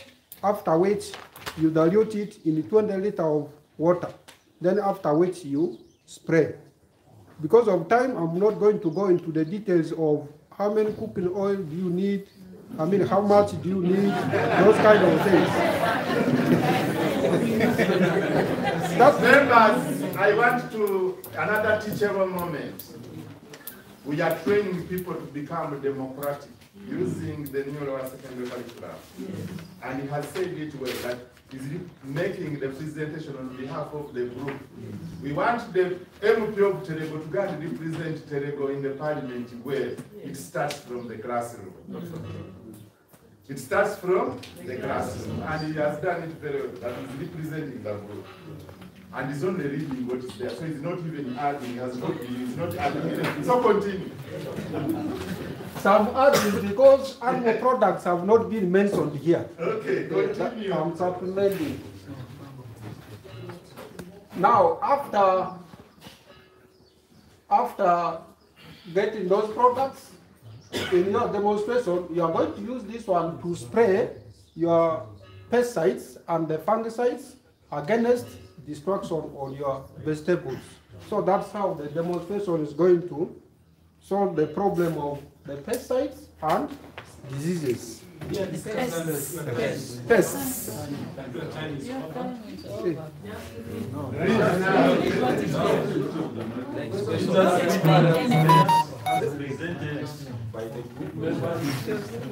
May you allow me, may you give me 1 minute just to cruise over. Okay. Question 2. In question 2, learners saw skills in preparing biopesticides and plant derivatives to control pests and diseases in vegetable garden. Question 4, other ways of question 3, other ways of conducting the demonstration to meet lower secondary curriculum learning outcomes.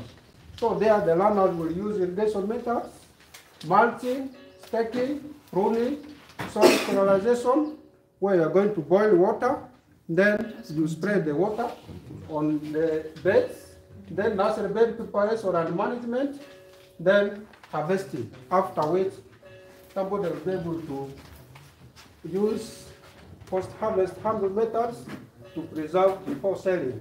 Then question 4, under that, we need resource mapping, planning and budgeting, coming up, stock setting objectives, then implementation, field visits, research projects, monitoring, marketing, then evaluation.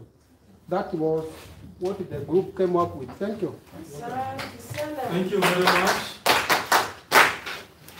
Maybe one question for that group, if at all there is somebody who is not comfortable. Ask me a question? No. No, I have not given you chance to start. So again, we, in senior four in agriculture, there is parliamentary procedure in the syllabus, and we are going to use the Robert rules for parliamentary meetings. When you are to raise up, you first raise up the hand and the speaker chooses you. Thank you very much for that addition. So my colleague over there, take note of that. So if there is no any other question for this group, I think they are trying their level best to present to our attention. From there we are moving the mic to group 3. I'm still group 3. Can I have I think it's on this side. This one. But you should level your wings. That is number 8. Sorry, group 3. Where are you? Group 3. The stage is yours. Can you take us through my new time? This is what we came up with as a group. The question is, how does the demonstration address the lower secondary learning the learning outcomes using presentations? We came up with the following points. 1, it helps to identify, I don't have a pointer, I'm sorry. Continue. It helps to identify the various breeds of goats, e.g. example is Mubende goats at Abi and local breeds at NPC. 2, it helps in demonstration. Demonstration helps to identify the best breeds to be selected for rearing. An example is resistance to disease can be identified through demonstration, and then resistance to ectoparasites and ability to convert feeds into useful products like meat and milk. It helps in breeding system, that is natural breeding, and then the kids were kept separate from the mature ones. We saw the recommended structure of goat house made out of locally available materials, that is bamboo and eucalyptus, and then iron sheets that were used some time back. So the scales of pasture preservation in form of silage and hay. And then we saw various types of pasture legumes and grass pastures as a result of the demonstration. Question 2 says the follow-ups. One is by planning or budgeting. By planning or budgeting, to house construction for the goods, the establishment of budget, procuring the best breeds, management of the enterprise. You are remaining with 1 minute. Yes, thank you. I will finish before that. Question 3 says the responses to question 3 are sensitization of stakeholders, the students, the BOG, PTA, and so on, planning and budgeting for the project, implementation of the selected enterprise. That is, we go to here. Thank you. So another teachable moment is that when you are presenting, we want you to be able to have the things at the fingertips and you face the audience. Don't face the presentation. Don't read. Do not read from the presentation. And you need to promote that among the learners, that they stand. The presentation is just a support. They just look there, but they are continuing to engage the audience. Because we want the learners to be confident. And the way we can promote confidence is to be given an opportunity to present. Communication skills are being imparted. It was one of the things. You did the work under collaboration, and I see here creative works coming also. And also you are learning. Experiential learning is taking place. The first group did not tell us about sensitization. These are talking. Sensitize the board of governors. Sensitize the learners. Sensitize the PTA. So do not just place the activity there without getting support from the stakeholders. Good, thank you very much. Next, group 5. I give you the pointer and take us through.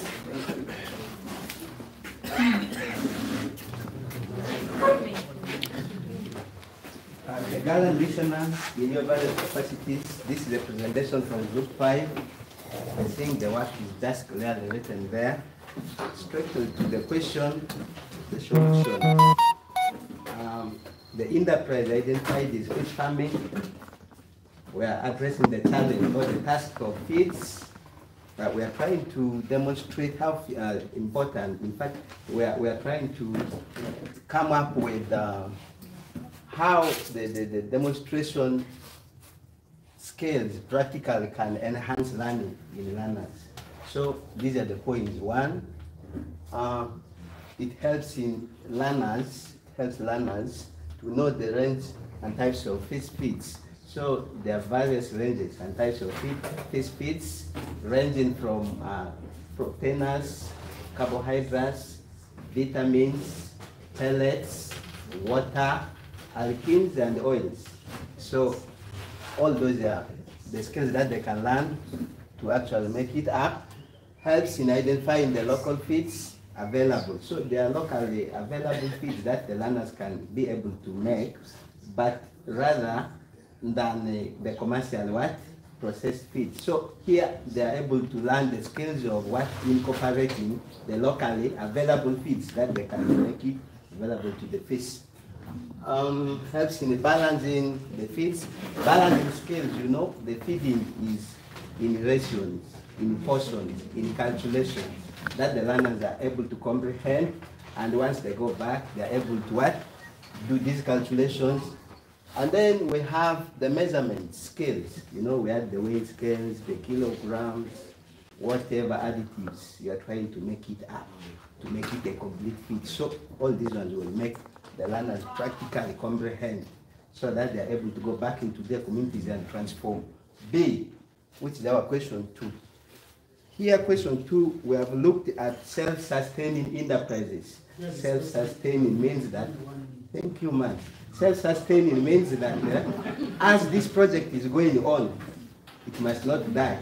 what are those self-sustaining enterprises that are actually core? There's vermiculture, growing of maggots or worms, so that it acts as a feed to the fish farm. Then we have pasture farming, our vegetable farming. All these will actually be social, local, available feed to self-sustain the fish or the aqua farming.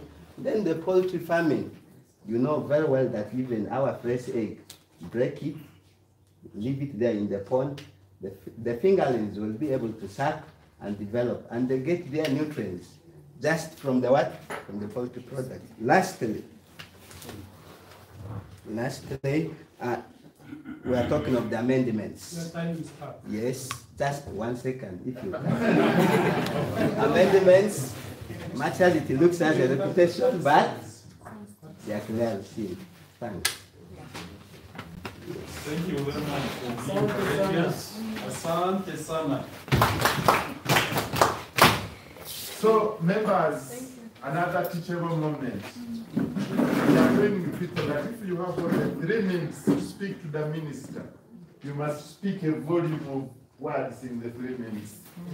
So you must have the summary writing skills in your head.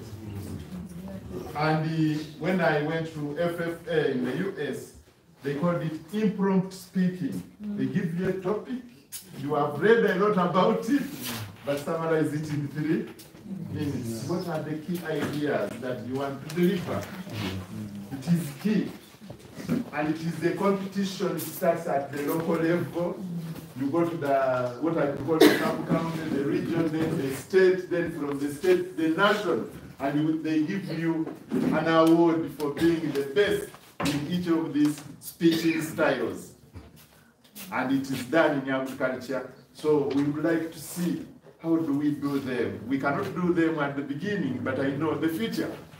We shall have these competitions if we begin. Thank you very much. Since we are 2 in this office, I beg to surrender the mic to my colleague to finish the remaining 3 groups. So I teach along Raises. Thank you.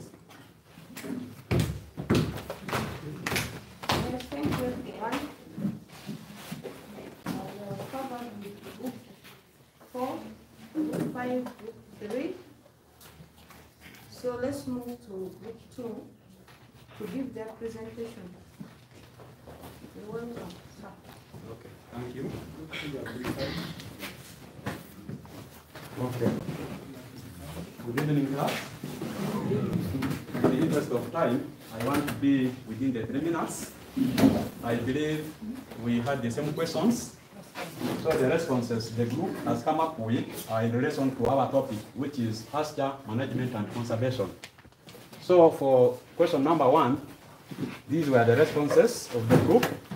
Enables learners to observe, identify, and describe various types of pastures. If we were to refer to our yesterday's tour, I think we were able to identify that there were legume pastures and the grasses. The second point is enables learners to show skills in managing and conserving pastures. Again, from yesterday's tour, we were able to know that pasture can be conserved in either hay or in form of what? Silage. The third point says enables learners to know and select the appropriate type of pastures that are palatable to animals. There are so many species. I want to quote one. From yesterday's experience, we saw how the goats were running towards the Caliandra legume pasture as the person rearing them was trying to break the branch. So, question 2, these were the responses of our group. The first response is establishment of pastures in relation to available resources. We know in establishment of pastures, there are steps involved. So when learners are involved in undertaking or following those steps, it means they are applying so many things: skills, knowledge, value, attitude, and so on. 2, establishment of structures that are suitable for storing conserved pastures. We are all aware a good quality pasture that is being conserved must be stored under a leak-proof or well-prepared shelter. So we are able to look at that as we had our tour the other side. Next, the paddock system, where the grazing land is being divided into paddocks. Thank you so much. The last question, the first point says, sensitize the stakeholders of the school, which we already mentioned, the board, PTA, parents, students, even the teachers. And then resource mobilization through planning and budgeting. Training, manpower. That's why we are here. We shall become what? Trainers of trainees. And then lastly, formation of groups. I think in our schools, we have so many groups. And one of them should be the agriculture group or club. Thank you so much. Yes, thank you very much for that presentation. But before we can go ahead, I have seen level of concentration is going down. Let's stand up and energize a bit.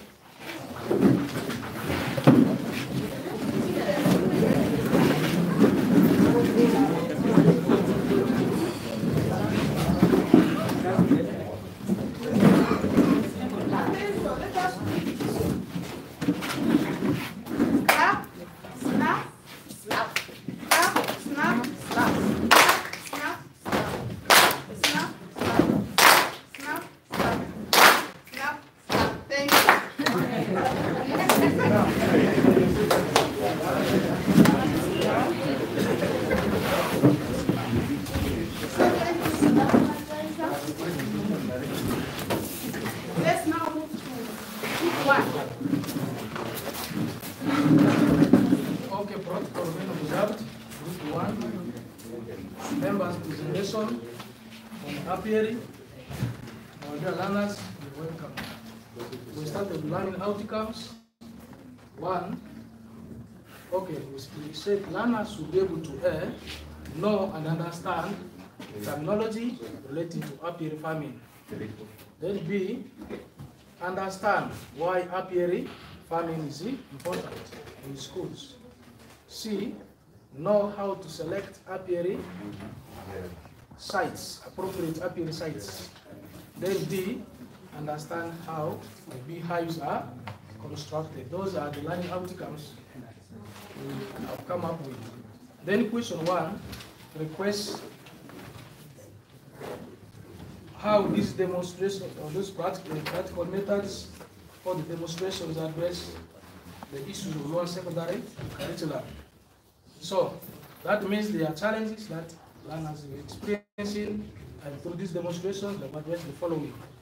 Learners learned about the layout of making an apiary. They are able to make it by themselves. They gain practical skills.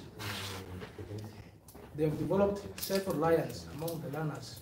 That means they cannot do things on their own to survive because of the knowledge they've gained. They learned of care of apiary environment. Then lastly, learners developed self-confidence. Because of the skills, they now have that self-zeal. Question 2 is about the preparatory activities that can be implemented in our schools. So as apiary members, our first is identification of apiary site, followed by putting hives in the apiary site. Then 3, planting bee, planting plants, those that can provide flowers that they can pollinate. Then fencing the apiary site, plus many other areas that, because of that fact, will not mention. Thank you so much. I'm going to utilize this 1 minute in the third question. The steps that we can take to address this in our schools: 1 is to sensitize. Maybe you start by sensitizing the learners, then the community around. Then 2, mobilization of resources through having meetings, maybe with the NGOs and other partners, like what the CRS is doing. As we're going to start, we can liaise with you to see if you can support. Then after getting resources, we can implement projects. And finally, evaluate whether we've achieved or we're getting or not. So that is where we stop. Thank you so much. Yes, thank you very much. Presenter of group 1. Let's move to the last group, that is group 6. You're most welcome. Thank you.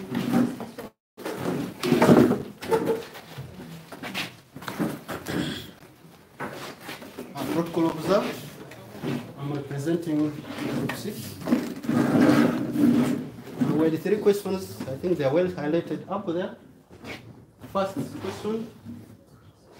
Our group is for fruit production. It will help learners understand the selection of fruit varieties that are of value. That is to say, high yielding, drought resistant, animal maturing, and so on. 2, it will also help to learners to acquire practical skills of grafting, layering, budding, and so on. I remember when we were outside there, and when demonstrations were done, definitely those practical skills will be acquired by the learners. It will help learners to exercise pest and disease control measures in fruit production. Remember, there were issues to do with the sterilizing those tools. I mentioned but a few. Lastly, we also said it will help to promote the 4 C's. That is to say, communication, collaboration, creativity, and critical thinking. I remember when we were there, when those things were done, those things came in. People were able to critically think, and questions were there, and so on. 2, what preparatory follow-up or demonstration activities could be done in schools? We identified establishment of nursery beds to raise seedlings for grafting as one of it. We said there will be carry out of grafting, where learners will be involved practically in carrying out those kind of activities. That is one of the preparatory or follow-up kind of thing. Market for the seedlings. When these seedlings are raised from grafting and so on, definitely that is money. So we shall be able to get market for our product that is grafted mangoes, to mention but a few. School gardens for fruits or orchards will be established. Definitely, when we have those grafted fruits and so on, the nursery seeds are there, definitely we shall have the gardens or orchards established. Last question, steps. Staff briefing or awareness on fruit growing, where meetings may be organized with stakeholders, and from there, funds will be solicited that can boost us in fruit growing. Identifying fruit varieties to be grown will also be there, which have market value, high yielding, and so on. We shall technically identify them. Site identification is also one of the steps to be done. Then also how to set the size for nursery beds. Thank you. Since time is not our best friend, that's what I want to say. You have seen how all of the 6 groups have presented. We are different from each other. It's a fact of life. We cannot be the same. Previously, you wanted everybody to be a one-size fit, or everybody must give the same answer, be regarded right. In the new curriculum, all answers are correct. The only thing can be defend them. So we start, the answers are correct, you are relevant to the task. Now, are you accurate? Is the next system. Are you coherent? When it says you want to sensitize the staff members, is it really coherent? Does it make it more tight to succeed? Yes. Because some staff members will say, those children should not go to the orchard. The head teacher of Munigaro this morning was telling us how they have established the orchard. Many of you saw how the watermelon is there, and the watermelon can be harvested, fed to the children. I remember when I was an agriculture teacher, when I harvested the maize, the staff members could not go home because they wanted me to give them some cobs to take home. But I was taking to the kitchen for boiling, such that in the morning the children could have something accompanying their breakfast. But also the staff members who saw that I'm harvesting also wanted to get 5 cobs. So we need to sensitize them. That is very concrete. You are making the thing to really work. So coherence now will be given another score that you have looked through and you are seeing that it is logically flowing. Then excellence, which is very unique, extraordinary, where is it? We could now look at all the presentations and see what is really extraordinary. but everybody is relevant. So the first 3 scores, you have all of it, all of you. Now we go to accuracy. What is technically correct in agriculture? That is where now we start differentiating people. When it comes to coherence, where are you? Is it logically flowing? Somebody will say, oh, we are going to make money. For me, that is a start. That the learners will start grafting to sell the grafts. That is key. It answers the aim of the curriculum. Produce graduates with employable skills in the job market. Then you are excellent. Already you are saying, with grafting, the children will make money. It answers that overall aim. And as I said, in the new definition of competence, is that you do a skill to earn sustainably. It is not about knowing. We have known a lot.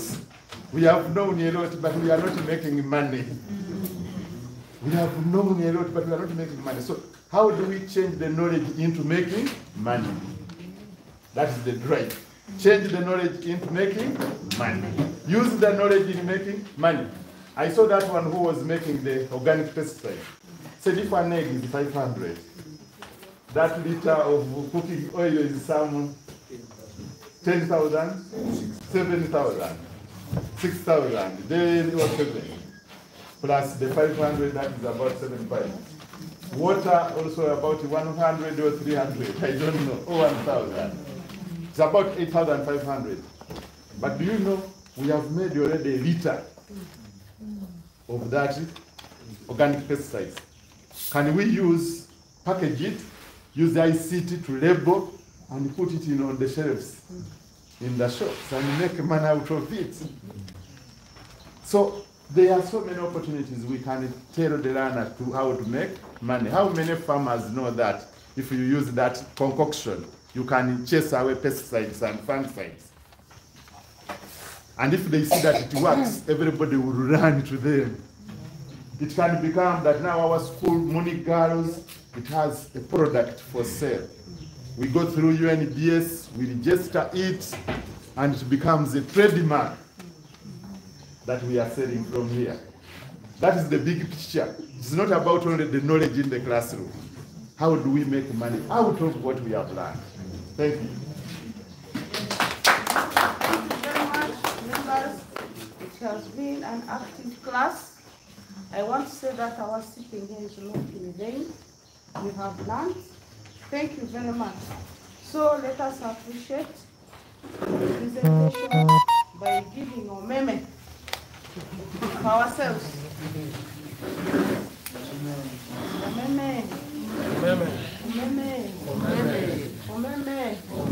Choma!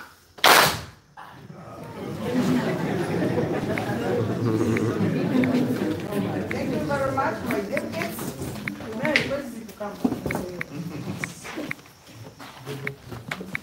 When I will get to work with you, don't start to sleep.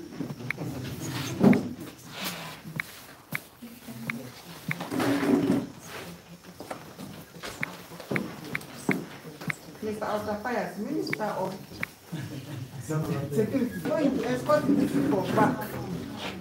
I am going to request the Minister of Security to escort these people. Can we have maids for this people to come back? Where are the maids? The song is Bam Bam La Loyo.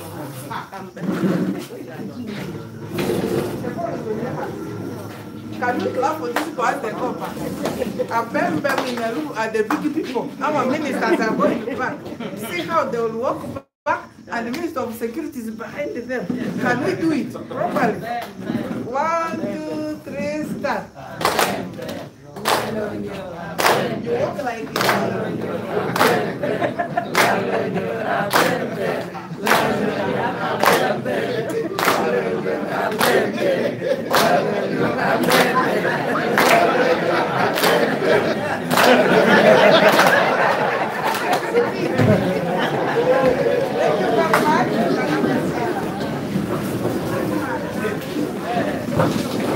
That one has reminded me.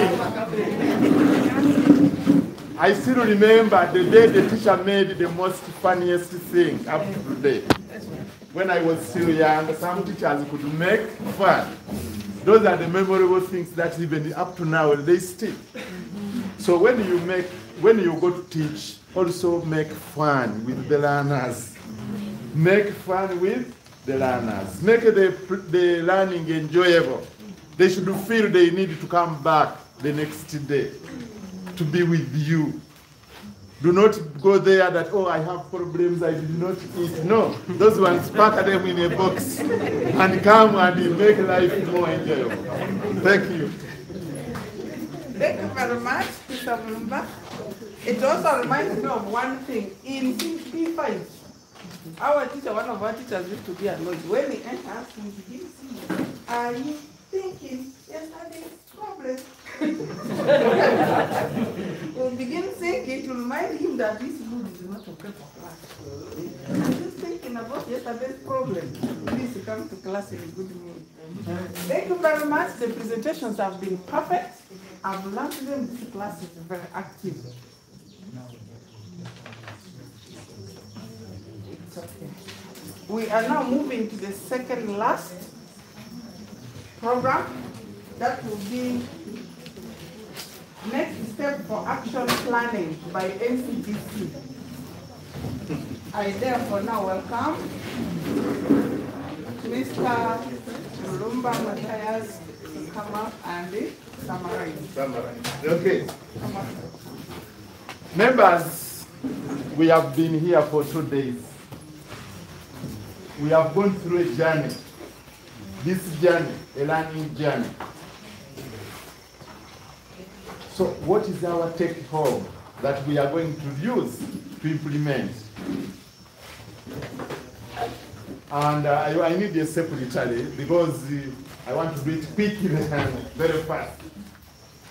We just say, good, we have been here for 2 days. This should be one of the steps that we take when we go home. Do you need a male or female secretary?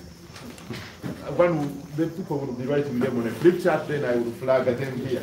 So I need a secretary here who writes in good handwriting. So they believe the best secretaries are females, but this time is a male. What do you think? Who is that male secretary? Should not miss as our take home. Yeah, there's one here. 2 of you can work. Yeah. Speak for us. You come and help me. Yeah. So we can also take advantage of what we were answering in question 3 to fine-tune our take home. In question 3, there was a lot of direction to that, what I'm asking you. What is our take home that we are taking home to implement from this experience? Members, ideas, I'm picking your ideas. I don't want to dictate you can't do this because I don't know what is in your school or your district. What is our take home? Yes, sir. Technical skills in handling economic practices. You need technical skills. Is that the take home you have taken home? You need to fine-tune it, yes? Yes, sir. At the back. Transforming theory into practicals. So for you, you are the expert. The agriculture teachers, you are the expert. How can you change the theory in the syllabus book, like for instance, where it shows the syllabus book? There is a lot of theory here. How do we change it into practice? Like that one in vegetable growing where somebody was saying the learners here should show skills in preparing biopesticides. So you transform that into a real practical. So that is a very good takeaway. This whole syllabus has many of those opportunities where we can transform the theory into practicals. Good. Another takeaway, yes? Transforming our subject into income generating. Transforming the teaching and learning into income generating activities. It is a challenge, but we need to work on that. Why did we go to learn these things if we cannot make money out of them? That is the question we should be answering. Income to who? Income for who? The learners, to the school, to the teacher. It starts with you. I was here with the headmistress of Monigazo. She was saying, oh, I need to do one of these things and I make money. My senior here is also saying, agroforest, I must grow wood and make near the wood or cut the wood, do lumbering of the wood and sell the woods. So I grow the trees in agroforestry, cut them and chop them into pieces of timber and I sell. So it starts with you. Change starts with you. If you want to change the people in your community, you should be number one. Be number one. That is what the director, Abi Zardi, was telling us this morning. His supervisor asked him, show me your garden. Show me your fish pond, because you are the extension office of fish here. Where is yours? So change starts with you. I will be the happiest of all of the people if each one of you can do something on which you have picked from here. People to learn from it, become the role model. Each one of you. Sister was telling me from Idiofe Girls during COVID, because she had learned vegetable growing, she decided to grow sukuma wiki and all the vegetables, and it kept her engaged all the time. She could be in the garden and people could come and pick the vegetables, and that was very good. And if they come and pick, they pay you. So when your pockets become good, you become even more energized to do more. So another good thing that we are taking home, yes? We need to transform our schools into demonstration points. Yes. Have our schools as demonstration points for the community, for the learners, for teaching and learning, for everybody. We should be a case in point. Another one? Yes? Using sustainable ways to conserve the environment. Sustainable ways of conserving the environment.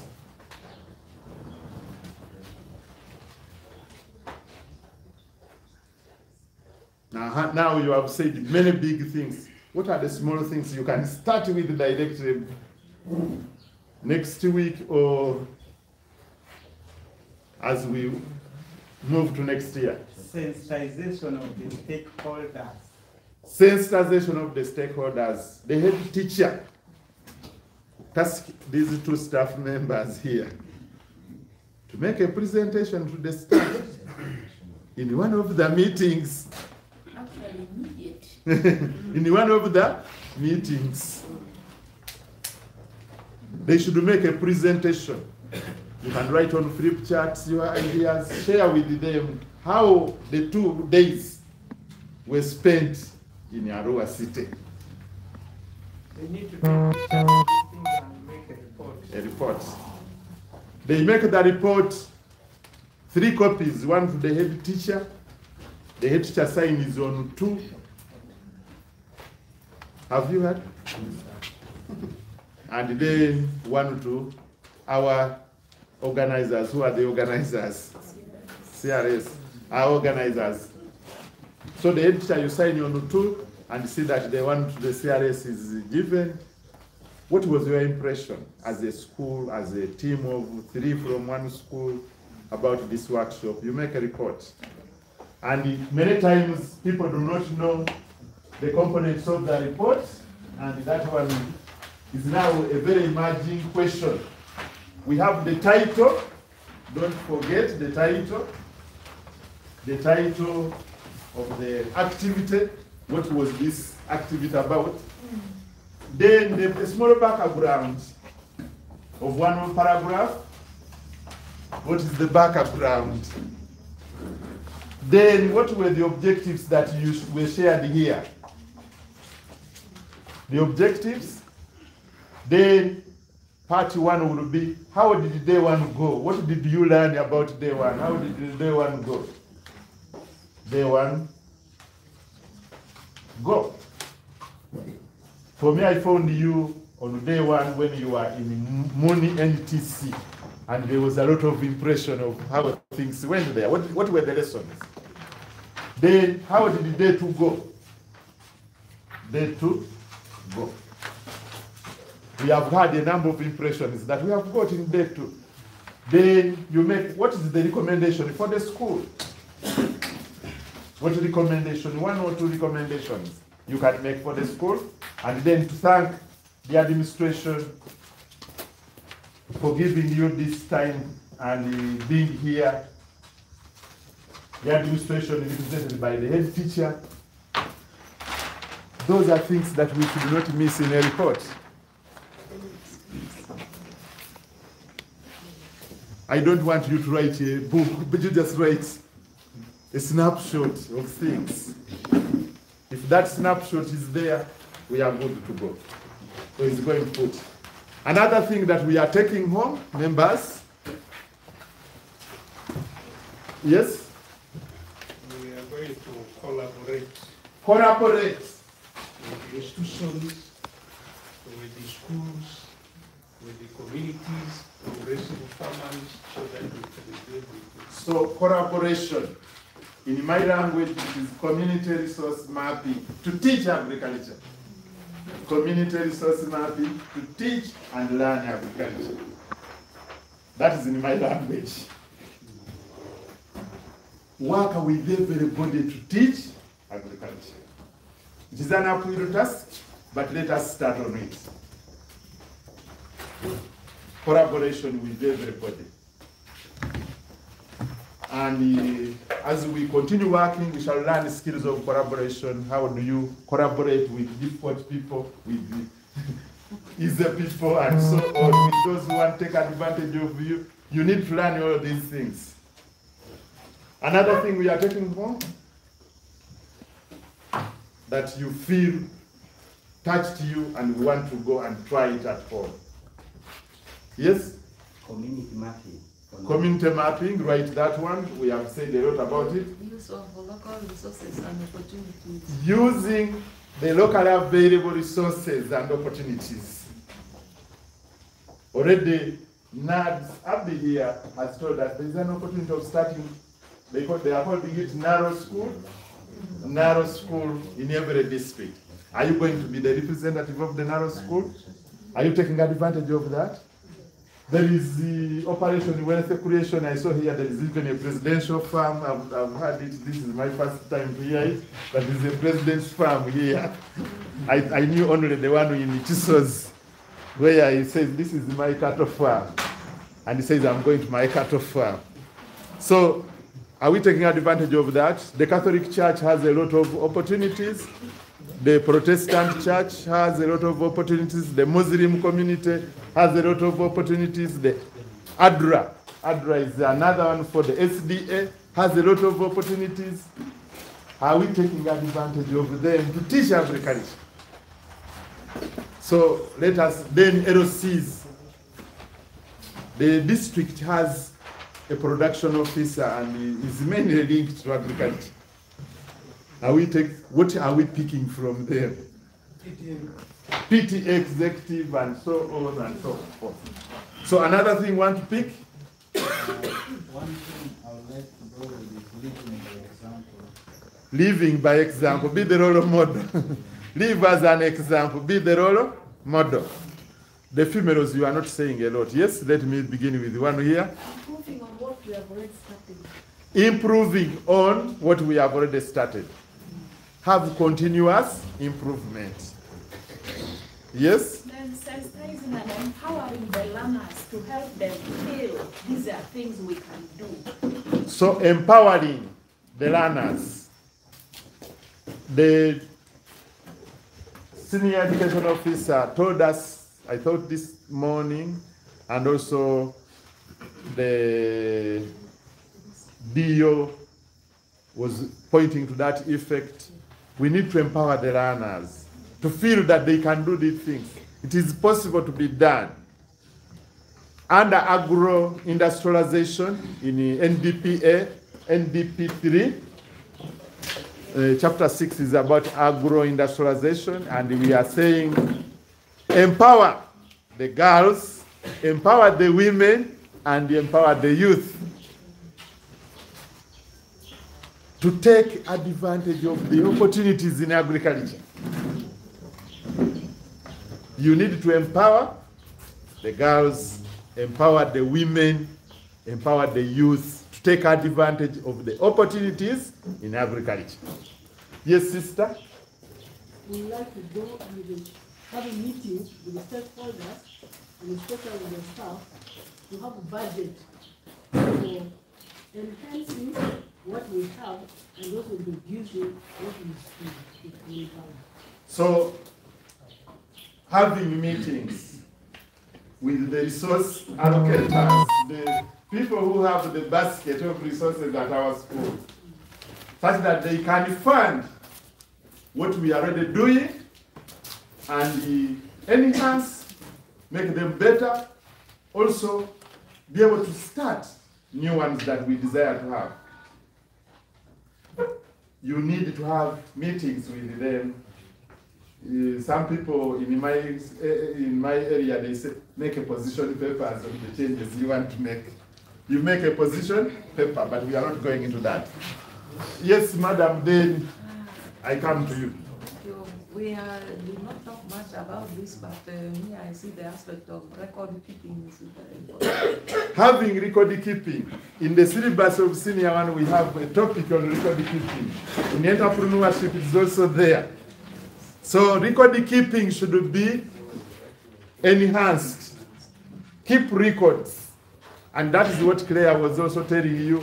We needed to have that record of our resources. They say take an inventory of your resources and so on. Master, tell us your thing because my time is over. I will be going home with the changed mind from fixed to flexible mind. Growth mindset. Let us have growth mindset. There is a lady called Carol Drake.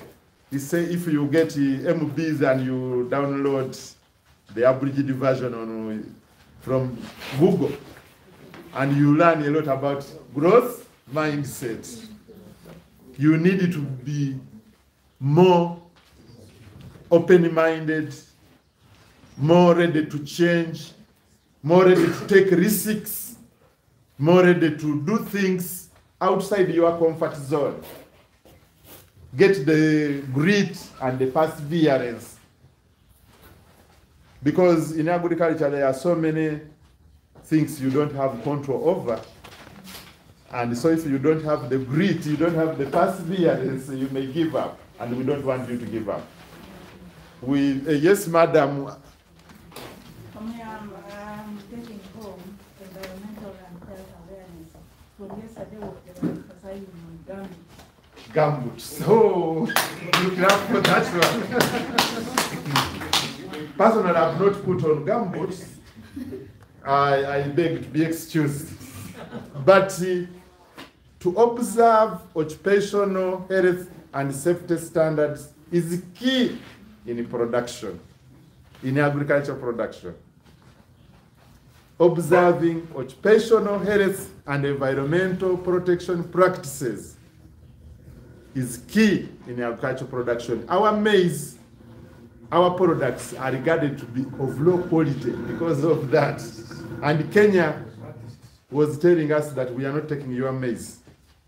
Even milk, the other one was aflatoxin, but milk, it is, Ruto went ahead last December when he was addressing his country, said, our milk for us we shall sell outside and you can't buy cheap milk from Kenya and convert it for the local product consumption here. That was for me a big, big killer. And he was pointing to the fact that our hygienic practices in milk production are bad. So bad. When my friend who has been here from Zardi You saw him, the other one has a lab coat, he has gumboots, they must have hand gloves when they are doing agricultural activities. I see many of the teachers of agriculture posting, hey, they are with learners and they are touching soil with their hands. Then I saw one who was harvesting tomatoes with the learners and the learners had their hands. Already that one does not meet market standards. It doesn't. So the Chinese who are at Karuma, they are buying the tomatoes from South Africa. But we are producing a lot of them here. So that is a challenge. Meat, we are getting problems because we are not observing occupational safety and health standards.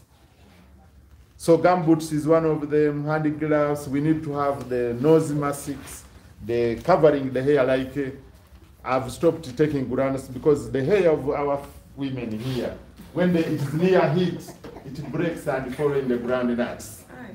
And then you are eating poison of the chemicals from their hair. So I get so disturbed to eat groundnuts and the vegetables with the soup because you will see the hair there. And we need to be more careful.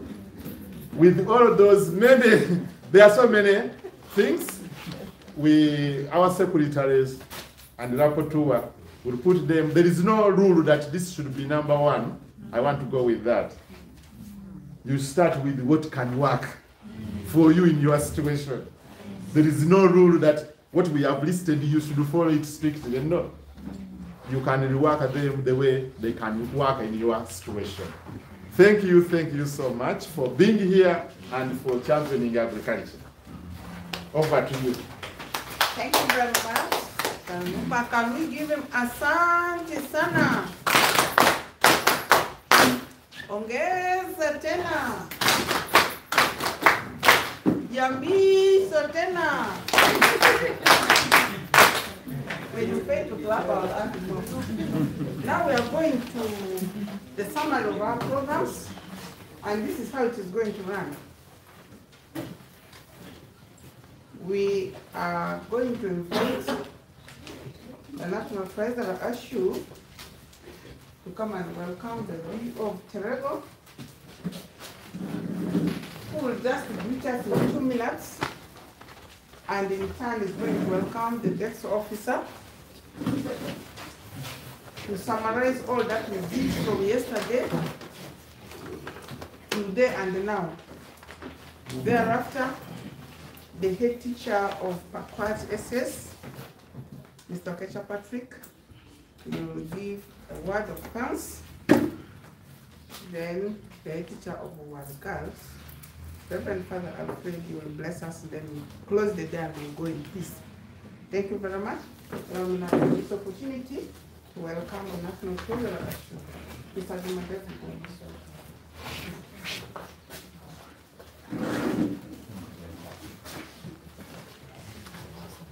In the interest of time, I'd like to observe the protocol. I've been called upon to invite our DEO, Terego District, who also happens to be my to speak to you. But before I do that, in a few minutes, I would like to take this opportunity to really thank, first of all, our desk officer for this, which is the first of its kind, and we are pioneering it in Uganda. And I'm sure the ministry will pick it up to be rolled over to the rest of the regions. But we are really very grateful. I know that he's very passionate about agriculture, because as a teacher in Gayaza High, my daughter was there. I used to go frequently for visits and so on. I really saw what happened in Gayaza High. And I was telling friends here that agriculture, we can produce food in any part of West Nile.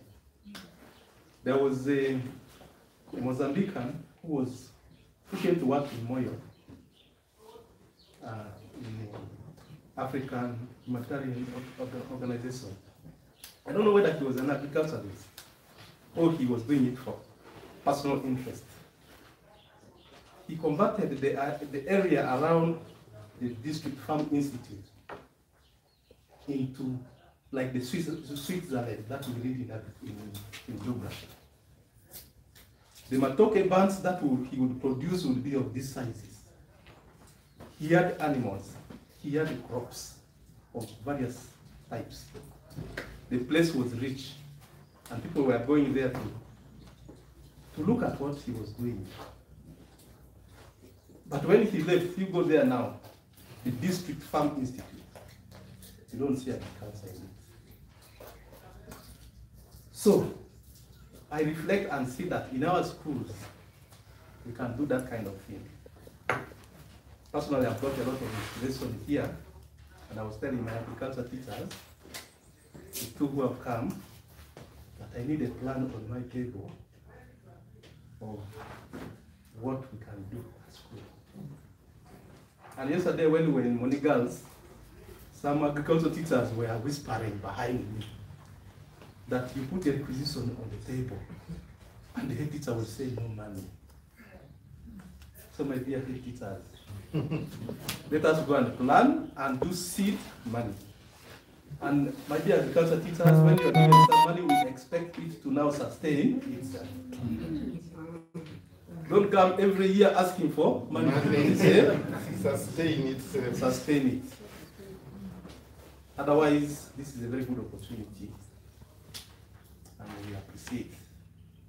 Let us prepare for 2024, May.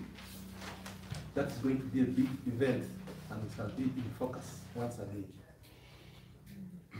Let's cause very good headlines about our agricultural soils. We are grateful. My OB, D of Revo, you're welcome to speak to the people. Thank you, OB and members. My name is HT and Agric, the D of Telugu District Local Government, and many of you are familiar faces. And a good number we were on the same staff some time back before I joined this office. I would like to start by thanking the organizers of this for this wonderful opportunity. More especially NCDC, seeing you are presented here, and then Abi Zardi for hosting us, and ASU. I think this is a very wonderful opportunity. I pray this will not be the last, this will be the beginning of yet another journey. I should have been with you from yesterday and even this morning, but we are handling so many things jumbled, and I could not now be with you. My apologies, but I think I will get information from what has happened. Personally, I'm a fan of agriculture. I did agriculture up to and including senior 4. During our time, there was a plant husbandry, animal husbandry, agricultural mechanization, and economics. That was what we did during our time. And I was an OB of Umbati Secondary School, just close here. We will pass to Arua town via Abi here, and also go back via here, and learn a few things by observation. So agriculture actually is the way to go. Although in many schools they use their punishment, which is unfortunate. We need to change. When they rolled out the new lower secondary curriculum, I also hosted the training. That time I was in November. I hosted a number of schools who did the training. I felt comfortable when they said the lower secondary education is now going to take charge of skills and hands-on training. I was so happy. As local government, we would like to pledge our support to this program.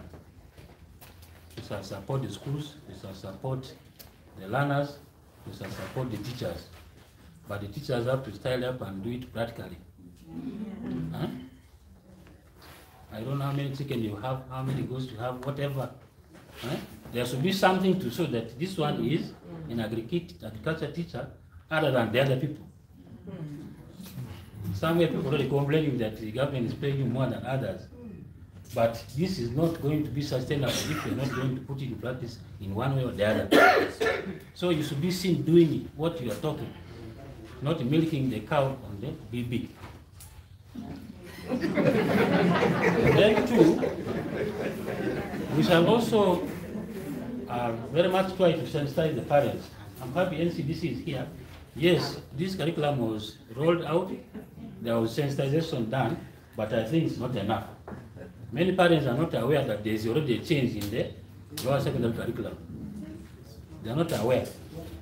They think when the children go to them to say, please, I need charcoal dust, because we are going to, I want to practice the next briquettes.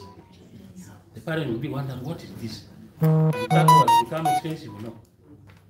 I had a very funny experience with my daughter who is in senior one. She wanted the eggs to try to make cake. I didn't also know that cake is made using eggs. And then they were quarreling with the mother over those eggs. They are going to destroy eggs to make cake. The problem.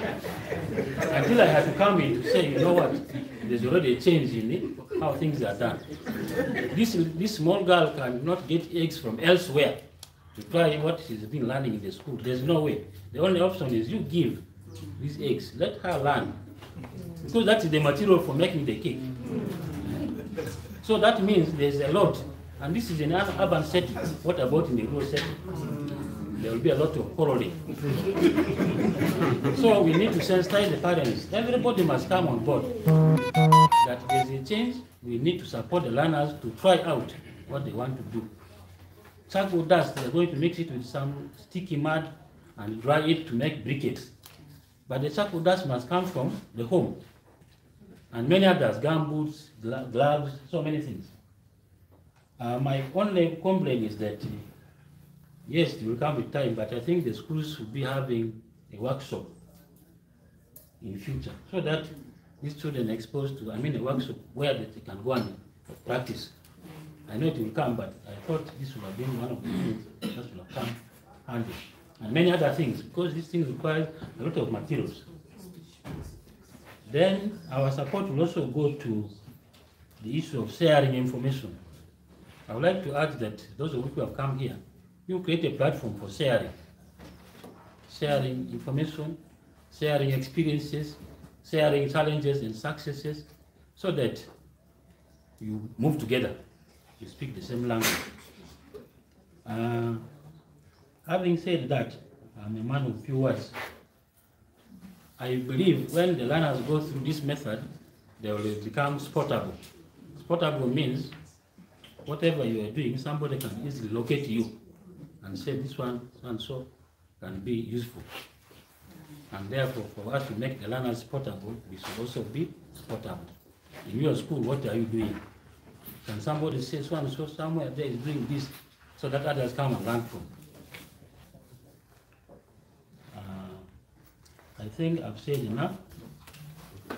I would like to thank the desk officer in a special way for considering us to be #1 in this. We are grateful. I think we cannot thank you enough. This is good. Continue with this spirit. But like Oliver Twist, we say this is good. Thank you very much. But give us more.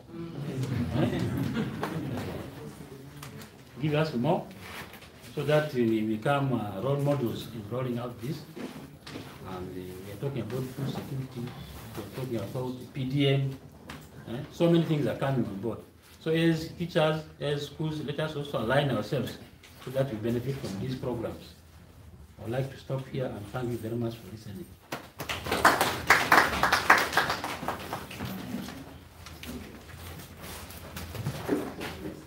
Mr. Diva, sir, the hand clap for you is not enough. Can you give a mic?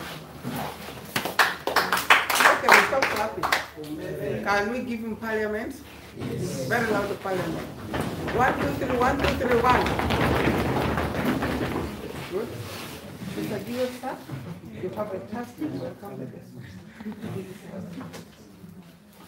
Thank you, Lucy. I'd like to now take this singular honor to invite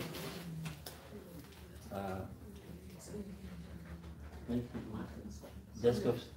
Yes, I'd like to take the singular honor to invite my brother, my friend already, the desk officer, to come and give us a summary of what has happened.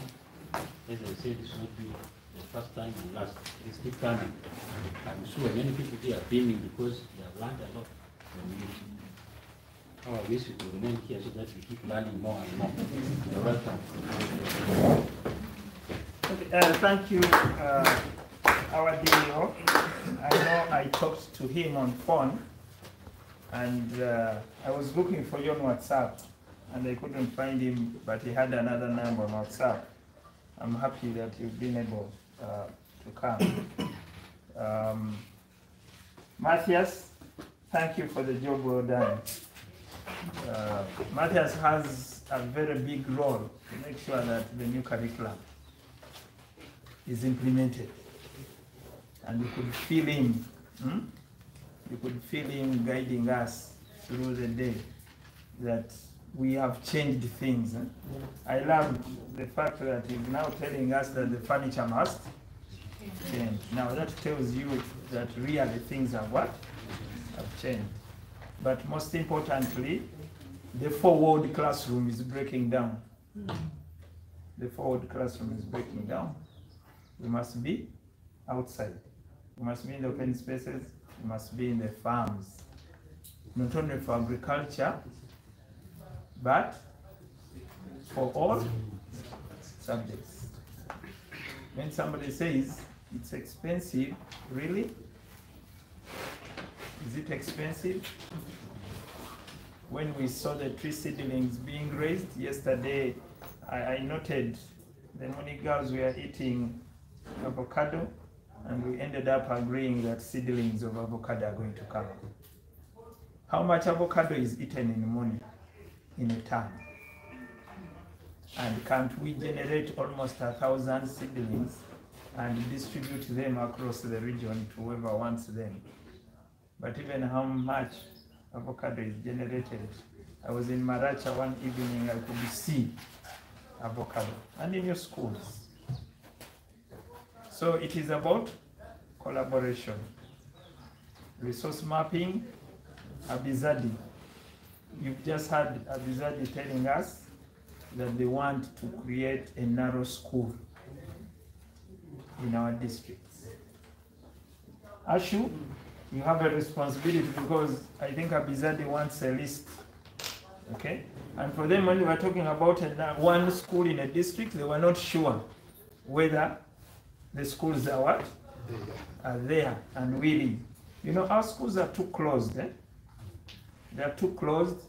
Everybody fears to enter the school. In some schools, maybe not here, but in some schools, you find very good cars driving in. When they look at your students traveling in those buses, they even fear. Will they accept me to tell them about this? Organizations are looking forward to working with the youth. The youth are in our schools, but our gates are closed. Our teachers are in the forward classrooms and they're on the blackboard. Even when we talk about the new curriculum, when you go to school, you see the students are sitting, you know, in circles, but they are still doing the old thing.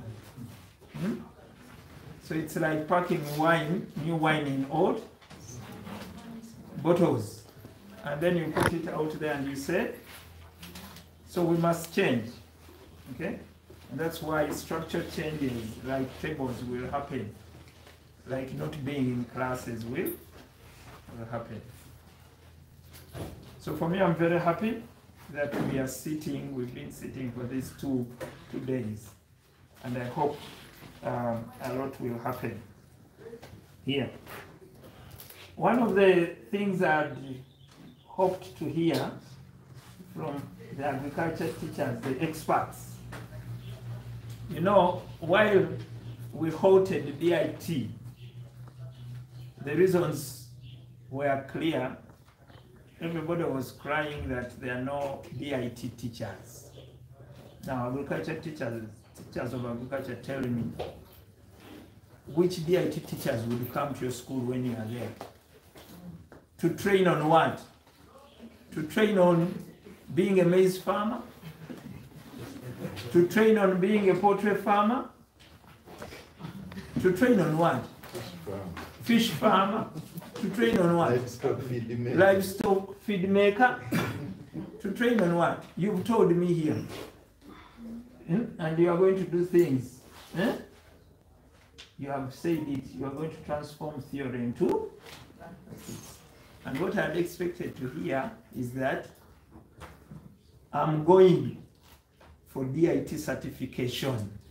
I'm going for DIT certification up to level 2. So that is the support you want your head teacher to give you to be a DIT what? Certified what? Person. So that when you go to level 2, your learners come to level 1. When you go to level 3, your learners come to. So that is a challenge I want to leave with you. There are schools that had already paid for DIT certification, licenses, and you were sure of something, then why don't you go for it? You begin by your teachers being certified. Or come back here, bring them back here for further training Zardi, and then, okay, we should also, I don't know if we still have a representative of Zardi here. I think Zardi should be a DIT center. It is only 300,000, right? Yes. To be a center, but Zardi, we should all come here as teachers. We train, and then we pay our 80,000, we become certified. Because we want to become experts. But I want to challenge the schools in West Nile that actually, even when DIT was halted for us, our students are what? Are ready. They are ready. They should become this farmer. Is there a cassava farmer? Yes. Today I think we ate cassava here, isn't it? And I think schools can grow, and learners could be able to be, they can be taught how to grow. So that is one I want to leave behind. Okay. The second one, yes. I want to punch in a little.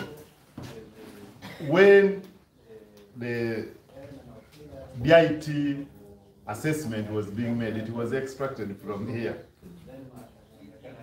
So we expect you to be, according to what I learned when I was joining teaching, they said that you should be 3 steps ahead of those you are going to teach. For me, that's what I learned.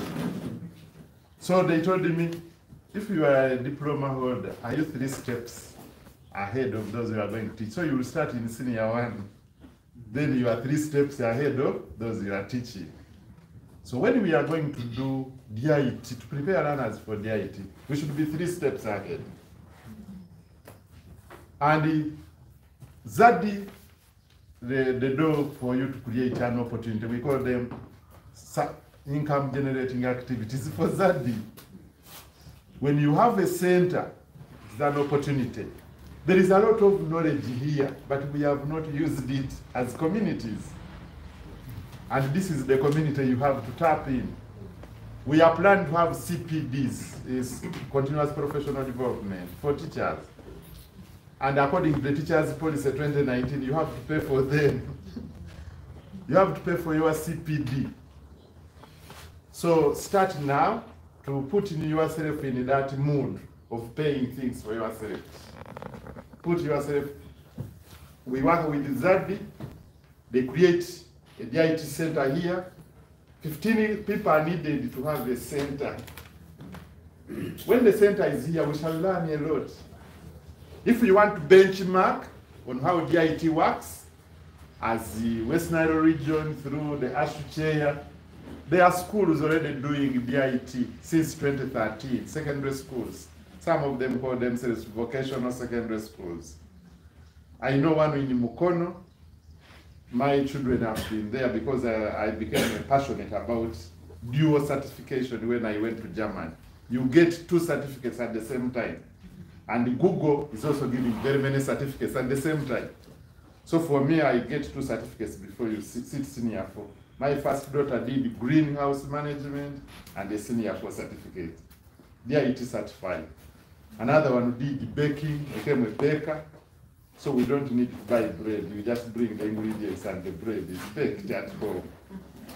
The last one became very weird. A girl decided to say, I want to do plumbing because you pay a lot of money to plumbers. So she's a plumber and she has been certified by DIT. She has her S4 certificate and plumbing. So that one has been there. So if you are ready, it is like all of us want to drive a car, but when it comes to go to the IOV, Inspector of Vehicles, not all of us go there. It is those who are ready. That's how DIT works. You must be ready to perform to the standards. So when Zardi organizes the training, you must come in and learn to be, if they tell you, make for us a biopesticide and they give you materials there, you must be able to do it. You don't say, again, I need to read a textbook. It must be within your hands. So that is the beauty with DIT.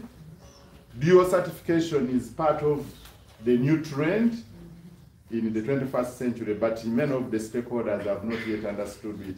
They want you to first learn senior 4, then you go to get a certificate in a technical school. That is an outdated model. Okay, thank you. Okay, thank you. I visited Rugando College. Rugando College is a private school on Rampala Road, in Rampala, just on the road. And this school was actually helping community people to get certified, DIT certification. I really loved that. That's what I wish for the schools here. The other is, as you upskill, as you move forward in skilling yourselves, please reskill the other teachers, because integrating knowledge is going to be key. When you are presenting all this, I was looking at this language teacher who has allowed students to come to your gardens, and they've gone to several technologies, and they come back in the class and they are reporting, they are presenting. Now they are starting their report because the teacher is teaching what? Report. And he gave us steps of report writing, parts of report. He was actually a teacher of English to us. Now that is what the teachers of English are doing every day. But the students don't know where to start from because they've not had this experience. But they can get this experience from you. So at the beginning of term, dear head teachers, make sure that the teachers learn that they can plan together. The agriculture teacher, you're setting up the fields. Work with the English language teacher so that students come for an exposure visit. After all, you are the one who teaches them agriculture. It's the same student. And then they go back to the language lesson to write what? And from here, they are going to the computer room to type. Okay? And as they type, that is now in the computer class, they are sharing the report on the school website or blog. You know, now everything is almost the what? Almost the same. So please. Okay, there is another opportunity in why we want them to plan together. In English language, we have a topic of food in your community. For us, we are teaching vegetables as a food. In entrepreneurship, they are doing market survey about the community. What can the children do? Now, if all these three teachers are together, in food and nutrition, if you have it, they are doing meal planning. You are getting all the subjects together. They are all in senior one. And in physical education, they are saying, what can you eat to be physically fit? So all those teachers can work together and say, we are doing it all. In term 3, biology is teaching about flowering plants and insects. For us, we are teaching in term 3 vegetable growing. Those are the 2 teachers who can work together. Biology and agriculture. But in chemistry, they are doing materials, use of materials. And some of the materials for the vegetable growing are those that people are teaching about in chemistry. We are teaching weathering, which is about also in soil science, in agriculture, but chemistry is teaching the materials. Geography is teaching climate and how it affects us. So the geographers now can work with the biology, with the agriculture, and you plan together because these things are interrelated. They have some commonalities. So weather is there in geography, and you also, with us, we are growing the crops. Biology wants flowering plants and insects. We can get a project, and the project is, how do you attract butterflies in your community? The children, if they want a project, they can get, you just ask them that question, how can you attract butterflies in the school? You will get very many crops, which will include vegetables, they include the fruit crops, and you are in business. And they present it, and you will see how it can help you to teach deeply for deep understanding. So maybe when you talk about butterflies, I think it's telling you that flowering of plants it requires, and that is where those who have bees also have to come in.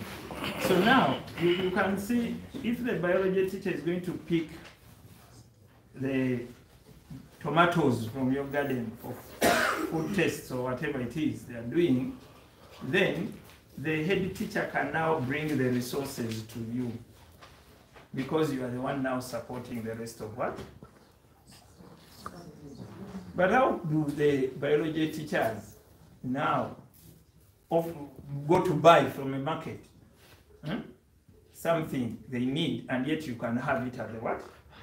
At the farm. Even if you don't have a farm, you can raise tomatoes in buckets because you are an expert in urban farming. So you see now the head teacher will now have a chance to bring money to you because you are now the what? The focus. So dear agriculture teachers, you are so central to us. You're so central to us that you cannot afford to sleep in the new curriculum.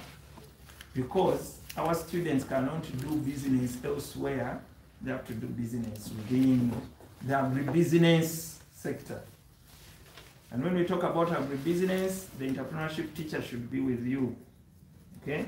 One thing we talked about is that agriculture teachers, you are going to reskill into entrepreneurship teachers because you have the economics part of your agriculture. To be quick for you, Money NTC, we are going to talk to Money NTC to start a CPD so that you reskill into entrepreneurship. Then the entrepreneurship teachers must also reskill into what? Agriculture, because there's nothing they are teaching in what? Entrepreneurship that is not what? Agriculture. Most of the things they know are within. Otherwise, they are keeping onto the blackboard. So, both of you, in the future, you should become one person, and therefore, being that entrepreneurship is compulsory now, agriculture entrepreneurship is common, your fellow agriculturists are now going to have so many places. Okay? So stop complaining that agriculture is not what? Compulsory, because even entrepreneurship depends on what? On you. So your places are there. But we just have to demonstrate that here in West Nile so that we now get the rest of the country going. So some of the things that we were talking about have already been, Zardi is already in agreement with us. Come May 2024, they will be open to us. We are going to work out the modalities. We were told here that the SDGs are with us, okay? And quality education is about us making education relevant, and you are the people to help us make this relevant.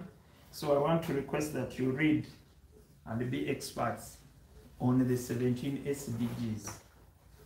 Dear head teachers, what are the 17 SDGs? All of your staff must know the 17 SDGs. And what are you doing as a school? For us in West Nile, my job is to ask the teachers, what are you doing about the SDGs? We already told that 4 of them are what? Are with us. But what about the other SDGs? Are they with you when you are taking waste and converting it into what? Into feeds for animals. Somebody was talking about certificates. We have said your job is to train others. Okay? So the first certificate we expect out of you will actually be the DIT certificate. DIT certificate. For us, we can only come to congratulate you and we can give you a top up, but then you have what? A certificate that you are an expert. Okay? But we must certify you as a trainer. You've done that, but you cannot train when probably DIT certificate is not with you. Somebody was talking about having seedlings, and they wanted to go with seedlings. And then we are saying, Mooney Girls, SS has seedlings. How come they have seedlings? You must have the seedlings, create the seedlings. They taught us grafting, okay? Create the seedlings and sell the seedlings. Look at it, that you can actually create seedlings and what? And sell. But we already know, they've told us that some schools are going to become narrow schools with narrow gardens. They are willing. And as I said, maybe they want to do more schools in one district, but they are not sure. So let us show that we are ready, and this will come to pass. We want to thank CRS for the support, for bringing us together. I know that I'm pulling their legs now into Acholi, and there is something good coming up. So I don't know if it is our friend here who is going to travel there because they don't have a presence there, but I think we're on the right path. They will accept to go to Acholi because I want to remind you that we are almost one region. So those who are not on the West Nile Acholi network group and they're still on just West Nile, please migrate. And the Acholi, also we are telling them to move from Acholi alone and come to West Nile Acholi because we are one group. We are one group. I'm the same desk office. I cannot have 2 different regions. The regions must be the same in terms of performance, and that is my job to do. Okay? So please, head teachers, let's see your work on your blogs, on your website. We have been training on this. Technology, we must be visible. We cannot change this country when we are not visible. The agriculture teachers, you work with the ICT teachers in your schools because we want pictures from your gardens. But migrate yourself, reskill yourself into what? Into the photographer, into using technology, and head teachers reskill. The word is what? Reskilling is when you are trying to move from your old to a new one. Upskilling is where you are adding to your agriculture. Reskill and make sure you are better centered in all that we do. As we prepare for retirement, we must have something to do. We don't want you to hang on to the job. We want you to be the great farmer in that region. That's why you trained. Head teachers, The work you're going to do in your schools must make you the greatest what? Entrepreneur in the region. After all, your name is known, head teacher of Nyanglia. So then it means your farm will become very what? Wherever you will be. So this thing is about you, it is not about us. This thing is about you. These gambots we have asked you to put on today must remain on. They must remain on. Our job is to expose you, to take you for exposure visits. We have started, by the way. I don't know where we will end, but you can only move with us if you are very active and we can see your work. Okay? But remember, in May 2024, we have made a promise to everyone. I've just been speaking on radio here. I don't know where they are going to take that radio. This video is being seen by many people. We have said we are bringing the whole world to this place. And in those 6 days, this man will be online. We shall be everywhere in East Africa and the whole world, because we want the whole world to know about West Nile, because our honey must go up to the London shops. That's what I mentioned at the very start. So, the people who are the pioneers, the pilot groups, by May 2024, we must see stalls reading Vura SS honey, St. Charles Rwangako Boko honey.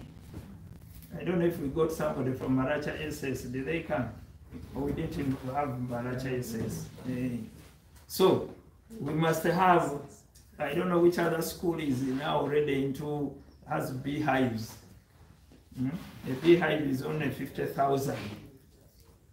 I don't know if they lied to me, but they told me that that box which we pay for 50,000 will give us 20 liters of honey. But even if it gives us 10, each liter goes for 20,000. That is 200,000. You have put in 50,000. I've put in 50,000. Vura SS, the 5 boxes we brought, that was a seed. Now you must make for others, for the next school, for the next school. The next school, when you give them, they also give. That's how we move. So, we want to send you exams for end of term or senior, the end of year for senior 1, 2, 3. Those are resistors. They create exam. Oh, for us we saw the pre-test papers, but what they are selling to you is the old exams, which is not the new curriculum. Because in the new curriculum, the items should not be more than 4 in most of the subjects. In agriculture, we have 3. In entrepreneurship, there are only 2 items to be answered, and they are scenario-based. So if somebody brings you a paper with 10 numbers, it's not being used, it's a resistor. Then we have now the stage of acceptance. Acceptance. For you, you are saying, what can we do to make it work? What can we do to make it work? You are looking for ways to do it. Then commitment, you are going out of the way to do it. You sleep it, you drink it, you dream about it, and you are all the time, all the energy, all the resources you are putting into it such that it succeeds. You are committed. Those are 4 stages of implementing anything new. Anything new. So do not get discouraged with the denials people, the resistor people. Work with those in acceptance who are looking for ways. What can I do to make it work? Some people, we are just saying the old curriculum. If we reach December and January, Odomo brings the exam out and declares that the old curriculum is now phased out. The one of 1918 with the curve of 208. It will be gone. We are saying it should go. It has been here for more than 50 years or 100 years. It should go. So if you are not ready to change, change will change you. So, Master. Okay. So what I'm talking about, I trained as an expert in learning for change. So whatever I use in West Nile is something grounded with me. Okay? But I was talking about the theories of change. There are many. And I started with the diffusion of innovation theory. That's how change happens. There are those who are champions and then the others. But then there is also the theory, the elephant rider theory. The elephant rider theory says when you look at a person, there is a big elephant behind them. There are challenges. They are hearing you. Because for you are complaining in your school. But I'm telling them they are not what? Listening. But the man has a big challenge here. Maybe the family, maybe the wife, maybe it is money, maybe it is. So you have to identify the elephant of the person. And then you begin to work on the elephant slowly. That is why you provide evening cup of tea if you want teachers to remain at school. You put a cup of tea, you put Guinness. You are working on their elephant. Then the man says, since I've taken a cup of tea, let me go back for an extra lesson. And then there are something like that. Okay? But we know the greatest is the empowerment spiral. The empowerment spiral is, do not think that when you tell people that I want this or this is good for you, then they accept it. Take them to the change you want them to have. So bring them to Zardi. We have brought you to Zardi with a purpose for you to begin to picture your school, to begin to see the cabbages in your school, to begin to see the poultry unit, where the maggots are being what? Consumed as feeds, and therefore it is easy for you to what? To rear poultry. And then you start to think about it. You say, let me go back again to Zardi. And I go to, where we were at even Muni Girls. Let me go back. Or let me watch the video again that was recorded. And then you say, I think I can do it. So we will, for us, continue to look for opportunities to take you to different things so that you see what we are talking about. The most important thing is that education in our schools must become relevant. And the lower secondary curriculum must be implemented and implemented well. So ladies and gentlemen, it's been a pleasure being here with you, and I want to thank Ashu for making this possible and for inviting me. Okay? For inviting me, because you could have said, oh, you talked about this CRS as accepted, but desk officer do not come. And for always inviting me and welcoming me to your region. It feels so good to come to a place where you feel warm. You feel warm, you feel loved, you feel they want you. Okay? And how I wish I would be here every other day. I think that would be great. But even when we are far, let us work. Let us become the very best, and let us move this country. I want to thank Matthias, I want to thank our DEO, Ashu team, and everyone for making this possible. And with that, I think I have the humble pleasure to declare this workshop closed.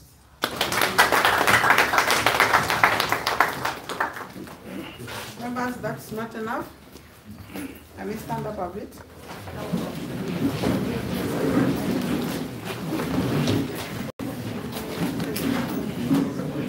If people are getting up, That is fine. I want to be the conductor of this house right now. We are going to sing a song where all men in the house will just be saying, to whom to whom to whom to whom. Okay, the voices will come, you know the song. We are telling him, to whom do you belong to? Okay, the ladies sing. No, they know. They have already highlighted. Okay, let us be in threes. We are going to have the first group. We say, to whom does it belong to? To whom does it belong to? The second one will say, to whom to whom to whom to. The last one, to. Now the last group is going to start. Bass is going to start. 1, 2, 3, start.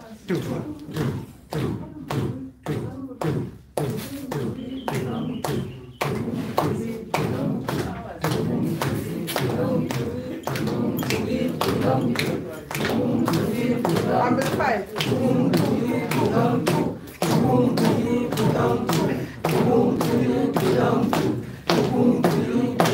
Ah, that is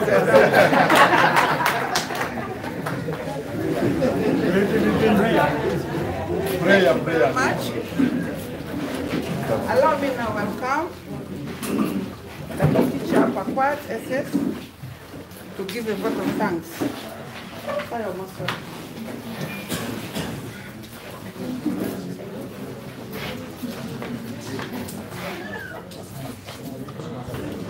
Thank you very much, our dear MC,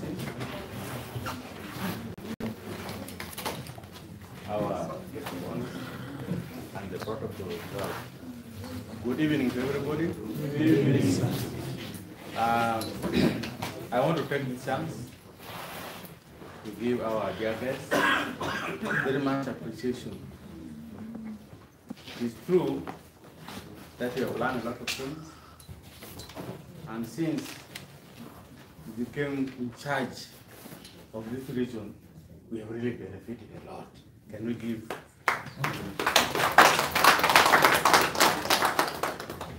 Our dear guest, Officer Sir, before you are the head teachers and the big teachers who have come for a purpose. And the purpose has been achieved. On day one, when we were being taken through, I thought it was a miracle. But when I look at the black goat, and they were associating themselves with some simple leaves, I really got so much excited. As if that was not enough. When we went for the other issue of the bees, one time I was badly stung by the bees in my own house. And yesterday, now they should have 2 gates. You move, so when you move around. I could not write anything, but the things were all here. Can we really give appreciation to the staff right here? In fact, we've learned a lot of things from here. This morning, when they were talking about the eggs, as if it was a surprise, I was looking at the water. I was even having water in my hand. and I look at the cooking oil. The only difference was the sunflower. Now what if I have the other one, the palm? Because I saw the other tree was having the, what if I have the oil from the palm tree? What will want to happen? And who is not going to carry that one home? Definitely, even if you're not writing, things are here. And that is the beauty of the new lower secondary curriculum. I really want to appreciate you for giving all your time in this region. Our dear head teachers, there are certain things which you cannot just simply talk about it. We know when you come like this, you know this people when they talk a lot. That I'm going for by the Losa. That is now a big term. When that it is about 300,000. And I needed what? A tractor. I will just move from Papua to go and get it from Napea. Oh, the only place is only when the thing is just locally got here. And so when you are an art teacher, head teacher, they will really be disturbing you. So you can say this kind of sitting will make us collaborate. No one will deceive us. We cannot only sit. And we cannot be so economical also. You know, this is the beauty of bringing us together. And sometimes when you see with the elders, sometimes you think, this may not happen. So I promise that these people have gone when they already changed. And we have really positive change. This thing, as they're talking about how planning for retirement package. In fact, when they were teaching about the grafted man, I was even, in fact, last year I was given 60 of them, but now I don't have one. So when they mentioned somewhat they are political, I was excited. That means I cannot pick from here and compare. Yes. Is it true that it was political or they are trying to market? You know, this word here, I thought it was a local language. Yeah? Abi Zardi. Abi, I used to have it, Abi Farm. We used to bring students here, but we say Abi Farm. But when I enter here, all the time it was Abi Zardi. This Zardi here, what is it meat or what? Because you know when they talk about that, it's all about meat, isn't it? Yes. Now, I was asking one of them, I said, no. One of the teachers was giving me the appreciation which I have at heart. And yet when I was entering here, I could not even read this. And the engagement was also there. You can see how we are learning. So I'm really very happy that all of us really appreciate it. You can see we used to have those theoretical and people will be running away. But when I remember when the guests were saying, when we are for vegetable there, you can come, we shall go. But did you go again? That is the science we normally use in management. You make sure that people feel very happy.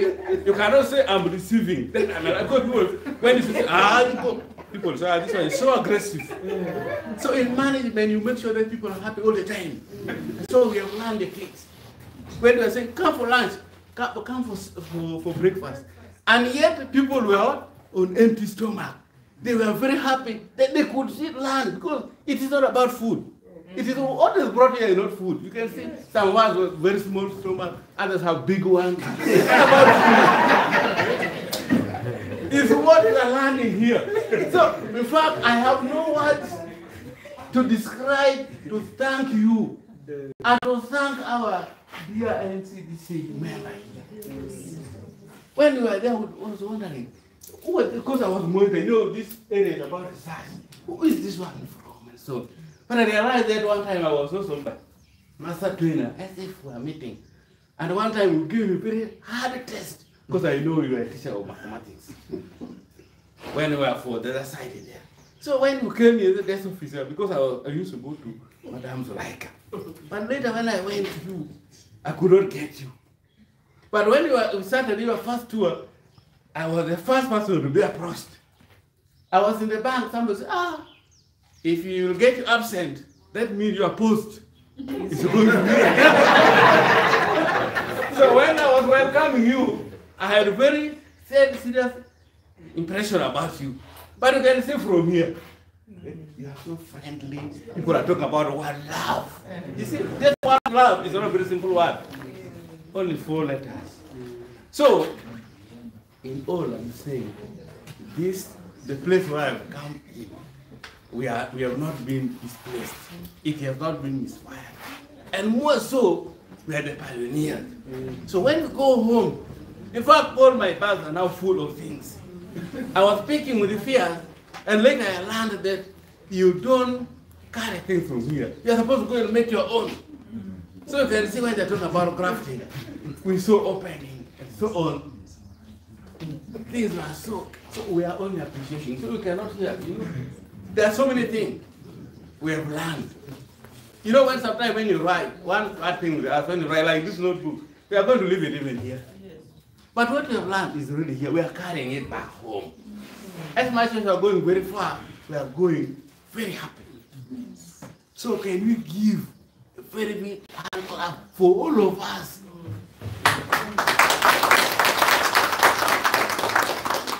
since it's a mathematician, I was thinking about 3 factorial. So any math teacher can come and show us how we normally give 3 factorial. How do you normally give it? You can demonstrate it. Okay, fine. This is how we're going to appreciate him by giving 3 factorials. First of all, we begin, you clap 3 times. 1, 2, 3. Then the second set of clap you give twice. 1, 2. Then the last one you give once. All together. 1, 2, 3. 1, 2. All together. So members. You can now sit down. Oh, thank you.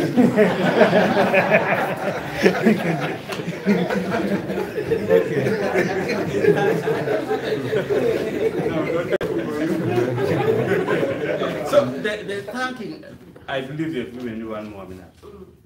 I've now learned. Remember, I'm a math teacher. Yes, let me give you 1 more minute. I'm a math teacher because when you came to hit on, I'd forgotten some other people. Hey. I was only concentrating on him. I went to, so I thought maybe I was having that. You know when things are good, palatability is very important. So, our dear CRS, is it CRS? Catholic CRS. Aha. So in a special way, we gain a lot of knowledge from you. So we cannot go like that. So we shall combine all the appreciation. Otherwise, you are supposed to be a 3 factorial using. Then, so that is the reason what cause commotion here. So, I can now request everybody so that we appreciate all of us. So we are going to use the 3 factorial. So we warm up, we start.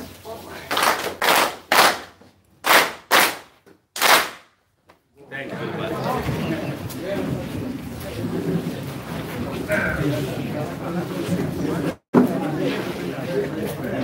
I was waiting for you to see the program, but I will not talk.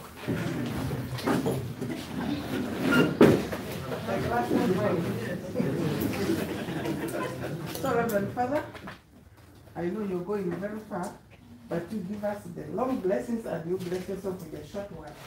So come on, bless us. So that we can Thank you. Thank you. Yeah, that's good to start. Thank you. Thank you with you and also the CRS and all my dear colleagues. Good evening. I'm not going to make a speech. I've been asked to pray. What is our guys? I call myself a mistress. Because obviously it's for government to put ladies, girls too. But the diocese saw that they needed me. And so I've been here for some time. They're trying to push forward the school. Yes, so they can don't be scandalized. Thank you very much. In the name of the Father, and of the Son, and of the Holy Spirit. God our Father, we thank you for this great day, for this great moment, this great encounter and experience and learning. All wisdom comes from you, all goodness comes from you alone. We thank you for having guided us and protected us and given us your wisdom all these days. We thank and bless you for all the people involved who gave us this knowledge. They can bless you for the center. They can bless you for all the officials who came by. They can bless you for the help that you protected through these days. We thank and bless you for the journeys in. We invoke your blessings, Lord, as we go back. Give us journey mercies and your protection. Lord, we ask you also to open the ways for those who are getting difficulty right now on the road, that they may have a way, a breakthrough. Also, Lord, for protection as we travel from accidents and sudden challenges of difficulties and problems. Lord, we ask you in the name of Jesus that you glorify your name in all that you have learned. As we go back, we become seeds of blessings for your students, for your people, for our colleges, in all the places we go to. Protect us from fear and all harm and all danger, for the glory of your name. Through Jesus Christ our Lord. Amen. The Lord be with you. Amen. Almighty God bless you, Father, the Son, and the Holy Spirit. Amen. much further, culture, and leisure. I know what none of you expect from me. Please, your contacts are with us. Wait for the phone call.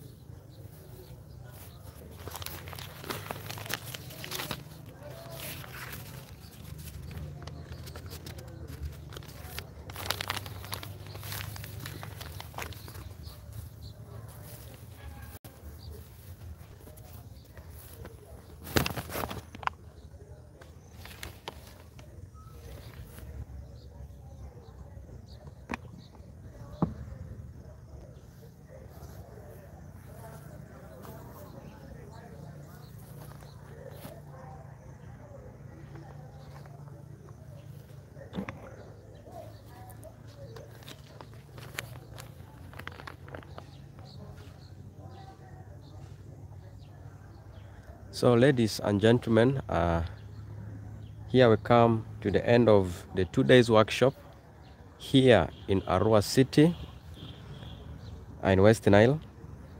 The workshop was all about leveraging the resources of the Abi Zonal Agricultural Research and Development Institute to support the implementation of the newly revised lower secondary school curriculum.